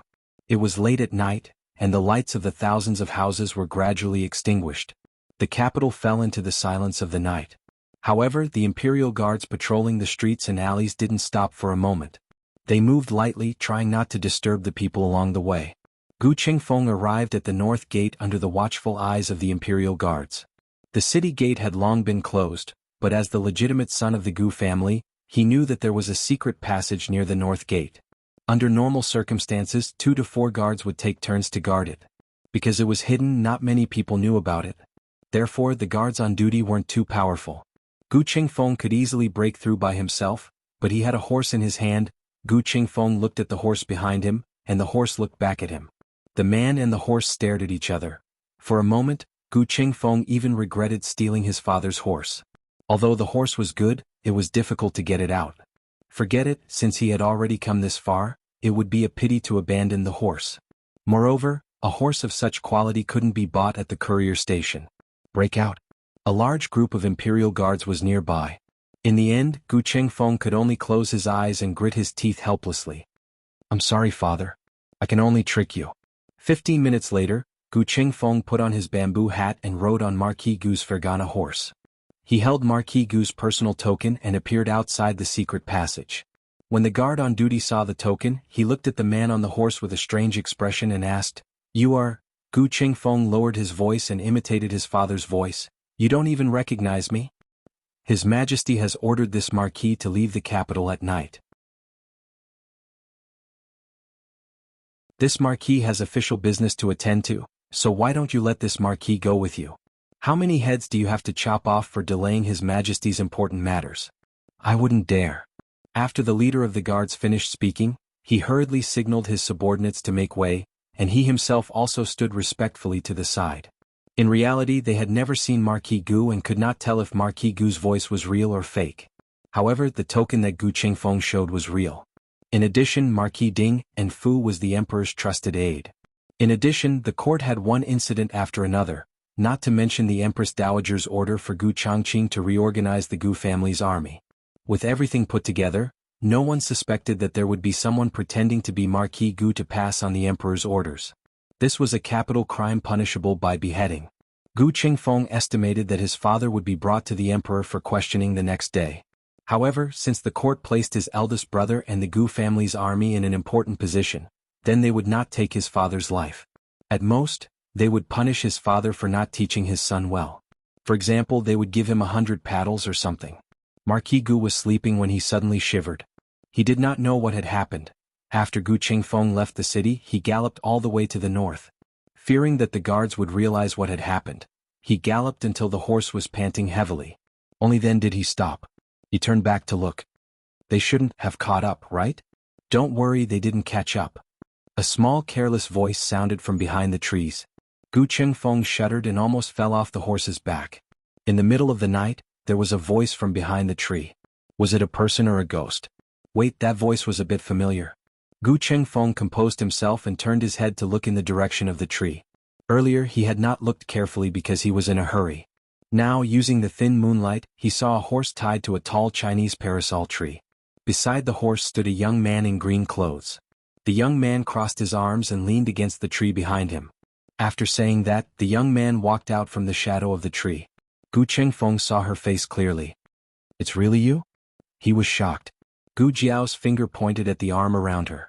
She tilted her head and said, "Are you very surprised?" How can I not be surprised? What are you doing here in the middle of the night instead of sleeping? You've already left the capital. No, it was at least 20 to 30 li away from the capital. Gu Qingfeng looked at her suspiciously. "You're not going to make me run errands for you again, are you? I'm warning you, this time I won't go with you no matter what. I have something important to do. Something very, very important." A human life was at stake. Oh. Gu Jiao made a sound and let go of her arms. She straightened her body and touched the tall and strong horse. She nimbly flipped onto the horse. Only then did Gu Qingfeng realize that she was also riding a top-notch horse, which was not inferior to his father's mount in the slightest. "Didn't you say you were going to leave?" Gu Jiao looked at him strangely. Gu Qingfeng was too surprised and did not understand the meaning of this sentence. He stared straight at her horse. Didn't you not know how to ride a horse? I'm not good at it. Gu Jiao corrected him. But I should be good at it in the future. After all, it was 1,000 li from here to the frontier fortress. It was enough for her to practice. Gu Qingfeng still did not understand what she meant. His gaze moved away from her horse and fell on her back. The small basket she always carried was hanging on the saddle. It was replaced by a large thing wrapped in cloth. Even though it was wrapped in cloth, Gu Qingfeng could still faintly feel a strong aura. What are you carrying on your back? He asked curiously. A red tasseled spear. Gu Jiao said. What red tasseled spear is so big? The suspicion in Gu Qingfeng's eyes grew heavier. Also, why are you carrying this thing on your back in the middle of the night? Gu Jiao looked at him indifferently. Are you still going or not? Of course I'm going. Before Gu Qingfeng could finish speaking, Gu Jiao urged her horse forward. Gu Qingfeng looked in the direction she was going and reminded her, Hey, are you going the wrong way? That's not the way to the capital. Gu Jiao said indifferently, Who said I'm going back to the capital? Gu Qingfeng sneered. If you're not going back to the capital, are you going to the frontier fortress with me? As soon as he finished speaking, his eyes suddenly widened. He urged his horse to Gu Jiao's side and looked at her cold face. You can't be noisy. Gu Jiao directly took out a cornbread from her bag and stuffed it into his mouth. Gu Qingfeng's mouth was stuffed. He whimpered a few times and took the cornbread down. He urged his horse to ride side by side with her. Wait, tell me clearly. Are you really going to the frontier fortress? What are you going to do there? Don't you know that there's a war at the frontier fortress? The Qin Kingdom's army has already taken over 3 cities at the frontier fortress. It's not a good place to go sightseeing. Gu Jiao pulled the reins. Yes. Gu Qingfeng frowned. This girl didn't seem to have that much free time. Hey, don't tell me you want to go to the frontier fortress because you heard that something happened to your grandfather? Gu Qingfeng muttered. You're not the real Gu Jiao's mother. You don't need to care about my grandfather's matters. The frontier fortress was too dangerous. Princess Ningyan had 3 dragon shadow guards by her side, but they were still captured by the remnants of the previous dynasty. It was clear how difficult it was to deal with those people. This wasn't a muddy water she should wade into. Gu Qingfeng looked at her seriously. Tell me the truth. Are you going to the frontier fortress or not, and why are you going to the frontier fortress? Being able to ask the second question meant that Gu Qingfeng already had an answer to the first question in his heart. To save someone, Gu Jiao said. Who are you saving? Gu Qingfeng asked. A brother. Gu Jiao paused. And a fool. Brother? Then it didn't seem to be his grandfather. Gu Qingfeng wasn't in a hurry to ask who her brother was, nor did he ask who the fool was. In short, it couldn't be him. Gu Qingfeng said again, Speaking of which, how did you get out of the city? Gu Jiao made an O sound and said, I rode out on a horse. Gu Qingfeng opened his mouth. From the north gate? Gu Jiao said, Or are there other gates? Gu Qingfeng frowned. Isn't the city gate already closed? Did you come out very early? Gu Jiao shook her head. No, just a little earlier than you. I have an imperial edict. Gu Qingfeng was flabbergasted. Why do you have an imperial edict? Are you going north by imperial edict? If this girl had an imperial edict, then why did he have to risk the crime of deceiving the emperor to come out of the secret passage? Gu Jiao shook her head again. I asked His Majesty for it. I said I wanted to go out and His Majesty gave it to me. He also gave me a horse. Gu Qingfeng, who had suffered a blow, I suddenly don't want to talk to you anymore.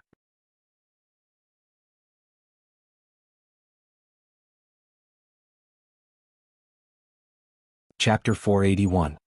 Gu Jiao and Gu Qingfeng set off on their journey to the north. Yuan Tang, who was trapped in the capital, was not so lucky. He could not get the imperial edict from the emperor of Zhao country, nor could he use the secret passage at the north gate. He tried several times to sneak out of the city with the caravan, but he always failed. As the battle at the frontier fortress escalated, more and more bad news came back to the court. The emperor's anger towards Yuan Tang became more and more intense. Since a few days ago, even the palace masters were ordered by the emperor to capture Yuan Tang. Yuan Tang encountered 3 waves of palace masters last night, causing him to lose contact with his subordinates. When the sun was about to rise, he finally fought his way out of the encirclement, but he also paid a terrible price. His right arm was cut. If he encountered another palace master, he could not guarantee that he would be lucky enough to escape. He's injured and can't go far. You guys go over there. The rest of you follow me. Yuan Tang tightly covered his right arm and hid in a family stable. Listening to the palace masters outside the walls, he could not help but show some irritation and despair. He was the sixth prince of Qin country. The empress had passed away. His mother had the highest position in the harem. His mother was the vice-empress. His maternal family was the Rong family, which held military power. He was the most honorable prince of Qin country. Since his birth he had almost never suffered.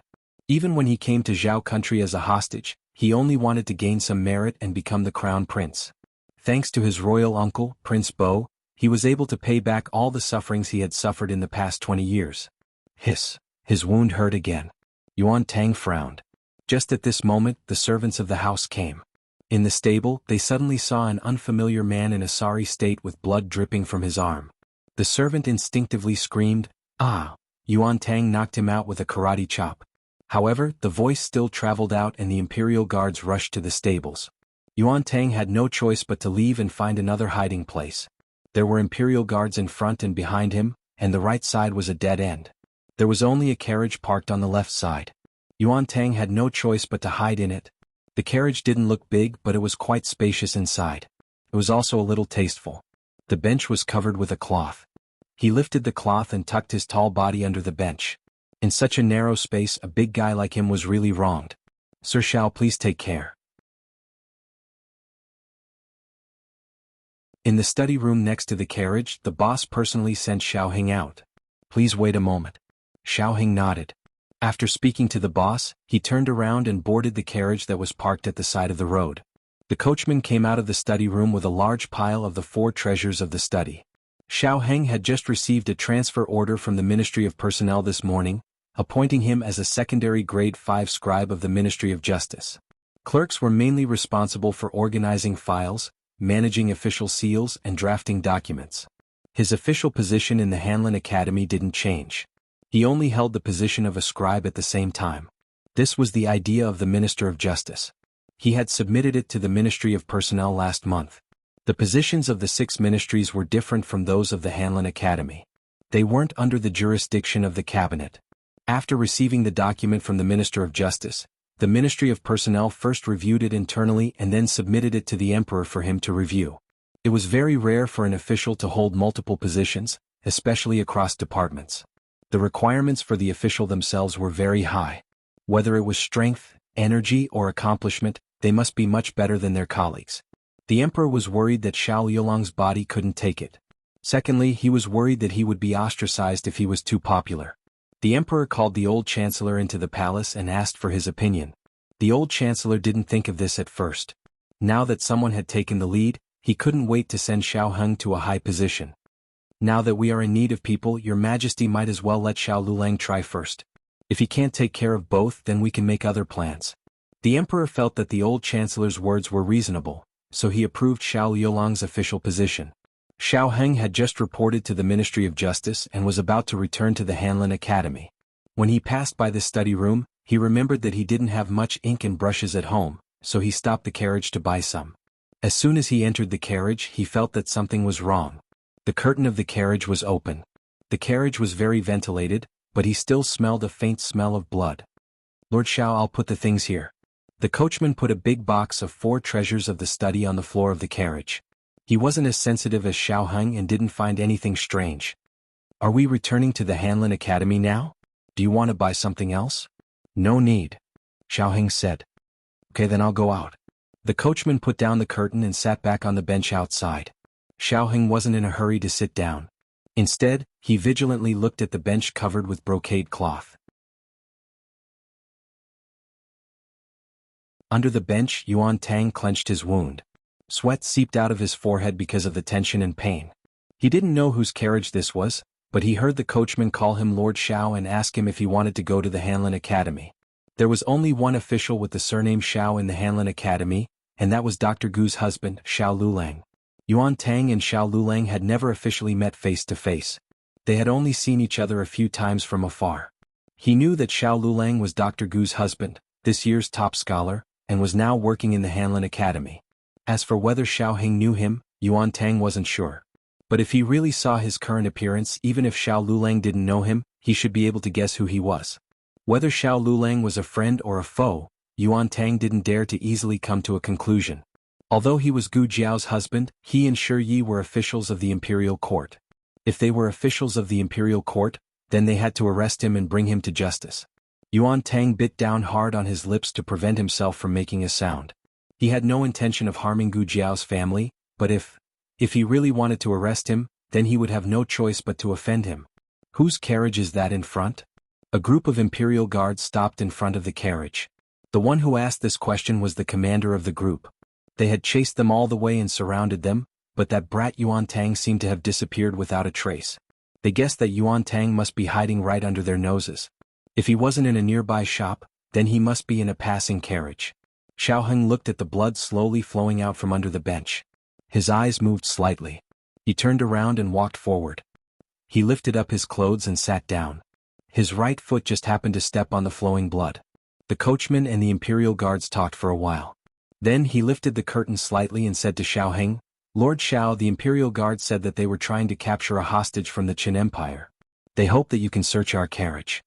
Xiao Heng raised his hand and gestured for the coachman to lift the curtain.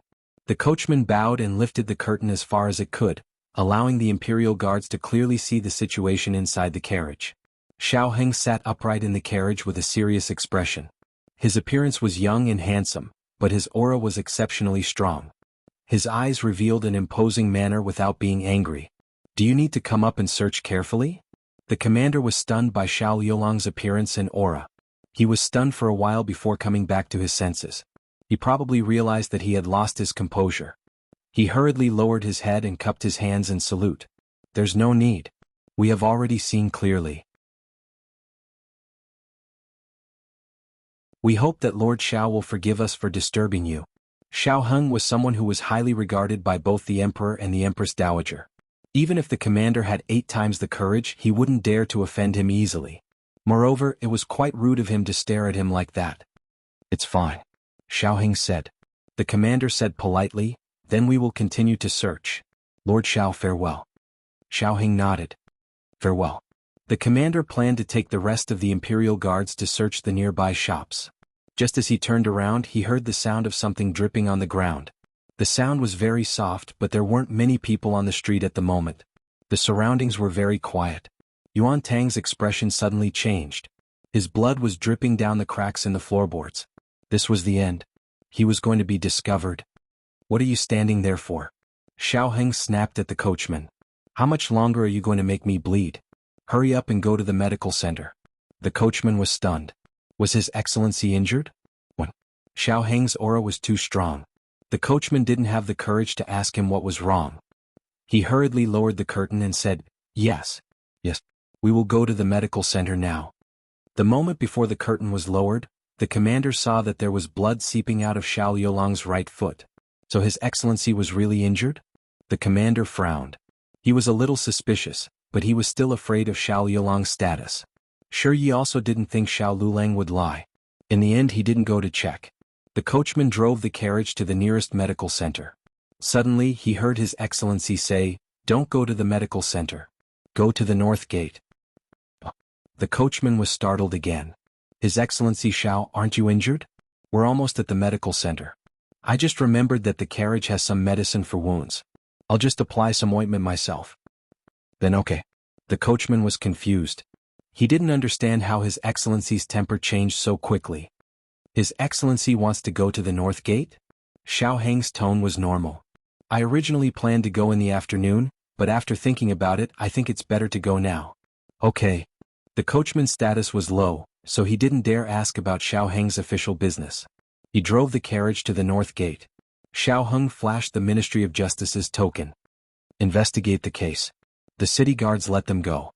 Xiao Heng went to the nearest courier station outside the north gate. "Feed the horses some food," he ordered the coachman. "Yes." The coachman unloaded the reins and shaft of the carriage, then took the horses to the courier station stable. Xiao Heng got out of the carriage with an indifferent expression. He sat in the courier station for a quarter of an hour before returning to the carriage. At this time the smell of yuan tang had disappeared from the carriage. The coachman walked over with the horses that had eaten their fill. His Excellency, Xiao Heng said indifferently, returned to the capital.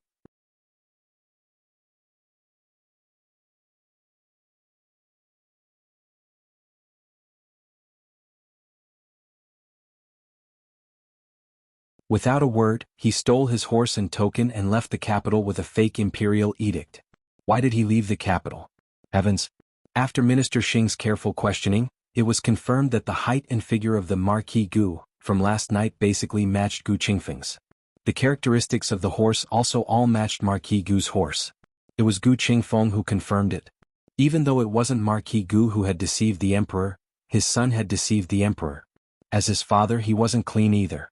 The Minister of Justice reported the results of his investigation to the emperor. Just as Gu Qingfeng had expected, his father was severely punished by the emperor with 100 strikes. The son had to pay for the father's debts, and the father had to pay for the son's debts. The emperor showed no mercy. Marquis Gu suffered an unexpected calamity and was beaten until he cried out in pain. It was a tragic sight. Huang Zhong had already calmed down. He didn't know when it started, but his marquis was already on the path of being beaten, never to return. He once again skillfully carried him onto the carriage. The frontier fortress was thousands of li away. Gu Jiao and Gu Qingfeng hurried on without stopping. In order to get to the frontier fortress as quickly as possible, they changed horses at almost every relay station. The two of them traveled even at night. Even so, affected by the weather and the roads, it still took them nearly 20 days to reach the frontier fortress. At the end of October, cold winds howled and thousands of li were sealed in ice. Beiyang City, Lingguan City, and Yi City had all fallen. Gu Jiao and Gu Qingfeng were currently in Yuegu City. If nothing unexpected happened, Yuegu City would be the next target of the Qin army and the remnants of the previous dynasty. Perhaps because of the impending war, Yuegu City was in a state of panic. There were very few people on the streets and many shops were closed. Gu Jiao and Gu Qingfeng wore thick fox fur coats and led their horses through the somewhat empty streets. They had long discovered that the further north they went, the more desolate the city became.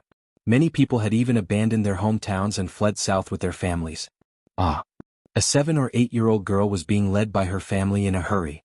However, she accidentally fell and coincidentally fell at Gu Jiao's feet. Gu Jiao reached out and helped the girl up. The girl's family didn't even have time to thank her before they led the child away in panic.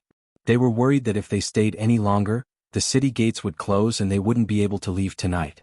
Yuegu City was going to war. Although they didn't know when it would be, it was always right to leave early. Hey, you dropped something. Gu Qingfeng picked up an old rattle drum on the ground. The girl turned around and looked at the rattle drum. Her eyes were filled with longing and reluctance. However, her family pulled her away without looking back. Sigh, really? Gu Qingfeng wanted to say something but stopped. It was useless for him to take the rattle drum. Since they didn't want it, he could only throw it away. The situation in Yuegu City was worse than he had imagined. He sighed. It's already like this before the war. I don't know what it will be like when the war starts.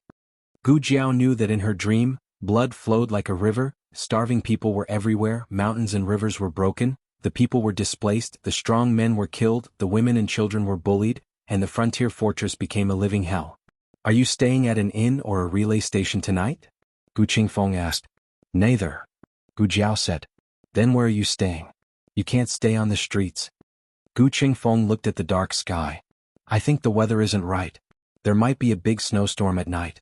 If you really sleep on the streets, you'll freeze to death. Gu Jiao didn't plan to sleep on the streets. She stopped and stood on the snowy street. She felt as if she had been here before. Clearly, this street didn't appear in her dream. She pondered for a moment, then led the horse to the right. Hey, where are you going? Gu Qingfeng asked. The governor's residence. Gu Jiao said. Why are you going there? Gu Qingfeng asked, puzzled. Stay. Gu Jiao said, her words as precious as gold. Gu Qingfeng frowned. 2. The governor's residence? Why do you want to live there? Gu Jiao led the horse forward. It's free. Gu Qingfeng was speechless. Gu Qingfeng didn't ask how Gu Jiao knew where the governor's residence was. Along the way she was like a walking map. She knew everything. But thinking that there was something called a map in this world, Gu Qingfeng understood. The two arrived at the governor's residence.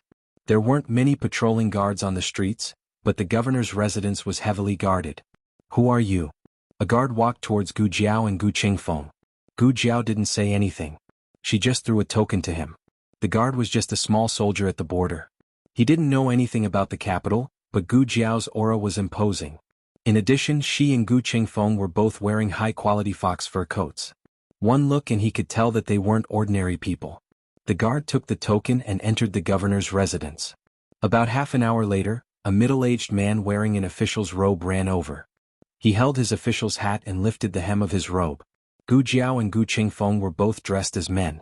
They wore masks on their faces. The middle-aged man looked at the two with a strange expression. He suppressed the doubts in his heart and bowed. "This one's surname is Hu, and my name is Hu Hai. I'm the advisor of the governor's residence. The governor went out on business and didn't know that the two of you had arrived. Please forgive me for not coming out to meet you." Gu Qingfeng waited for Gu Jiao to speak. Gu Jiao didn't. Gu Qingfeng remembered that this girl didn't know how to pronounce fake sounds. He cleared his throat and said, "It's fine. How should I address the two of you?" Advisor Hu asked respectfully. Gu Qingfeng put on the airs of an official and said, "It's inconvenient for us to reveal our identities. Don't ask." "Ah yes." Advisor Hu returned the token to Gu Qingfeng. Gu Qingfeng thought for a moment and accepted it for Gu Jiao. Advisor Hu invited the two into the governor's residence. Gu Qingfeng said in an accent, "Find a quiet courtyard. We might have to stay in Yuegu City for a few days." Yes. I'll arrange it right away." Advisor Hu hurriedly responded and led the two to a clean courtyard. There were 3 rooms in the courtyard. Gu Qingfeng let Gu Jiao stay in the innermost room and he stayed in the room next door. "I'll go and pick a few clever servants," Advisor Hu said with a smile. Gu Qingfeng glanced at Gu Jiao and saw that she had no intention of refusing. He nodded to Advisor Hu and said, "Thank you for your trouble." Advisor Hu respectfully withdrew from the courtyard. The steward curiously followed and said, "Advisor, who are those 2 people? Why are you so polite to them? You even let them stay in Liuxiang courtyard." That courtyard was originally. Halfway through he was interrupted by Advisor Hu who whispered, "What do you know? They have Empress Dowager Zhuang's token in their hands. They're from the capital." The steward was dumbfounded. Gu Jiao did not care what kind of uproar her identity had caused in the governor's office. She entered the room, took off her mask, took off her red-tasseled spear and small basket and put them down. It was freezing outside, but the room was very warm because of the heated Kong bed. Gu Qingfeng walked in and took off his mask while saying to her, "Strange, haven't you been hiding your identity well all this time? Why didn't you hide here?" Gu Jiao took off her deerskin gloves and said, "There's no need to hide. Our whereabouts have been exposed." Gu Qingfeng's eyes widened. "When were we exposed? Why didn't I know?" Gu Jiao said, "We were exposed when we entered Yuegu City." In the dream, Gu Qingfeng was targeted in Yuegu City. If nothing unexpected happened, someone would come tonight to drug Gu Qingfeng.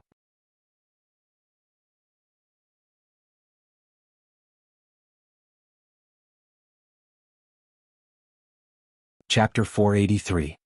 Gu Jiao and Gu Qingfeng entered the governor's residence in the afternoon, but the governor did not return until evening. Advisor Hu asked the kitchen to prepare dinner, and he personally brought it over. Since Gu Qingfeng was with Gu Jiao, Advisor Hu also brought the food to this room.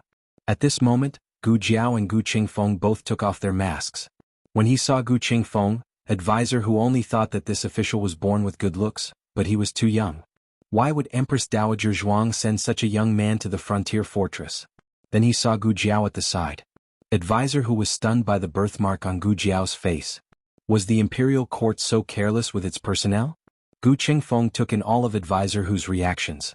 He didn't care when Advisor Hu was sizing him up, but when Advisor Hu stared at Gu Jiao with such a strange gaze, it made him angry for no reason. His expression turned cold. "Is there anything else, Advisor Hu?" No. Teacher Hu came back to his senses in an instant and sensed the displeasure of the other party. He smiled sheepishly and took 2 steps forward with the tray. "My lords, this is your dinner. I'll put it here for you." As he spoke, he respectfully placed the tray on the table in front of the 2 of them. Along the way, Gu Qingfeng and Gu Jiao had spent many nights in the open. They had been to rich cities and barren towns. The further north they went, the colder the weather was, and the harder the life of the people seemed to be. But he did not expect that the food in the governor's residence would be so bad. After all, he was the highest-ranking official in the region. Gu Chengfeng looked at the wretched-looking cornbread, 2 boiled eggs, and a plate of pickled vegetables in the bowl. He was dumbfounded. As if sensing Gu Chengfeng's confusion, advisor Hu smiled awkwardly and said, "The frontier fortress is a bitter and cold place. It cannot be compared to the capital. I hope my lords will forgive us." "Even the governor's residence is so poor?" Gu Chengfeng could not help but ask. Wasn't there a saying among the common people that 3 years of being an honest magistrate is worth 100,000 snowflakes of silver? There were only poor commoners in the world, how could there be poor officials? Advisor Hu lowered his head and sighed helplessly. "Sirs, you may not know this, but Yuegu City is poor and the people don't have enough to eat. The prefect was born in a poor family and loves the people as if they were his own children. His salary has been used to provide relief to the victims of the disaster. He usually eats whatever the people eat. Today, in order to entertain the 2 sirs, he dug out the eggs and pickles that he is only willing to eat during the new year. There's meat in the pickles." The last sentence was the finishing touch. Gu Chengfeng's mouth twitched. There was meat inside? The kind with diced meat? Thinking of something, Gu Chengfeng asked. "The imperial court allocates funds to the frontier fortress every year. Where does it go?"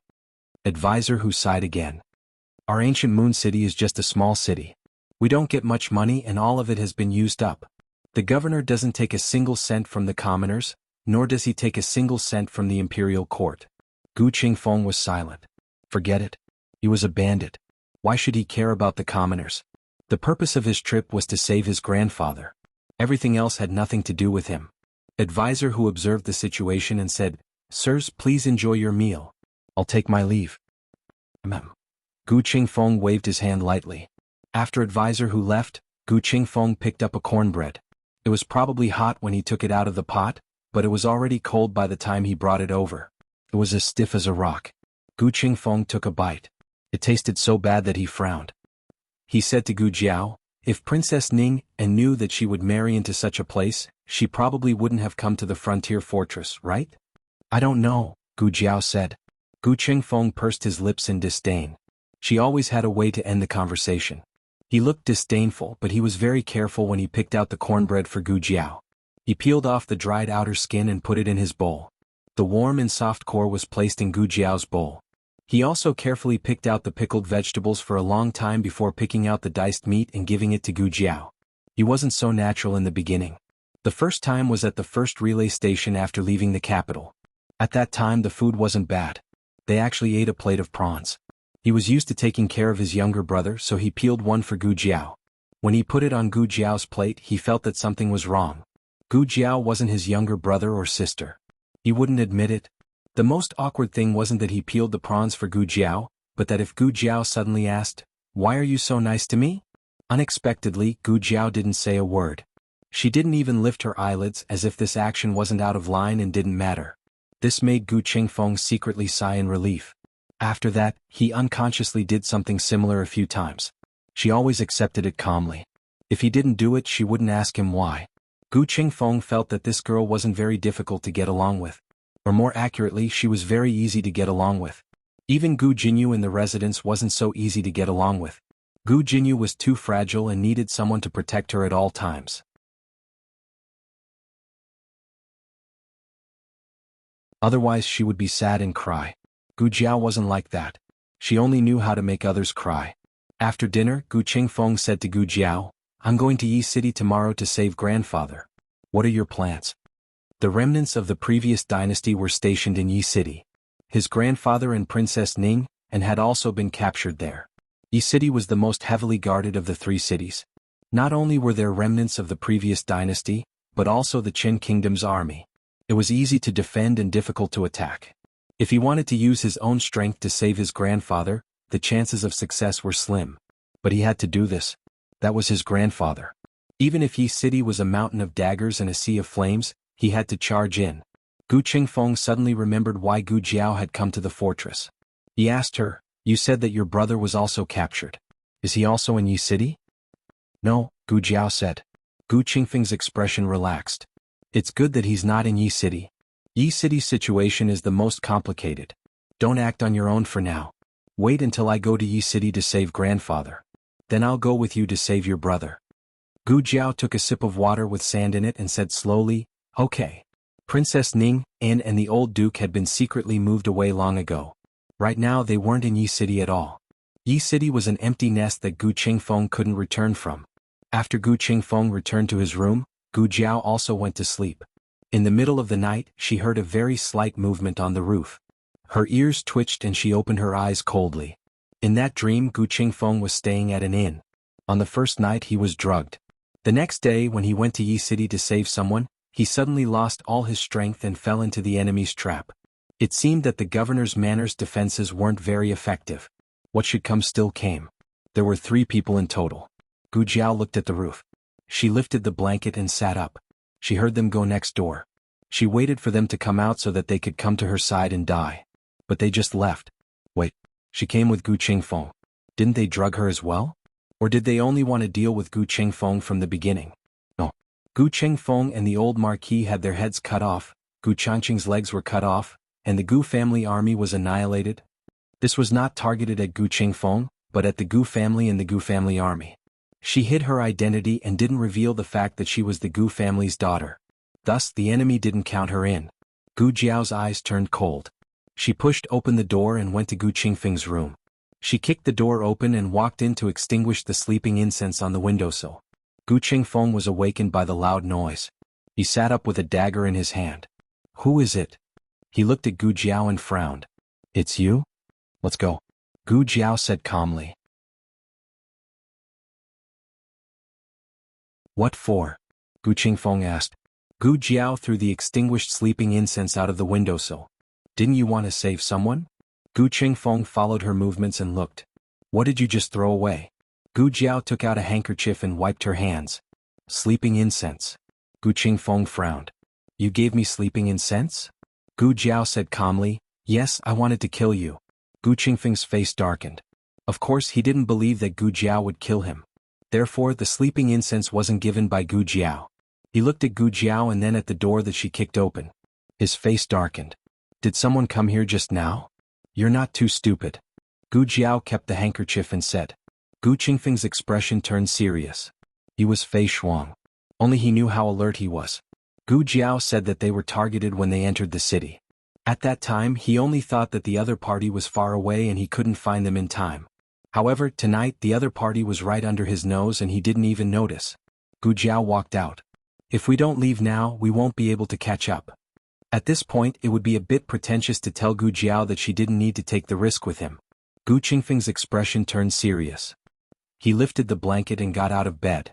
They had been sleeping in the open all this time. They slept with their clothes on. After getting out of bed, he grabbed his sword and quietly left the governor's office with Gu Jiao.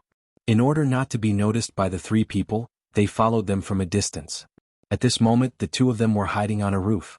Gu Qingfeng looked at the 3 people who were relieving themselves in front of him. He raised his hand and covered Gu Jiao's eyes. Gu Jiao was speechless. Thank you. I wasn't interested anyway. Gu Qingfeng whispered, do you think they're remnants of the previous dynasty or masters of the Qin kingdom? Remnants of the previous dynasty. Gu Jiao said without hesitation.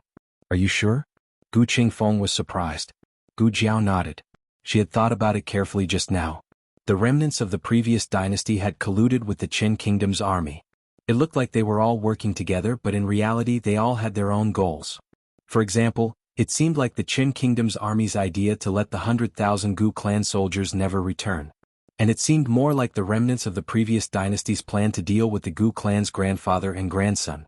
She didn't know how the Gu clan had offended the remnants of the previous dynasty for them to take such savage revenge. Actually, Gu Qingfeng also felt that it was more likely the remnants of the previous dynasty. After all, his grandfather had fallen into the hands of the remnants of the previous dynasty. Gu Qingfeng continued, Princess Ning An's son-in-law is also a remnant of the previous dynasty. And according to the information I gathered from the Qinji Pavilion, he's also a member of the previous dynasty's imperial family. Gu Jiao didn't know about this. After the 3 of them finished relieving themselves, Gu Qingfeng removed the hand covering Gu Jiao's eyes and continued chasing with Gu Jiao. As he chased, he felt that something was wrong. That doesn't seem to be the direction to Yi City. He had studied the map several times before going to bed. If they walked along this official road, they would reach Yi City if they headed east and Lingguan City if they headed west. They're going to Lingguan City. Gu Chengfeng sucked in a cold breath of air suspiciously. Why are they going to Lingguan City? Shouldn't they be going to Yi City? Could it be, they've secretly moved their base? Gu Chengfeng wasn't stupid. After thinking for a while, he figured out the crux of the matter. If that was really the case, then his grandfather definitely wasn't in Yi City. He had gone through so much trouble to rush over, only to end up empty-handed. Empty-handed was secondary. Those people had drugged him and moved their base. They had probably already set up a trap in Yi City. Gu Qingfeng's face was filled with shock. So I'm just sending my head to them? Gu Jiao cast a sidelong glance at him and silently clapped her hands in her heart. Congratulations, you're right. The two of them chased for half the night. When it was close to daybreak, those three people finally stopped. Instead, they took the medallion and entered a residence. It's the Lingguan City governor's residence. Gu Qingfeng lay on the eaves of a building and turned his head to whisper to Gu Jiao behind him. Lingguan City had fallen, and the governor's residence had long since fallen into the hands of the remnants of the previous dynasty and the Qin kingdom's army. The governor's residence was heavily guarded. Judging from their armor, there were both Qin kingdom soldiers and remnants of the previous dynasty's army. Could grandfather have been locked up here? Gu Qingfeng muttered. Gu Jiao thought he was asking her and replied, I'm not sure. She hadn't dreamed of this detail. She only knew that Gu Qingfeng and the old marquis had been beheaded in Lingguan City. Their heads had also been hung on the city walls.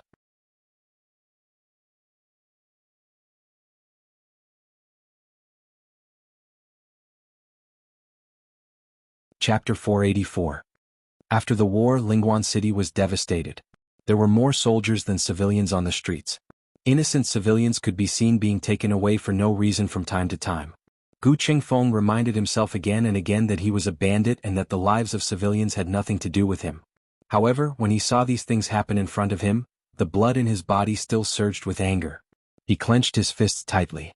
It took a great deal of effort to resist the urge to kill those Qin soldiers who bullied civilians. He could not expose himself. It was not time yet, not time yet, let's find an inn. He turned around, afraid that if he looked any longer, he would not be able to resist charging over. Gu Jiao nodded calmly. She seemed to be indifferent to everything. The lives of others were not worth mentioning in her eyes. However, she had traveled thousands of miles to this dangerous and bitter cold place for the idiot and brother she spoke of. Gu Qingfeng suddenly felt that he could not understand her. The two of them found an inn nearby. The inn had signs of being robbed. The shopkeeper's face had a shocking palm print. As for the workers in the inn, they were either injured or in pain. Their eyes were red and swollen. They were picking up the chairs that had fallen on the ground. There were no other guests in the inn. They did not know if no one was staying or if they had all been scared away. Gu Jiao and Gu Qingfeng came to the counter. The innkeeper pulled himself together and looked at the two of them. His voice was still trembling after choking with sobs. Are you two guests eating or staying? Gu Qingfeng said to the shopkeeper, Give us a room. If there's food, send it up. If there isn't, then forget it. The two of you please follow me. The shopkeeper held back his grief and brought Gu Jiao and Gu Qingfeng to the second floor. He pointed to a room that could be considered clean and tidy. This is our inn's best room. 100 copper coins a night including 2 meals. 100 copper coins. Gu Qingfeng suspected that he had heard wrong. The shopkeeper hurriedly said, Do you think it's expensive? In that case I can give you a discount. How about 80 copper coins? Gu Qingfeng opened his mouth. That's not what I meant. 100 copper coins was really too cheap. They had never stayed in such a cheap inn on their way here. Moreover, it was the best room with 2 meals included. 100 copper coins it is. Gu Qingfeng couldn't bear to see the shopkeeper lose, so he didn't raise the price. The shopkeeper said gratefully, Thank you, sir. Then I will go and prepare the food for you, but you may have to wait for a while. Gu Qingfeng understood what he meant. Those soldiers had ransacked the inn, so they probably didn't even let go of the good stuff in the kitchen. They had to go buy groceries again. Gu Qingfeng had mixed feelings. Gu Jiao continued to eat and sleep as if she didn't have a care in the world. There wasn't the slightest bit of annoyance or pity on her face. The corner of Gu Qingfeng's mouth twitched as he looked at a certain someone who was sleeping soundly on the bed while hugging her red-tasseled spear. How could a little girl's heart be bigger than a man's? After dinner, the two were ready to set off. The two of them changed into their night suits, put on their masks and prepared to set off. Unexpectedly, as soon as Gu Qingfeng opened the door, he immediately closed it again. "Someone's here?" Gu Jiao asked. Gu Qingfeng's throat moved. He composed himself and said, "It's the Qin nation's soldiers." A large group. A large group meant that there were dozens of them. They filled the inn's main hall almost instantly. For a moment, Gu Qingfeng suspected that he and Gu Jiao's whereabouts had been exposed. Fortunately, the group sat down in the main hall. It seemed that they were only here to freeload. Gu Qingfeng secretly sighed in relief. It wasn't that he was afraid of these soldiers. If they really fought, he could deal with them alone. However, if they really fought, it would be bad if they alerted the governor's office's soldiers. There were no windows in the room. They could only wait for the group of soldiers to leave. The group of soldiers didn't know that other people were staying in the inn. They even thought that everyone here was on their side. They didn't have any qualms about talking about it. They actually let Gu Jiao and Gu Qingfeng hear something incredible. It turned out that Tang Yueshan had something to do with the old duke's capture. The prince consort put Princess Ning under house arrest. The old duke asked Tang Yueshan to borrow some archers to sneak into the princess residence to save Princess Ning. However, Tang Yueshan refused the old duke's request, saying that he wanted to send troops to eliminate the rebels. The old duke had long sensed that something was wrong. He reminded Tang Yueshan that things weren't that simple and that he shouldn't act rashly. Tang Yueshan thought that the old duke was preventing him from performing meritorious deeds. He didn't listen to the old duke's advice and stubbornly launched a night attack on the remnants of the previous dynasty. In the end, he fell into the enemy's trap. The remnants of the previous dynasty and the Qin nation's army attacked from both sides. In the end, Tang Yueshan suffered a crushing defeat and Yi City was lost. The Qin nation's army won the first battle. Their morale was high. On the other hand, the Zhao nation's local army naturally didn't have much morale after seeing that the world's marshal had been defeated. They stubbornly resisted. Lingguan City and Beiyang City were easily taken by the Qin nation's army. Gu Qingfeng said angrily, "If Tang Yueshan had listened to my grandfather wouldn't have been captured. The frontier fortress wouldn't have been lost so easily. If his grandfather hadn't been captured, whether his grandfather and Tang Yueshan had joined forces to fight the enemy, or if his grandfather had led the army after Tang Yueshan's defeat, the frontier fortress wouldn't have been lost so quickly." Gu Qingfeng frowned suspiciously. "Do you think Tang Yueshan did it on purpose?" "On purpose what?" Gu Jiao asked. Gu Qingfeng said coldly, "He lost on purpose so that my grandfather would be captured. As the saying goes, like son like father. If he could raise such a vicious and perverted son like Tang Ming, it's obvious that he's not a good person himself. Maybe he found out the truth about Tang Ming's death from somewhere and hated the Gu family. Tang Ming bullied Gu Yan and suffered from Gu Jiao's violent revenge. Gu Qingfeng was also involved. If Tang Yueshan knew the truth, he would have a reason to take revenge on the Gu family." Gu Jiao paused and didn't say anything. From the information revealed by the soldiers, Tang Yueshan disappeared after the defeat. Now they were searching everywhere for Tang Yueshan. If he was alive, they wanted to see him. If he was dead, they wanted to see his corpse. The more Gu Qingfeng thought about it, the more suspicious he felt Tang Yueshan was. Even the defeat of the army was very likely to be part of Tang Yueshan's scheme. He's a man who enjoys grandiose achievements. If he lost the city first and then took it back, His Majesty would see how difficult it was for him to fight this battle. When he returned to the capital, he would receive double the reward and the emperor's favor. Gu Jiao tapped his shoulder. Gu Qingfeng was in the middle of analyzing Tang Yueshan's situation. He was suddenly interrupted and was stunned. "What's wrong?" Gu Jiao pointed downstairs. "They're gone." Gu Qingfeng opened his mouth. "All right, let's go." Gu Jiao glanced at him and said, "You can continue when you come back." Gu Qingfeng choked. "I don't want to talk about it. I'm a man. Don't talk so much." The man was a man of few words. On the way to the governor's mansion, he chatted with Gu Jiao all the way. Gu Jiao, the governor's mansion was heavily guarded. But for Gu Qingfeng, who could come and go freely under the watch of the dragon shadow guards, it was not too difficult. He sneaked into the mansion with Gu Jiao. Gu Jiao took out the flamboyant peacock plume mask and put it on. Gu Qingfeng, "No, what's the point of covering your face now?" The two of them didn't know where the old duke was imprisoned. Gu Qingfeng decisively grabbed a soldier.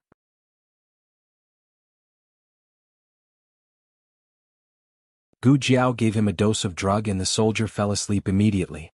Gu Qingfeng looked at her syringe. Your drug doesn't work every time. Gu Jiao put away the syringe and said calmly, find it yourself. Gu Qingfeng snorted. How can we find such a big mansion? Do you want to find it until dawn? Gu Jiao clapped her hands indifferently. We've already searched the Ning Prince's mansion. Why should we be afraid of a mere governor's mansion? Gu Qingfeng said disapprovingly, how can it be the same? The Ning Prince's mansion only had a few storerooms, and they were all in his and Princess Consort Ning's courtyard. In front of the governor's mansion is the government office and behind it is the private mansion. We don't know where they're keeping grandfather. Could be a woodshed, a dungeon, or a secret room. Before he finished speaking, Gu Jiao pushed open the door beside her. It was a wine cellar used to store fine wine. Gu Qingfeng shook his head. There was no need to look for such a place. It was not a good place to keep a hostage. His gaze swept across the room and he was stunned. Grandfather? The old man with shackles on his hands and feet, covered in bruises and fainted on the ground was none other than his grandfather. Gu Qingfeng was stunned. How did you know my grandfather was imprisoned here? Gu Jiao spread her hands. I don't know. I just randomly found it. Gu Qingfeng's mouth twitched. What kind of luck did this girl have? She could even find him here. What happened to searching until dawn? What happened to the 100 ways he thought of to avoid detection by the Qin soldiers?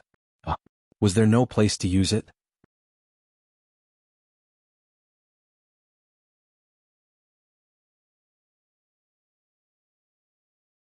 Chapter 485. Gu Qingfeng felt that the remnants of the previous dynasty and the Qin army must have been out of their minds to lock someone in a wine cellar. What the hell? Gu Jiao was about to enter the room. He raised his hand to stop Gu Jiao. Wait, I'll go in first. After learning that he had almost sent someone to their death, Gu Qingfeng became especially vigilant. He left Gu Jiao outside and went into the wine cellar to carefully inspect it. After confirming that there were no hidden traps or dangers, he said to Gu Jiao, come in. Gu Jiao entered the room and closed the door behind her. There were no windows in the wine cellar. Once the door was closed, the room became so dark that one couldn't even see one's fingers. Gu Qingfeng took out a match. After lighting it, he went to the old marquee and knelt on the cold ground, reaching out to help the old marquee up. Wait. This time it was Gu Jiao who stopped Gu Qingfeng's hand. The old marquis's breathing was very weak and shallow. He didn't look normal. As a doctor, she had an almost instinctive intuition about this situation. Gu Jiao took off the red tasseled spear on her back and placed it on the ground.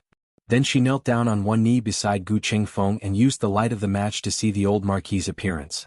It wasn't enough to describe him as covered in cuts and bruises. He had clearly been brutally tortured. There wasn't a spot on his body that wasn't covered in blood. Bring the match closer, Gu Jiao said to Gu Qingfeng. Gu Qingfeng brought the match closer to him. The light from the fire could actually hide some of one's complexion. But even so, the old marquis's paleness couldn't be hidden. Gu Qingfeng's heart clenched. His Adam's apple bobbed as he endured and called out in a small voice, Grandfather, grandfather. The old marquis didn't respond. Gu Qingfeng's heart clenched even tighter. Gu Jiao's expression did not change in the slightest. She calmly took off the old marquis's clothes and began to check his injuries one by one. For Gu Qingfeng to be able to train to his current level, he naturally had his fair share of injuries and had seen others get injured. However, if the injured person was his own grandfather, he didn't dare to look down.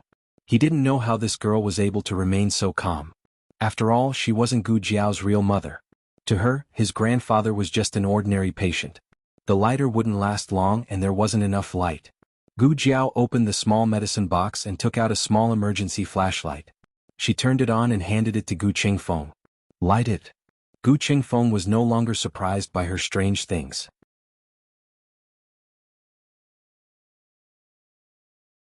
Wasn't it just a night luminescent pearl? The only difference was that the light was longer and brighter. Gu Qingfeng extinguished the fire and turned on a small flashlight for Gu Jiao. Is my grandfather seriously injured? Yes, Gu Jiao said. Her movements were very light, but she didn't miss a single bone. He has both internal and external injuries. There are many comminuted fractures on his body. Gu Qingfeng was shocked. Broken into powder? Gu Jiao sighed. If it's broken into more than 3 pieces, it's called comminuted fractures. She didn't say that it must have been broken into powder. It wasn't a bone crusher. In addition to the fractures, there were many whip wounds all over his body. The blood on his body was left by these whip wounds. These whip wounds looked scary, but they weren't the main cause of the old Marquis's loss of consciousness. Gu Jiao took out a sphygmomanometer and measured the old Marquis's blood pressure. Strange, why is his blood pressure so low? The reason for the old Marquis's loss of consciousness was found. It was hemorrhagic shock. However, the old Marquis's whip wounds were only superficial and mottled with blood. In fact, the total amount of bleeding was not large. Internal bleeding? Gu Jiao murmured and narrowed her eyes. Gu Qingfeng didn't understand a single word she said. Even if he understood, he felt that it might not be what he understood. Gu Jiao took a pair of gloves from the small medicine box and put them on. Then she took out a long needle. Gu Qingfeng's eyebrows twitched. What was this girl doing now? After watching Gu Jiao suture Gu Qinglin's surgery, Gu Qingfeng hadn't eaten a single bite of meat for half a year. Gu Qingfeng's psychological trauma had just recovered. He couldn't let this girl poison his little heart. He decisively turned his face away. Gu Jiao called him. I'm not scared, he said sternly. The flashlight is crooked. Gu Jiao reminded him. Crooked? Where is it crooked? Gu Qingfeng didn't dare to look back. Gu Jiao pulled his hand and moved the flashlight forward. Don't move. Gu Qingfeng, okay. Gu Jiao performed a peritoneal puncture on the old Marquis. The blood extracted was not coagulated, which meant that the patient had bloody ascites. Combined with his injuries, it should be a substantial organ rupture. Gu Jiao put away the needle and quietly looked at the old Marquis's abdomen. Then she began to gently press down along the direction of his ribs. When she pressed on the upper left abdomen, his body spasmed slightly. He didn't completely lose consciousness? He could still feel a little pain. That should be where the problem was. Gu Jiao's eyes turned cold. This place was the spleen. Are you done with the examination? If you are, let's hurry up and get my grandfather out of here. I feel that it's not safe here. Those people might come back at any time. We can't leave. Gu Jiao said, he's injured. Can't we go back to the inn to heal? I know that injured people can't be moved easily. I'll go get a stretcher. I won't let his injury worsen. Gu Jiao looked at the blood pressure that was still falling and shook her head. We can't wait. What do you mean by, can't wait? Gu Qingfeng turned around and looked at her with a stunned expression. Gu Jiao said, he needs surgery. Gu Qingfeng was startled again. You're here? Gu Jiao nodded solemnly. Here. Seeing that Gu Qingfeng was very hesitant, she added, if we don't do the surgery immediately, he will die. Gu Qingfeng and Gu Jiao had been together for so long. Of course, he knew that this girl liked to ask for a lot of money when receiving medical fees. She never exaggerated about anything else. Gu Qingfeng looked at Gu Jiao deeply. Are you sure you want to do this? He didn't need to remind her how risky the surgery was in the enemy's territory. She was saving his grandfather, but she was also risking her own life. He continued, once we are discovered, the three of us may not be able to leave. Gu Jiao took out the scalpel without hesitation. I'll do it as soon as possible. Why are you doing this? Do you recognize him as your grandfather? No. Gu Jiao opened the scalpel. He's not my grandfather, but it's my duty to do anything for my brother. She was serious about becoming his sworn brother. Gu Qingfeng, who had completely misunderstood, felt his heart ache and was moved. It turned out that in her heart, he was her brother. Gu Jiao, you think too much. You are not my brother. The one lying on the ground is. Do you need me to do anything? Gu Qingfeng asked righteously. Gu Jiao decided not to argue with him about seniority for the time being. She took out the scalpel and anesthetic. Find something to block the crack of the door. Don't let any light pass. There was no rag in the wine cellar, so Gu Qingfeng tore off his underwear and cut it into strips with a dagger to block the crack of the door. It was cold in the frontier fortress and there was no Kong in the wine cellar. In order to prevent the old duke from hypothermia during the operation, Gu Jiao asked Gu Qingfeng to dismantle the table, pour some spirits on it and make a small fire. Snowflakes began to fall from the sky, hitting the eaves and the ground with a pitter-patter, perfectly covering the sound of the burning firewood. Gu Jiao's movements were very light and her expression was very calm. She put the old duke on an intravenous drip and asked Gu Qingfeng to find a shelf to hang the bottle. The old duke was bleeding badly, so it was not convenient to use epidural anesthesia. Gu Jiao gave him general anesthesia. The old Marquis's last shred of consciousness disappeared, and he fell into a deep sleep. The conditions at the scene were not suitable for using surgical drapes. Gu Jiao disinfected a large area of the old duke's body and directly made a cut on his upper left abdomen. Blood and ascites flowed out of the wound. Gu Qingfeng even held his breath. Gu Jiao completely separated the spleen and smoothly lifted it out of the incision. Gu Qingfeng only took one look and almost fainted on the spot. Gu Jiao calmly continued the operation in front of her. She found the active bleeding point on the spleen and sutured it. If the bleeding still could not be stopped after suturing, she could only choose to remove part of the spleen or the whole spleen. The spleen was not the appendix, so it was fine to cut it off. The sequelae of splenectomy were lifelong. Once the operation was done, the old duke would never be able to go to the battlefield again. Time passed by slowly. The snowflakes outside had stopped at some point, and the governor's residence fell into complete silence. From time to time, there was a crackling sound from the fire. Every time there was a crackling sound, Gu Qingfeng's heart tightened. Gu Jiao devoted herself to her hands, which were already dripping with blood. The sutures were very effective. There was no need to remove the spleen. She only needed to suture all the cracks. The spleen repair was completed and the operation was in the final stage. The next step was to suture the wound on the abdomen. Gu Qingfeng clenched his fists and silently prayed in his heart, "Please don't let anyone come, please don't let anyone come."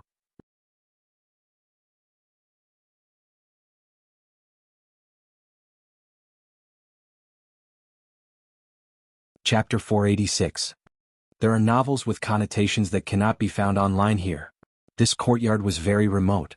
Usually no one would come here. As long as there was not much commotion in the wine cellar, it would not attract the patrolling guards. Yet there were people who came. From the sound of footsteps and armor rubbing against each other, it was 2 adult soldiers. Generally speaking, this governor's office was controlled by the remnants of the previous dynasty. The Qin army was mainly stationed outside the governor's office. Thus, Gu Qingfeng deduced that these 2 were the minions of the remnants of the previous dynasty. Gu Qingfeng quietly came behind the door. He could not see the situation outside clearly. He could only try his best to pay attention to the movements and sounds of the people coming. At this time, Gu Jiao had already started to suture the abdominal wound. Seeing this, Gu Qingfeng understood that the surgery was almost done. However, the closer it was to the end, the more important it was to not make any mistakes. Gu Qingfeng's heart was slightly raised. The 2 soldiers entered the courtyard and walked toward the wine cellar. One of them pulled his companion and said, "Okay, there is no one else here. Take it out. Lower your voice. Don't let anyone hear you." His companion said in a low voice, Okay. I won't say it loudly." The soldier's voice was lower, but his tone was more urgent. "Don't just talk to me in a low voice. Where is the thing I asked you to bring? Take it out." Hearing this, Gu Qingfeng understood that the 2 were not here to check on his grandfather. His heart sank back into his stomach. However, he did not dare to be careless. He still held the 2 hidden weapons tightly in his hands. His companion took out a small porcelain bottle and handed it to the soldier. "Here." The soldier pulled out the stopper and sniffed the bottle. His tone was somewhat disgusted. "What is this smell? It's all the same smell. Is it really effective? Won't you know if it is effective after you try it? Then have you tried it yourself? Can you really do it 7 times in one night?" Hearing this, Gu Qingfeng could not help but frown. What 7 times in one night? There were too many dirty words. He really wanted to shut their mouths. He turned back to look at Gu Jiao, who was treating the old duke. Gu Jiao was almost done. This girl was treating him so seriously. She didn't hear those dirty words, did she? "Just tell me whether you want it or not." "Yes." How could he not want it? "How much?" "It sold for 1 tael of silver outside. The boss is my friend, so he gave it to me at a cheaper price of 200 copper coins.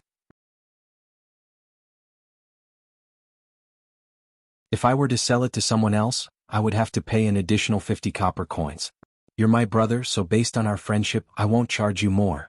Gu Qingfeng sneered in his heart. This kind of despicable thing was already expensive for 10 copper coins, how could they be brothers? In the end, the soldier decided to be a sucker and spent 200 copper coins to buy the bottle of all-aspect nourishment pills. "Let's go," the soldier said to his companion. "Wait. What happened? Over there. What's going on over there?" The soldier looked around and asked. "Oh, the wine cellar." Gu Qingfeng's heart tightened. "I heard that Lingguan City's governor's office's wine is new or red, which has been stored for more than 10 years. His companion walked towards the wine cellar as he spoke. The soldier pulled him back. "Hey, who was the one who said not to be discovered? You're hugging a wine jar in the middle of the night. Do you think you're not discovered fast enough?" If you want to drink wine, I have plenty in my house. I'll give you a jar when we get back. Ah, all right. His companion was convinced by the soldier and left the courtyard with him. Gu Qingfeng finally let out a sigh of relief. His entire back was soaked in cold sweat and his forehead was sticky. He raised a hand to wipe his sweat and asked Gu Jiao, "Is it done?" Gu Jiao cut off the last thread and used gauze to cover the wound. Not yet. The fracture needs to be fixed. The old Marquis's 4 limbs were fractured and needed to be stopped first. Otherwise it would be very dangerous to move. Half of the table was thrown into the fire. There was still half left. Gu Jiao first made do with cutting a few boards. Gu Qingfeng went over to help her. But at this time something unexpected happened. The 2 people who had already left actually turned back in a hurry. Not good. It's Captain Lu. If he finds out that we didn't patrol properly and came here without permission, he will definitely punish us. It was that soldier's voice. Hurry and hide. His companion said. Where do we hide? The soldier asked fearfully. The wine cellar. Gu Qingfeng's eyebrows jumped. His hand that was fixing the boards paused. He instinctively glanced at Gu Jiao. Gu Jiao acted as if she didn't hear anything and calmly and quickly continued what she was doing. Gu Qingfeng's eyes moved and he looked coldly in the direction of the door. Why can't the door be opened? Is it locked from the inside? Impossible, let me do it. The soldier's companion pushed open the door with great force, and a flash of fire suddenly entered his eyes. He was slightly startled, but before he could react to why there was fire inside, Gu Qingfeng shot out 2 concealed weapons. His body stiffened and he fell forward. He didn't fall to the ground. Gu Qingfeng's figure flashed in front of him and caught him. Everything happened in a flash. The soldier didn't have time to react.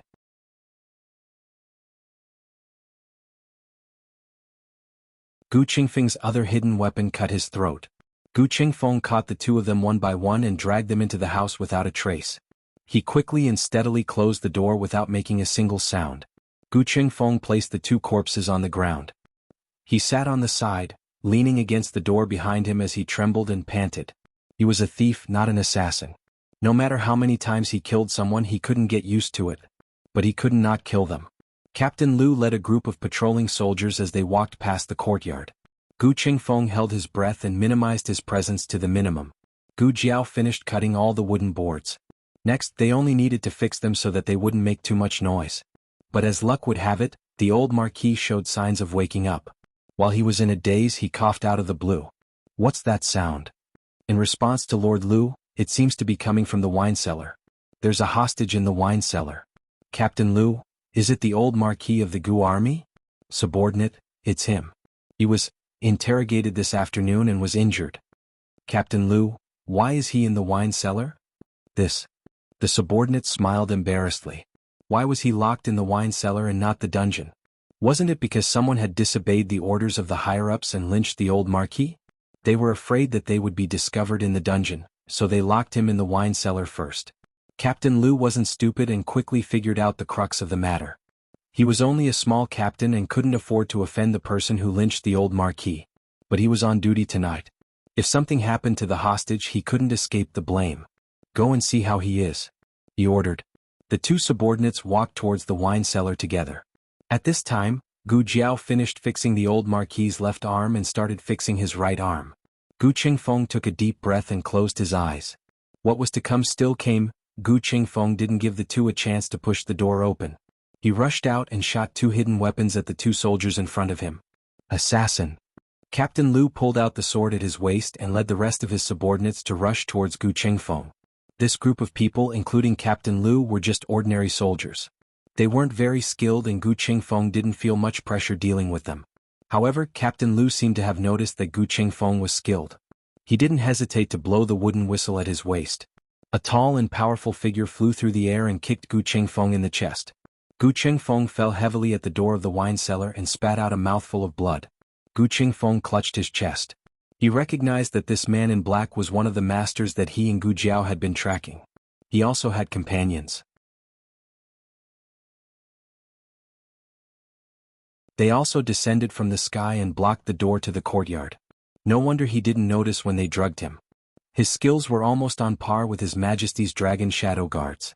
Gu Qingfeng held his chest in pain with one hand and used his other hand to support his body with the sword. He stood up with a fierce look in his eyes.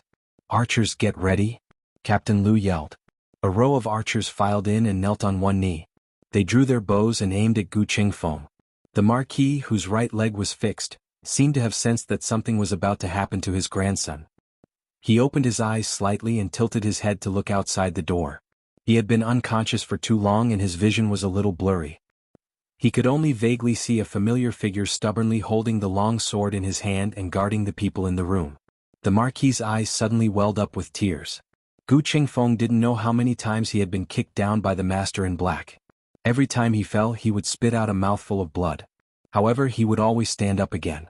The Master in Black seemed to be tired of it. After knocking Gu Qingfeng down for the last time, he stepped on Gu Qingfeng's chest with his long boot. He gestured to another Master in Black. His companion understood and strode towards the wine cellar. Gu Qingfeng grabbed a hidden weapon in his palm. However, before he could shoot it, his hand was stepped on by the man in black. It was time to end everything. The Master in Black lifted his icy cold boot and ruthlessly stepped on Gu Qingfeng's head. Heavy snow suddenly fell from the sky. Snowflakes fluttered down. Ah! A sharp scream. The Master in Black outside the wine cellar was dragged in by a strong force. Almost at the same time, a red tasseled spear suddenly shot out from the wine cellar, carrying a trembling sound of breaking through the air. It pierced through the flying snow, and with a whoosh, it pierced through the heart of the black-clothed expert, sending him flying and fiercely nailing him to the hard wall. Everyone was stunned. In the next second they all looked towards the wine cellar. They didn't know when, but there was a slender little figure at the door. In the sky full of flying snow, a young man with long hair like ink, eyes cold and murderous, like an Azura from hell.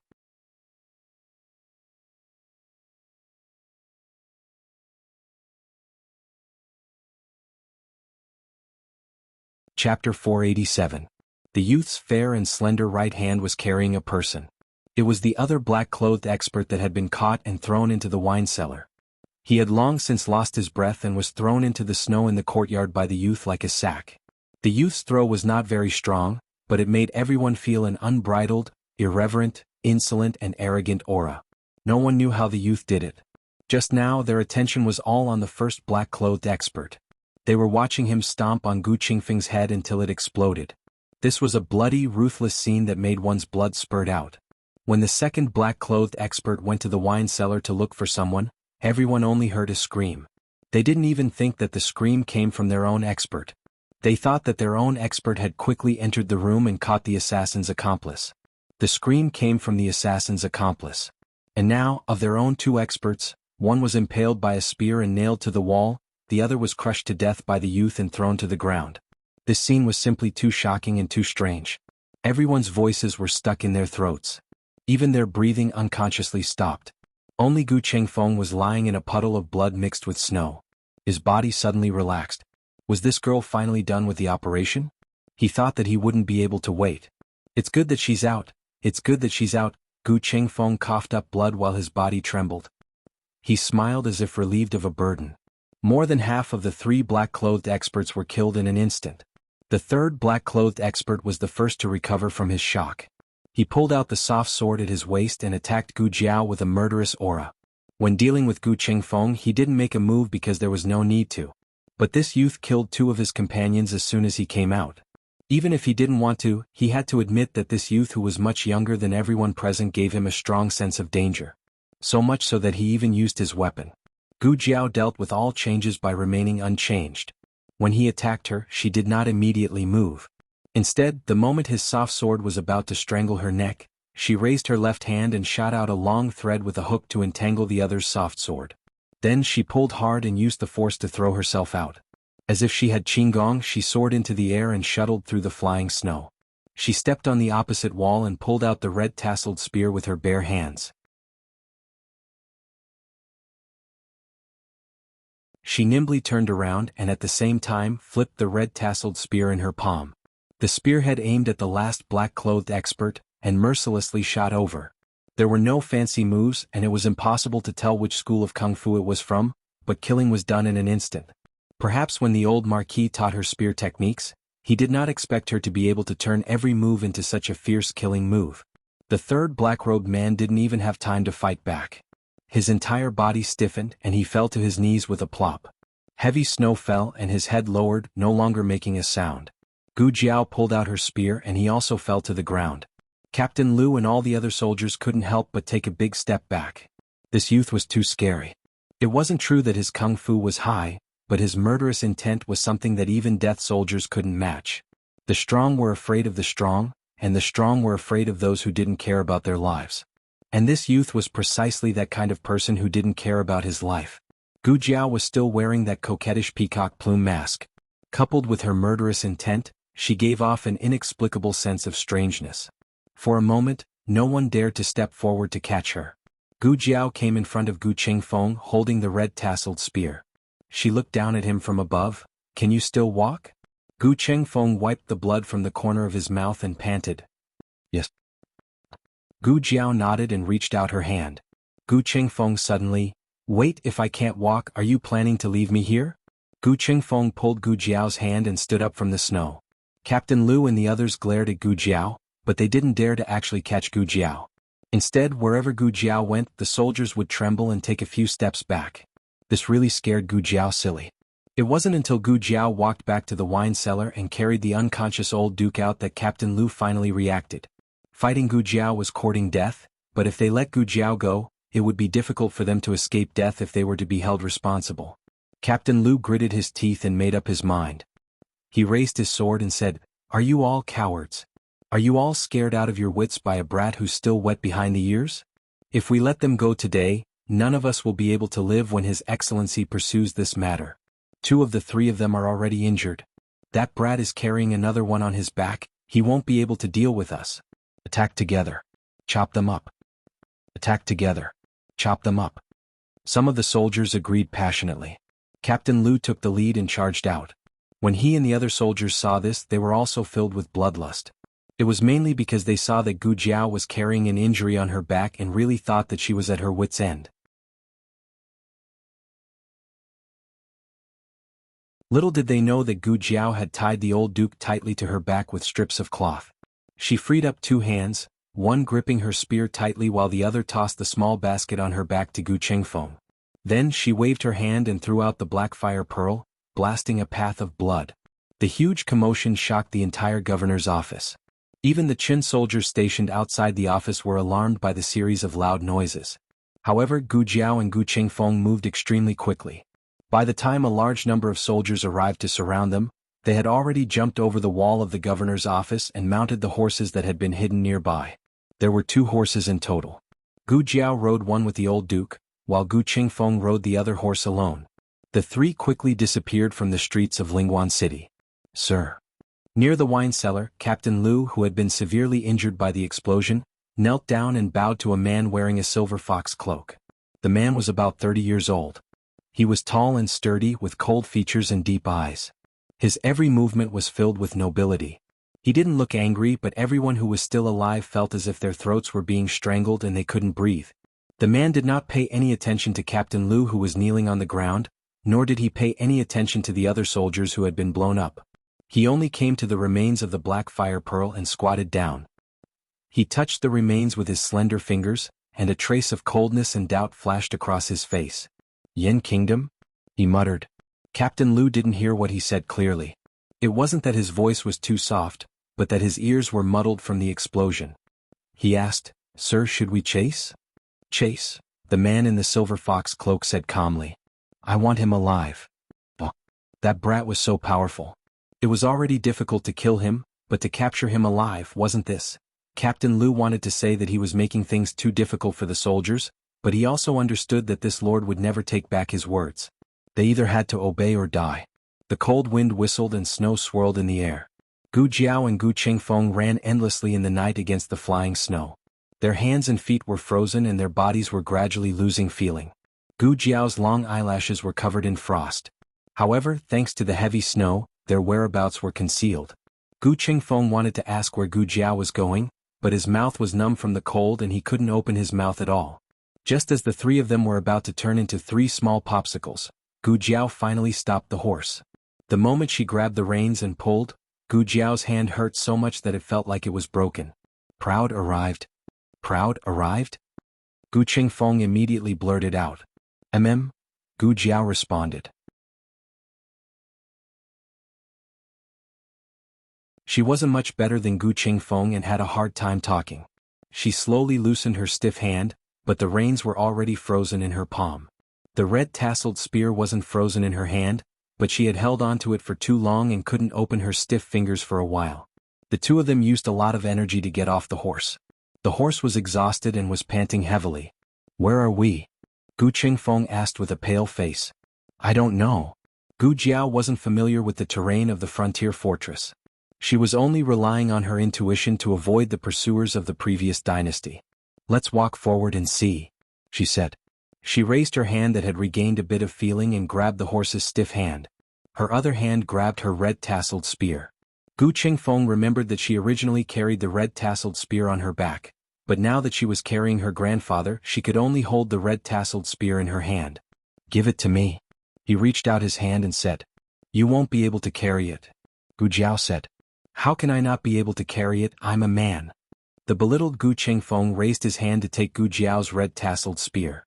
Gu Jiao glanced at him indifferently and let go. "Fuck." Gu Qingfeng knelt on the ground and couldn't help but curse. What kind of red-tasseled spear is this? Why is it so heavy? Also, he didn't look carefully just now because he was running for his life. Now that he looked carefully, his heart almost stopped beating. How could there be such an ugly red-tasseled spear in this world? Were the big red flowers on the spear serious? Also, who had braided the red tassels into pigtails? Gu Qingfeng almost cried because of the ugliness. Carrying this red-tasseled spear on the battlefield, it was so ugly that it could kill a bunch of enemies. Fortunately, she used cloth to wrap the red-tasseled spear on the way, or else Gu Qingfeng seriously suspected that he would be blinded by the ugliness. "I already said you can't carry it." Gu Jiao automatically ignored the disdain and shock in Gu Qingfeng's eyes. She grabbed the red-tasseled spear and led the horse forward. "I can't carry it because I'm injured." Gu Qingfeng decided to save his dignity as a man. "Why don't you wait until I recover and see if I can carry it?" Gu Jiao didn't turn around and waved her hand. "You'll talk after you recover." Gu Qingfeng's face darkened and he led his horse to follow. The two of them seemed to have entered a forest deep in the mountains, but they quickly passed through the forest again. "There's a family over there," Gu Qingfeng said. "Yes." Gu Jiao nodded. She also saw it. It didn't look like a normal villager's house but more like a hunter's house. The two led their horses over. Even though Gu Qingfeng was injured, he still pulled Gu Jiao behind him and raised his hand to knock on the door. Gu Jiao said, "No need to knock, there's no one."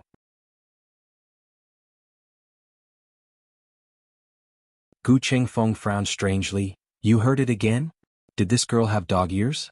Gu Jiao directly pushed open the door and walked in. This was a small wooden house with 2 rooms. The central room was connected to the bedroom, and there was a simple stove and cooking utensils in the corner of the central room. There was a bit of frozen leftovers in the pot. In this kind of climate, frozen leftovers wouldn't spoil for a month or 2, so Gu Jiao couldn't tell how many days this pot of leftovers was left. But judging from the dust on the stove and the bed, someone had lived in the house in the last 3 days. She didn't know if the owner of the house had gone out or been captured by the Qin army and the remnants of the previous dynasty. Gu Jiao said to Gu Qingfeng, "Let's stay here for a night." Gu Qingfeng looked around and sighed. That's the only way. The frontier fortress was too cold. The 3 of them would definitely freeze to death outside. The 2 beds were placed at right angles, one against the inner wall and the other against the side wall. Gu Jiao placed the old marquee on the bed against the inner wall. Then she pointed to the other bed and said to Gu Qingfeng, "Lie down." "What for?" Gu Qingfeng asked. Gu Jiao took the small basket from his back and said, "Injury." Gu Qingfeng made an "oh" sound and obediently lay down on the other bed. It wasn't that he didn't want to squeeze in with his grandfather, but the beds here were all made of bamboo. It was difficult for one person to even turn over. It was too cold in the house. Gu Jiao first went to get a bundle of firewood and a charcoal brazier. After the fire was lit, the 2 of them felt much warmer. Gu Jiao began to examine Gu Qingfeng's injury. To be honest, Gu Qingfeng's injury was quite serious. If it were someone else, they would have been dead long ago, but he could still jump around. He was worthy of being called an expert at taking beatings. Gu Jiao took out iodophor and cleaned the wound on Gu Qingfeng's shoulder. Gu Qingfeng suddenly said, "Hey, what happened to you just now?" "What do you mean what happened?" Gu Jiao asked. "It's you?" Gu Qingfeng thought for a bit and didn't know where to start asking. Should he ask her where she got her killer moves, or where she got her ability to treat illnesses? She was like a demon when she killed people, but when she healed the injured and dying, she was like a Buddha. It was really contradictory and strange. Gu Qingfeng's gaze fell on her serious little face. He opened his mouth and asked, "What did you do before? I mean before you came here to pretend to be Gu Jiao's mother?" "Oh. She did a lot of work." "Was you an assassin?" Gu Qingfeng asked. "Or maybe a doctor?" Gu Qingfeng said in his heart. "Something like that." Gu Jiao said carelessly. "What do you mean something like that?" "Yes means yes, no means no." Gu Qingfeng muttered and suddenly thought of something.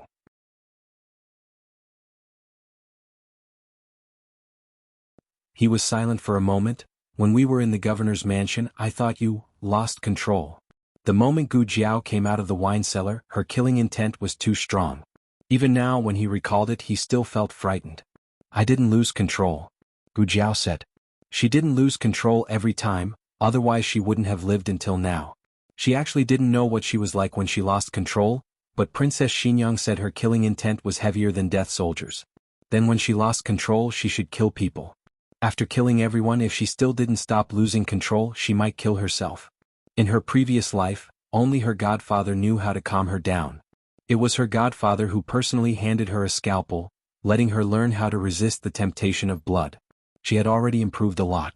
After coming to this different world, she lost control twice. The first time was when her great-aunt was injured. She was promptly comforted by her, so she didn't completely lose control. The second time was when Lu Yixing cut off his finger. She didn't remember the details of that time, but she guessed that Long Yi had restrained her. Now that her great-aunt and Long Yi weren't here, she wouldn't easily lose control.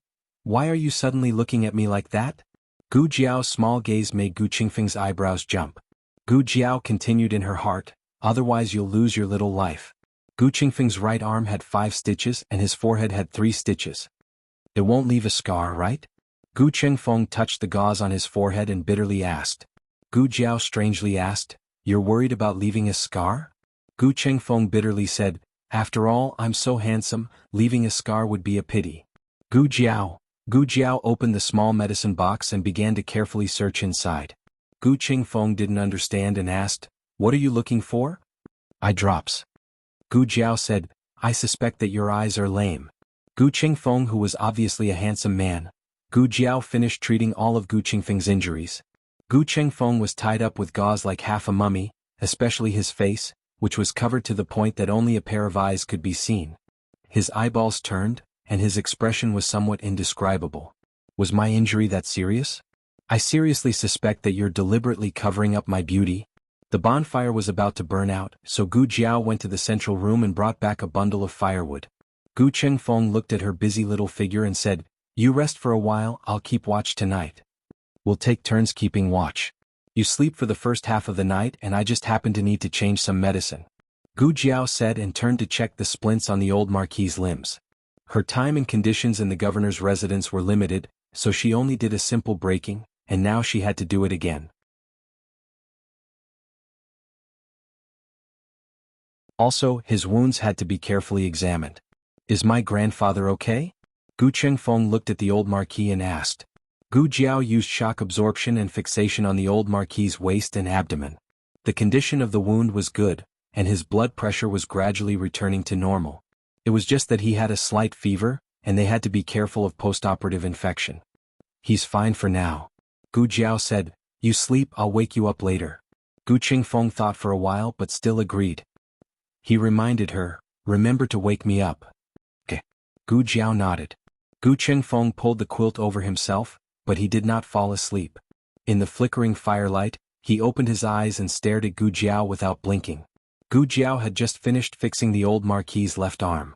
She turned to look at him and said, "Is there anything else?" He lay on the bed and looked at her from this angle. She was still petite, but her shadow on the wall was illuminated by the firelight. Gu Qingfeng opened his mouth and asked, "Do you have any family?" "At your house." Gu Jiao was silent for a moment, then said, "I don't know. In terms of blood she had them, but in terms of emotions she did not. They did not want her. They did not want her as a daughter, nor did they want her as a sister. She did not want them either. How could a person not even know if she had a family? Was she an orphan?" Gu Qingfeng felt that this was very likely, so he did not ask further.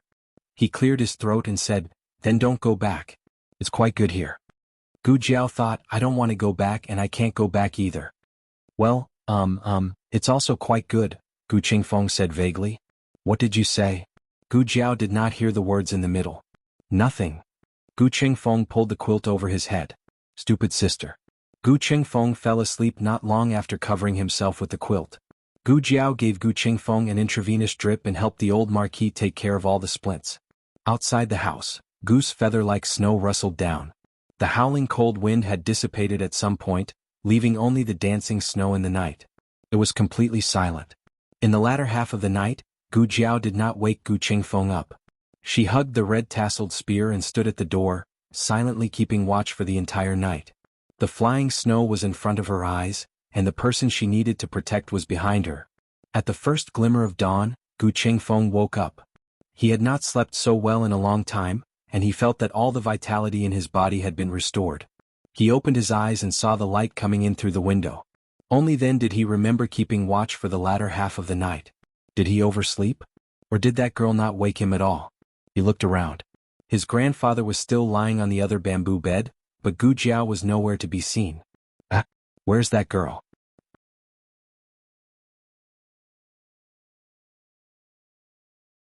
Gu Qingfeng lifted the quilt and sat up. He was injured after all, and there was a pulling pain coming from all parts of his body. He frowned and relaxed his movements slightly. He first looked at his grandfather. His grandfather was still unconscious, but his breathing sounded smoother than last night. Grandfather and he were both injured. Nothing must happen to that girl. Gu Jiao had gone to look for food. In this hunter's house, there was nothing to fill her stomach other than a pile of leftover food that had been left out for God knows how many days. In addition, the firewood was almost burned out, so she entered the nearby forest. She picked up some dried branches but did not catch any prey. She planned to carry the branches back to the house first. Just as she turned around, a person slowly walked over from the other side of the forest. Looking at the direction, he was also heading towards the small wooden house.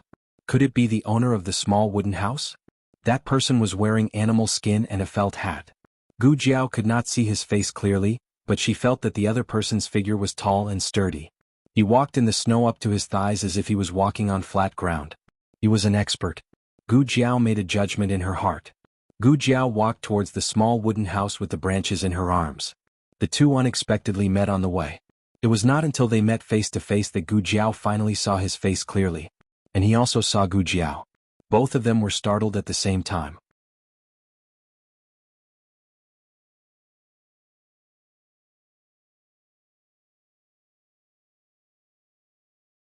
Chapter 488. The novel is updated faster. There are all kinds of novels that can't be found online. Gu Jiao didn't expect to run into Tang Yueshan, who had been missing for many days here. So the owner of that house was actually Tang Yueshan? The remnants of the previous dynasty and the Qin army couldn't find him because he was hiding in the deep forest? In just a moment, Gu Jiao's eyes flashed with countless doubts, including whether Tang Yueshan recognized her. Gu Jiao was still wearing the night clothes from yesterday. She wore a mask on her face. Because of the rush on the horse, the peacock feathers on the mask were blown away by the cold wind, leaving only a bare silver mask. Tang Yueshan stared at the mask for more than 10 seconds. At least that was what Gu Jiao counted in her mind. Gu Jiao's first reaction was that he recognized her. Then she thought of something else. Her second reaction was that he might as well have recognized her. Yes, Tang Yueshan didn't recognize Gu Jiao as the daughter of Marquis Manor, the beloved daughter of Empress Dowager Zhuang. Instead, he thought of the little assassin who had broken into the marshal's mansion and disabled Tang Ming. Tang Yueshan hadn't officially fought with the little assassin, but when Gu Jiao appeared in front of him like this, his first instinct was to think of the night when Tang Ming was abused. This was a father's intuition when he met the murderer. Gu Jiao asked herself if she had seen Tang Yueshan so closely after taking revenge on Tang Ming at the marshal's mansion. They might have seen each other from afar. However, she was wearing women's clothes and showed the left side of her face with the birthmark. It was hard to associate her with the assassin that night. Not to mention that both the assassin and Gu Qingfeng, the accomplice who came to the marshal's mansion to pick her up, died at the hands of Empress Dowager Zhuang. Tang Yueshan had no more reason to suspect her. But a lie was a lie. It couldn't overcome a father's instinct. Gu Jiao could tell from the look in Tang Yueshan's eyes that he had recognized her as the assassin from that night. That was why Gu Jiao had said that he might as well have recognized her. If he had recognized her as the Marquis's daughter, it would mean that he didn't have the intuition to find the culprit. The atmosphere between the two of them suddenly became stiff. Countless thoughts flashed through Gu Jiao's mind at that moment, as did Tang Yueshan. He had personally seen Empress Dowager Zhuang's trusted eunuch, Eunuch Qin, bring the two assassins into the forest to execute them. Afterwards, Eunuch Qin came to report that the assassins had been executed. He didn't check the bodies because he believed in Empress Dowager Zhuang.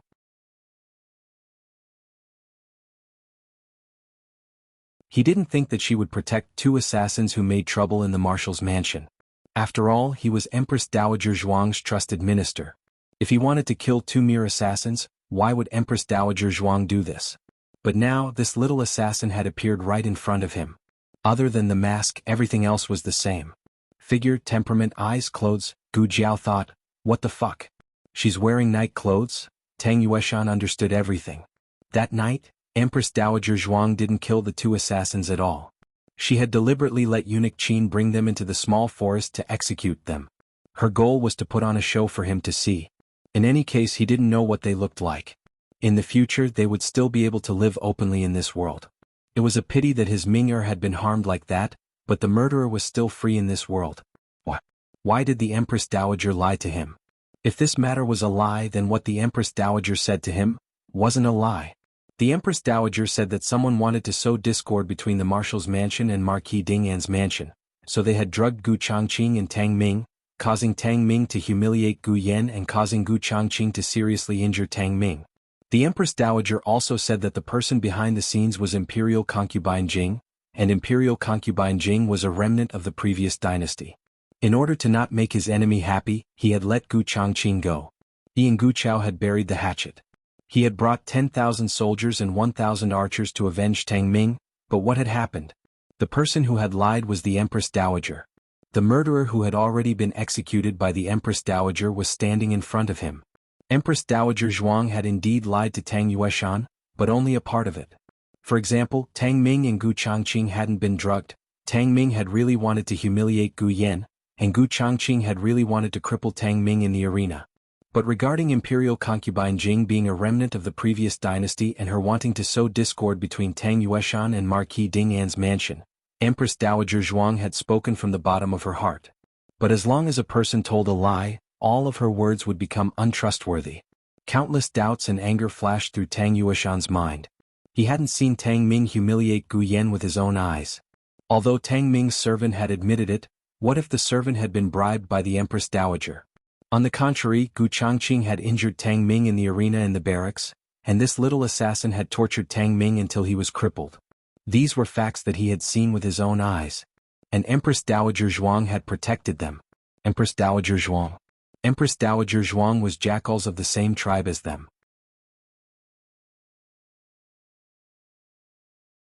They were all murderers who had harmed Ming. Who exactly are you? Tang Yueshan's eyes suddenly emitted a murderous aura that could destroy heaven and earth. He had been holding a prey in his hand, but now he didn't want it anymore. After coldly throwing it away, he reached out his hand to grab Gu Jiao's throat. Gu Jiao wouldn't give up without a fight. She blocked his hand with a withered branch. Unexpectedly, this guy had a pair of iron hands that went through the branch. Tang Yueshan was able to become the Grand Marshal of all the armed forces in the world, not only because of Empress Dowager Zhuang's favor, but also because of his own strength. His internal strength was very strong, and it wasn't any weaker than His Majesty's Dragon Shadow Guards. Gu Jiao had been busy for a day and a night. Her physical strength was already exhausted, and there was no way she could withstand his attack. However, at this critical moment, the sound of soldiers talking suddenly came from the forest. "Boss, there's a small wooden house over there. Let's go. Let's go and see." It was the army of the remnants of the previous dynasty. Tang Yueshan was also wanted by the remnants of the previous dynasty. His expression changed immediately. "You're a remnant of the previous dynasty?" "I'm not," Gu Jiao said. When Tang Yueshan heard Gu Jiao's female voice, he was even more surprised than when he saw the remnants of the previous dynasty's army. "You're a girl?" It wasn't his fault that he hadn't seen the world. It was just that, how could the methods she used to torture Tang Ming be the work of a girl? Was she that shameless? Gu Jiao originally thought that she was unlucky enough to run into Tang Yueshan while picking up firewood. However, now that she saw the remnants of the previous dynasty's army, she felt that Tang Yueshan was the one who was really unlucky. He was hiding in the deep mountains and forests, and if nothing unexpected happened he could hide for a year and a half. But now, oh, she was exposed. Tang Yueshan also figured out the crux of the matter. He gritted his teeth and looked at Gu Jiao. You're the one who attracted the remnants of the previous dynasty's army. Gu Jiao shook her head like a rattledrum. Me? Be careful with your words. Tang Yueshan was furious. Where did this girl come from? First she hurt Tang Ming and now she wanted to hurt him. Don't kill me. I'll help you deal with them. Tang Yueshan's mouth twitched. Help. Did she have a choice? She made it sound like they would let her go if she didn't do anything. Didn't she know who attracted the enemy's army? Could she be any more shameless? Gu Jiao waved at the remnants of the previous dynasty's army, who were still looking for a path. We're here. Tang Yueshan's body trembled. Swoosh, swoosh, swoosh. Dozens of arrows flew toward them with murderous intent. Gu Jiao flashed behind Tang Yueshan in a second. Tang Yueshan was speechless.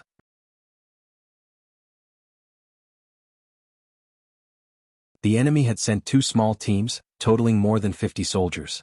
These soldiers were more skilled in martial arts than the patrolling soldiers. After all, the commander had ordered them to capture Tang Yueshan alive. Naturally, these soldiers were the best. The group didn't recognize Tang Yueshan at first. Gu Jiao pointed at Tang Yueshan and said, "He's the Marshal Tang you're looking for." Tang Yueshan was betrayed just like that. The group of soldiers slashed at Tang Yueshan. After all, their superiors had only ordered them to capture the young assassin alive. They didn't say anything about keeping Tang Yueshan alive. Tang Yueshan was the marshal of the Zhao kingdom. His head was worth a lot of money. Their king would reward whoever beheaded him handsomely. Then Tang Yueshan saw something very strange. The group of soldiers slashed Gu Jiao with only half of their strength, and they used the back of their swords. When it was Tang Yueshan's turn, they slashed with all their might. Tang Yueshan was so angry that he twitched. In this small battle, Tang Yueshan was the main force on the enemy's side. He almost single-handedly killed 40 soldiers of the previous dynasty. Gu Jiao was so lazy that she didn't make a move until Tang Yueshan was almost exhausted. When Gu Jiao finished off the rest of the soldiers, Tang Yueshan sat in the snow, holding his chest and gasping for breath. He watched Gu Jiao's skills. The more he watched, the more serious he became. That night when Gu Jiao sneaked into the marshal's mansion, even if he didn't fight with her, he could still see her being hunted by the Tang family's archers. It was obvious that this girl's skills had improved a lot in just a few months' time. If he didn't get rid of her now, she would be a big problem for him in the future. Gu Jiao was killing the last 3 soldiers. Her back was exposed to Tang Yueshan. Just as Gu Jiao was about to stop her last attack, Tang Yueshan quietly gathered his internal force in palm and slapped toward Gu Jiao's back. But as soon as he raised his hand, he felt a sharp pain in his chest. Then he spat out a mouthful of black blood. Then he fell in the snow.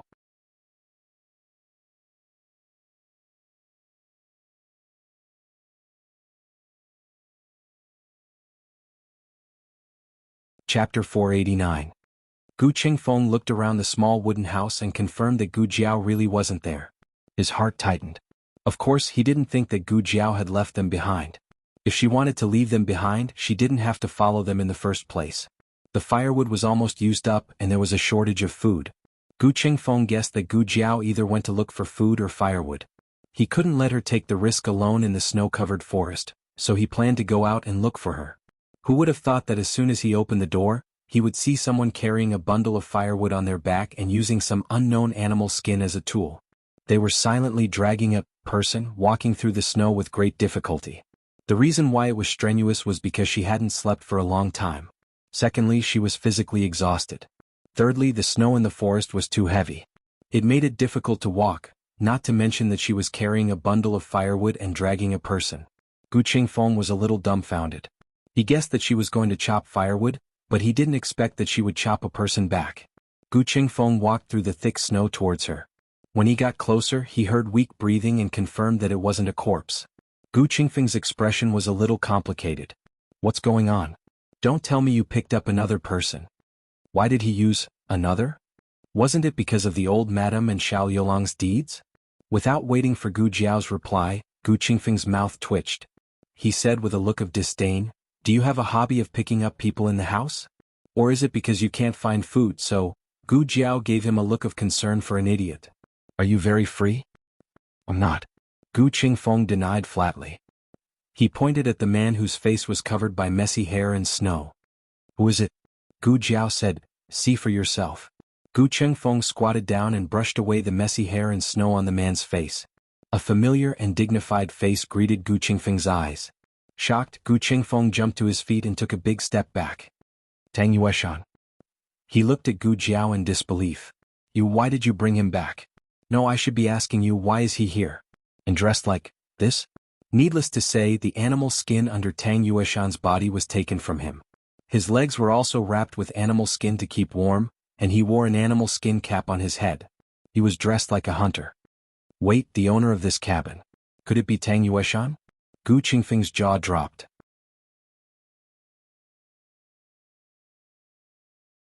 Gu Jiao said, "I don't know who the previous owner is, but the current owner should be Tang Yueshan." So, the reason why the remnants of the previous dynasty in the Qin army couldn't find Tang Yueshan was because he was hiding here? But why is he injured? There were bloodstains on his clothes, so Gu Qingfeng naturally thought that he was injured. Gu Jiao followed Gu Qingfeng's gaze and explained, "You mean his blood? He vomited it. He was poisoned."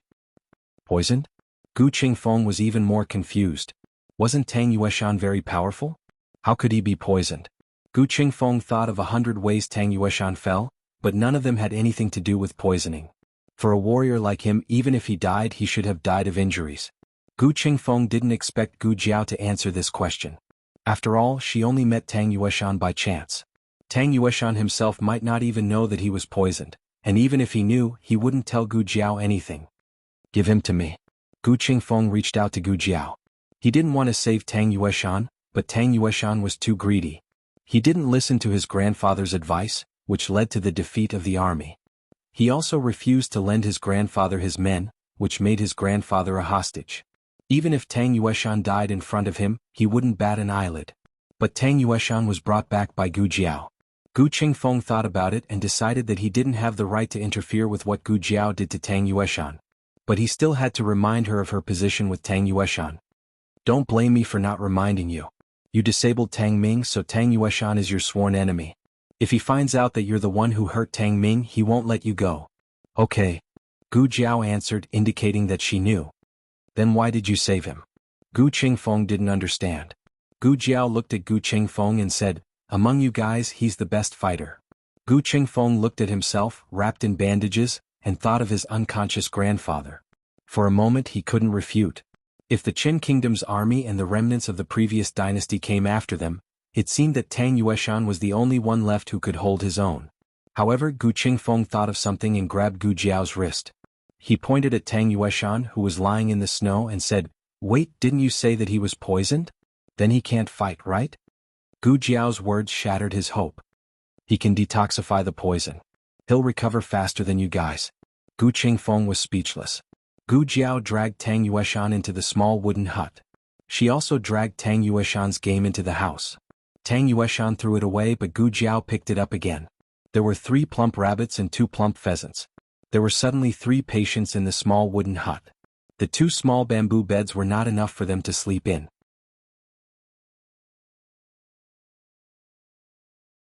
Gu Jiao moved 2 benches from the central room and set them up, one in front of the other. Then she removed the door panel of the bedroom and set it up on the 2 benches. Gu Qingfeng was speechless. How could this work? Gu Jiao put Tang Yueshan on the temporary bed. Then she began to check Tang Yueshan's condition. The black marks on Tang Yueshan's forehead and fingernails were not obvious, but his gums were swollen. A blue-black line could be seen under the mucous membrane of his gums. It was mercury poisoning. Gu Jiao found a porcelain bottle on Tang Yueshan's body and poured out a few dark red pills. Gu Jiao carefully analyzed the ingredients in the pills and found a small amount of mercury. Mercury was extracted from cinnabar.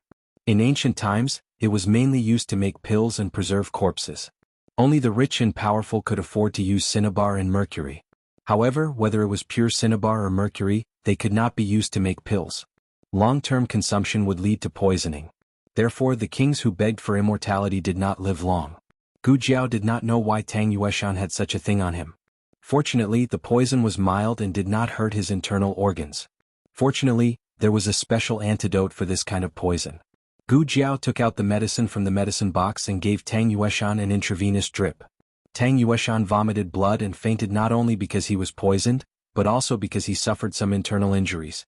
However, it was not as serious as the old dukes and Gu Qingfeng's. 2 hours later, Tang Yueshan woke up on the wooden door. His treatment was over. He was covered with his own animal skin and there was a burning brazier not far from him, so he did not feel cold. Gu Qingfeng went to the stove in the central room to watch the fire. There was a pot of pheasant soup simmering on the stove. The strong aroma of the chicken soup drifted into the room. Tang Yueshan had not eaten for a few days. He suddenly felt hungry and his stomach growled.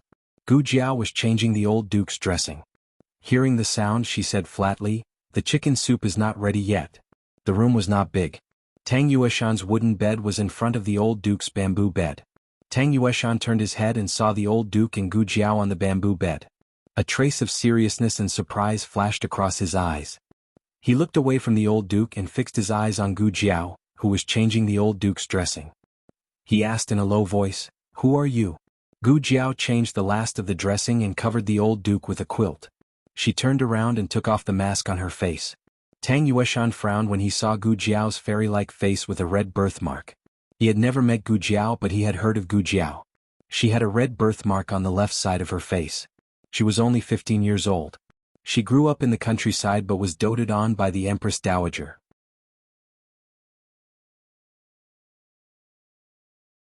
"I should have guessed it was you, Gu Yan's elder sister and the Empress Dowager's sweetheart. That would explain why she took revenge on Tang Ming and why the Empress Dowager lied and acted for her."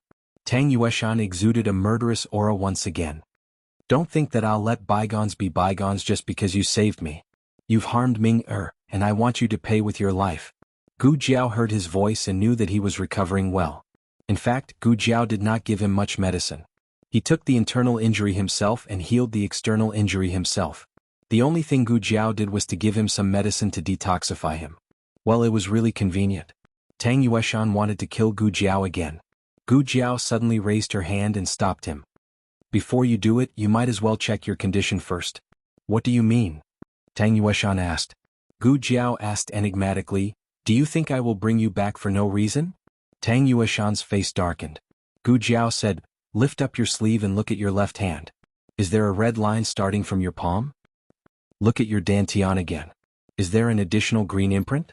Let me touch your hair one last time. Are you going bald soon?" Tang Yueshan checked his body one by one. When he touched his bald head, his expression changed. "What did you do to me?" Gu Jiao put her hands behind her back and looked at him condescendingly. She raised her eyebrows and said, "Nothing. I just poisoned you. You'd better listen to me. Otherwise you will die a horrible death." You're tuning in to the Han Li's Wuxia Adventures YouTube channel. We're so grateful for your support and don't forget to subscribe to join us on this incredible journey through captivating stories. Your generosity through donations truly makes a world of difference, as it's the primary source of revenue that allows me to expand and enhance this channel for you. Thank you from the bottom of my heart for being a part of this adventure.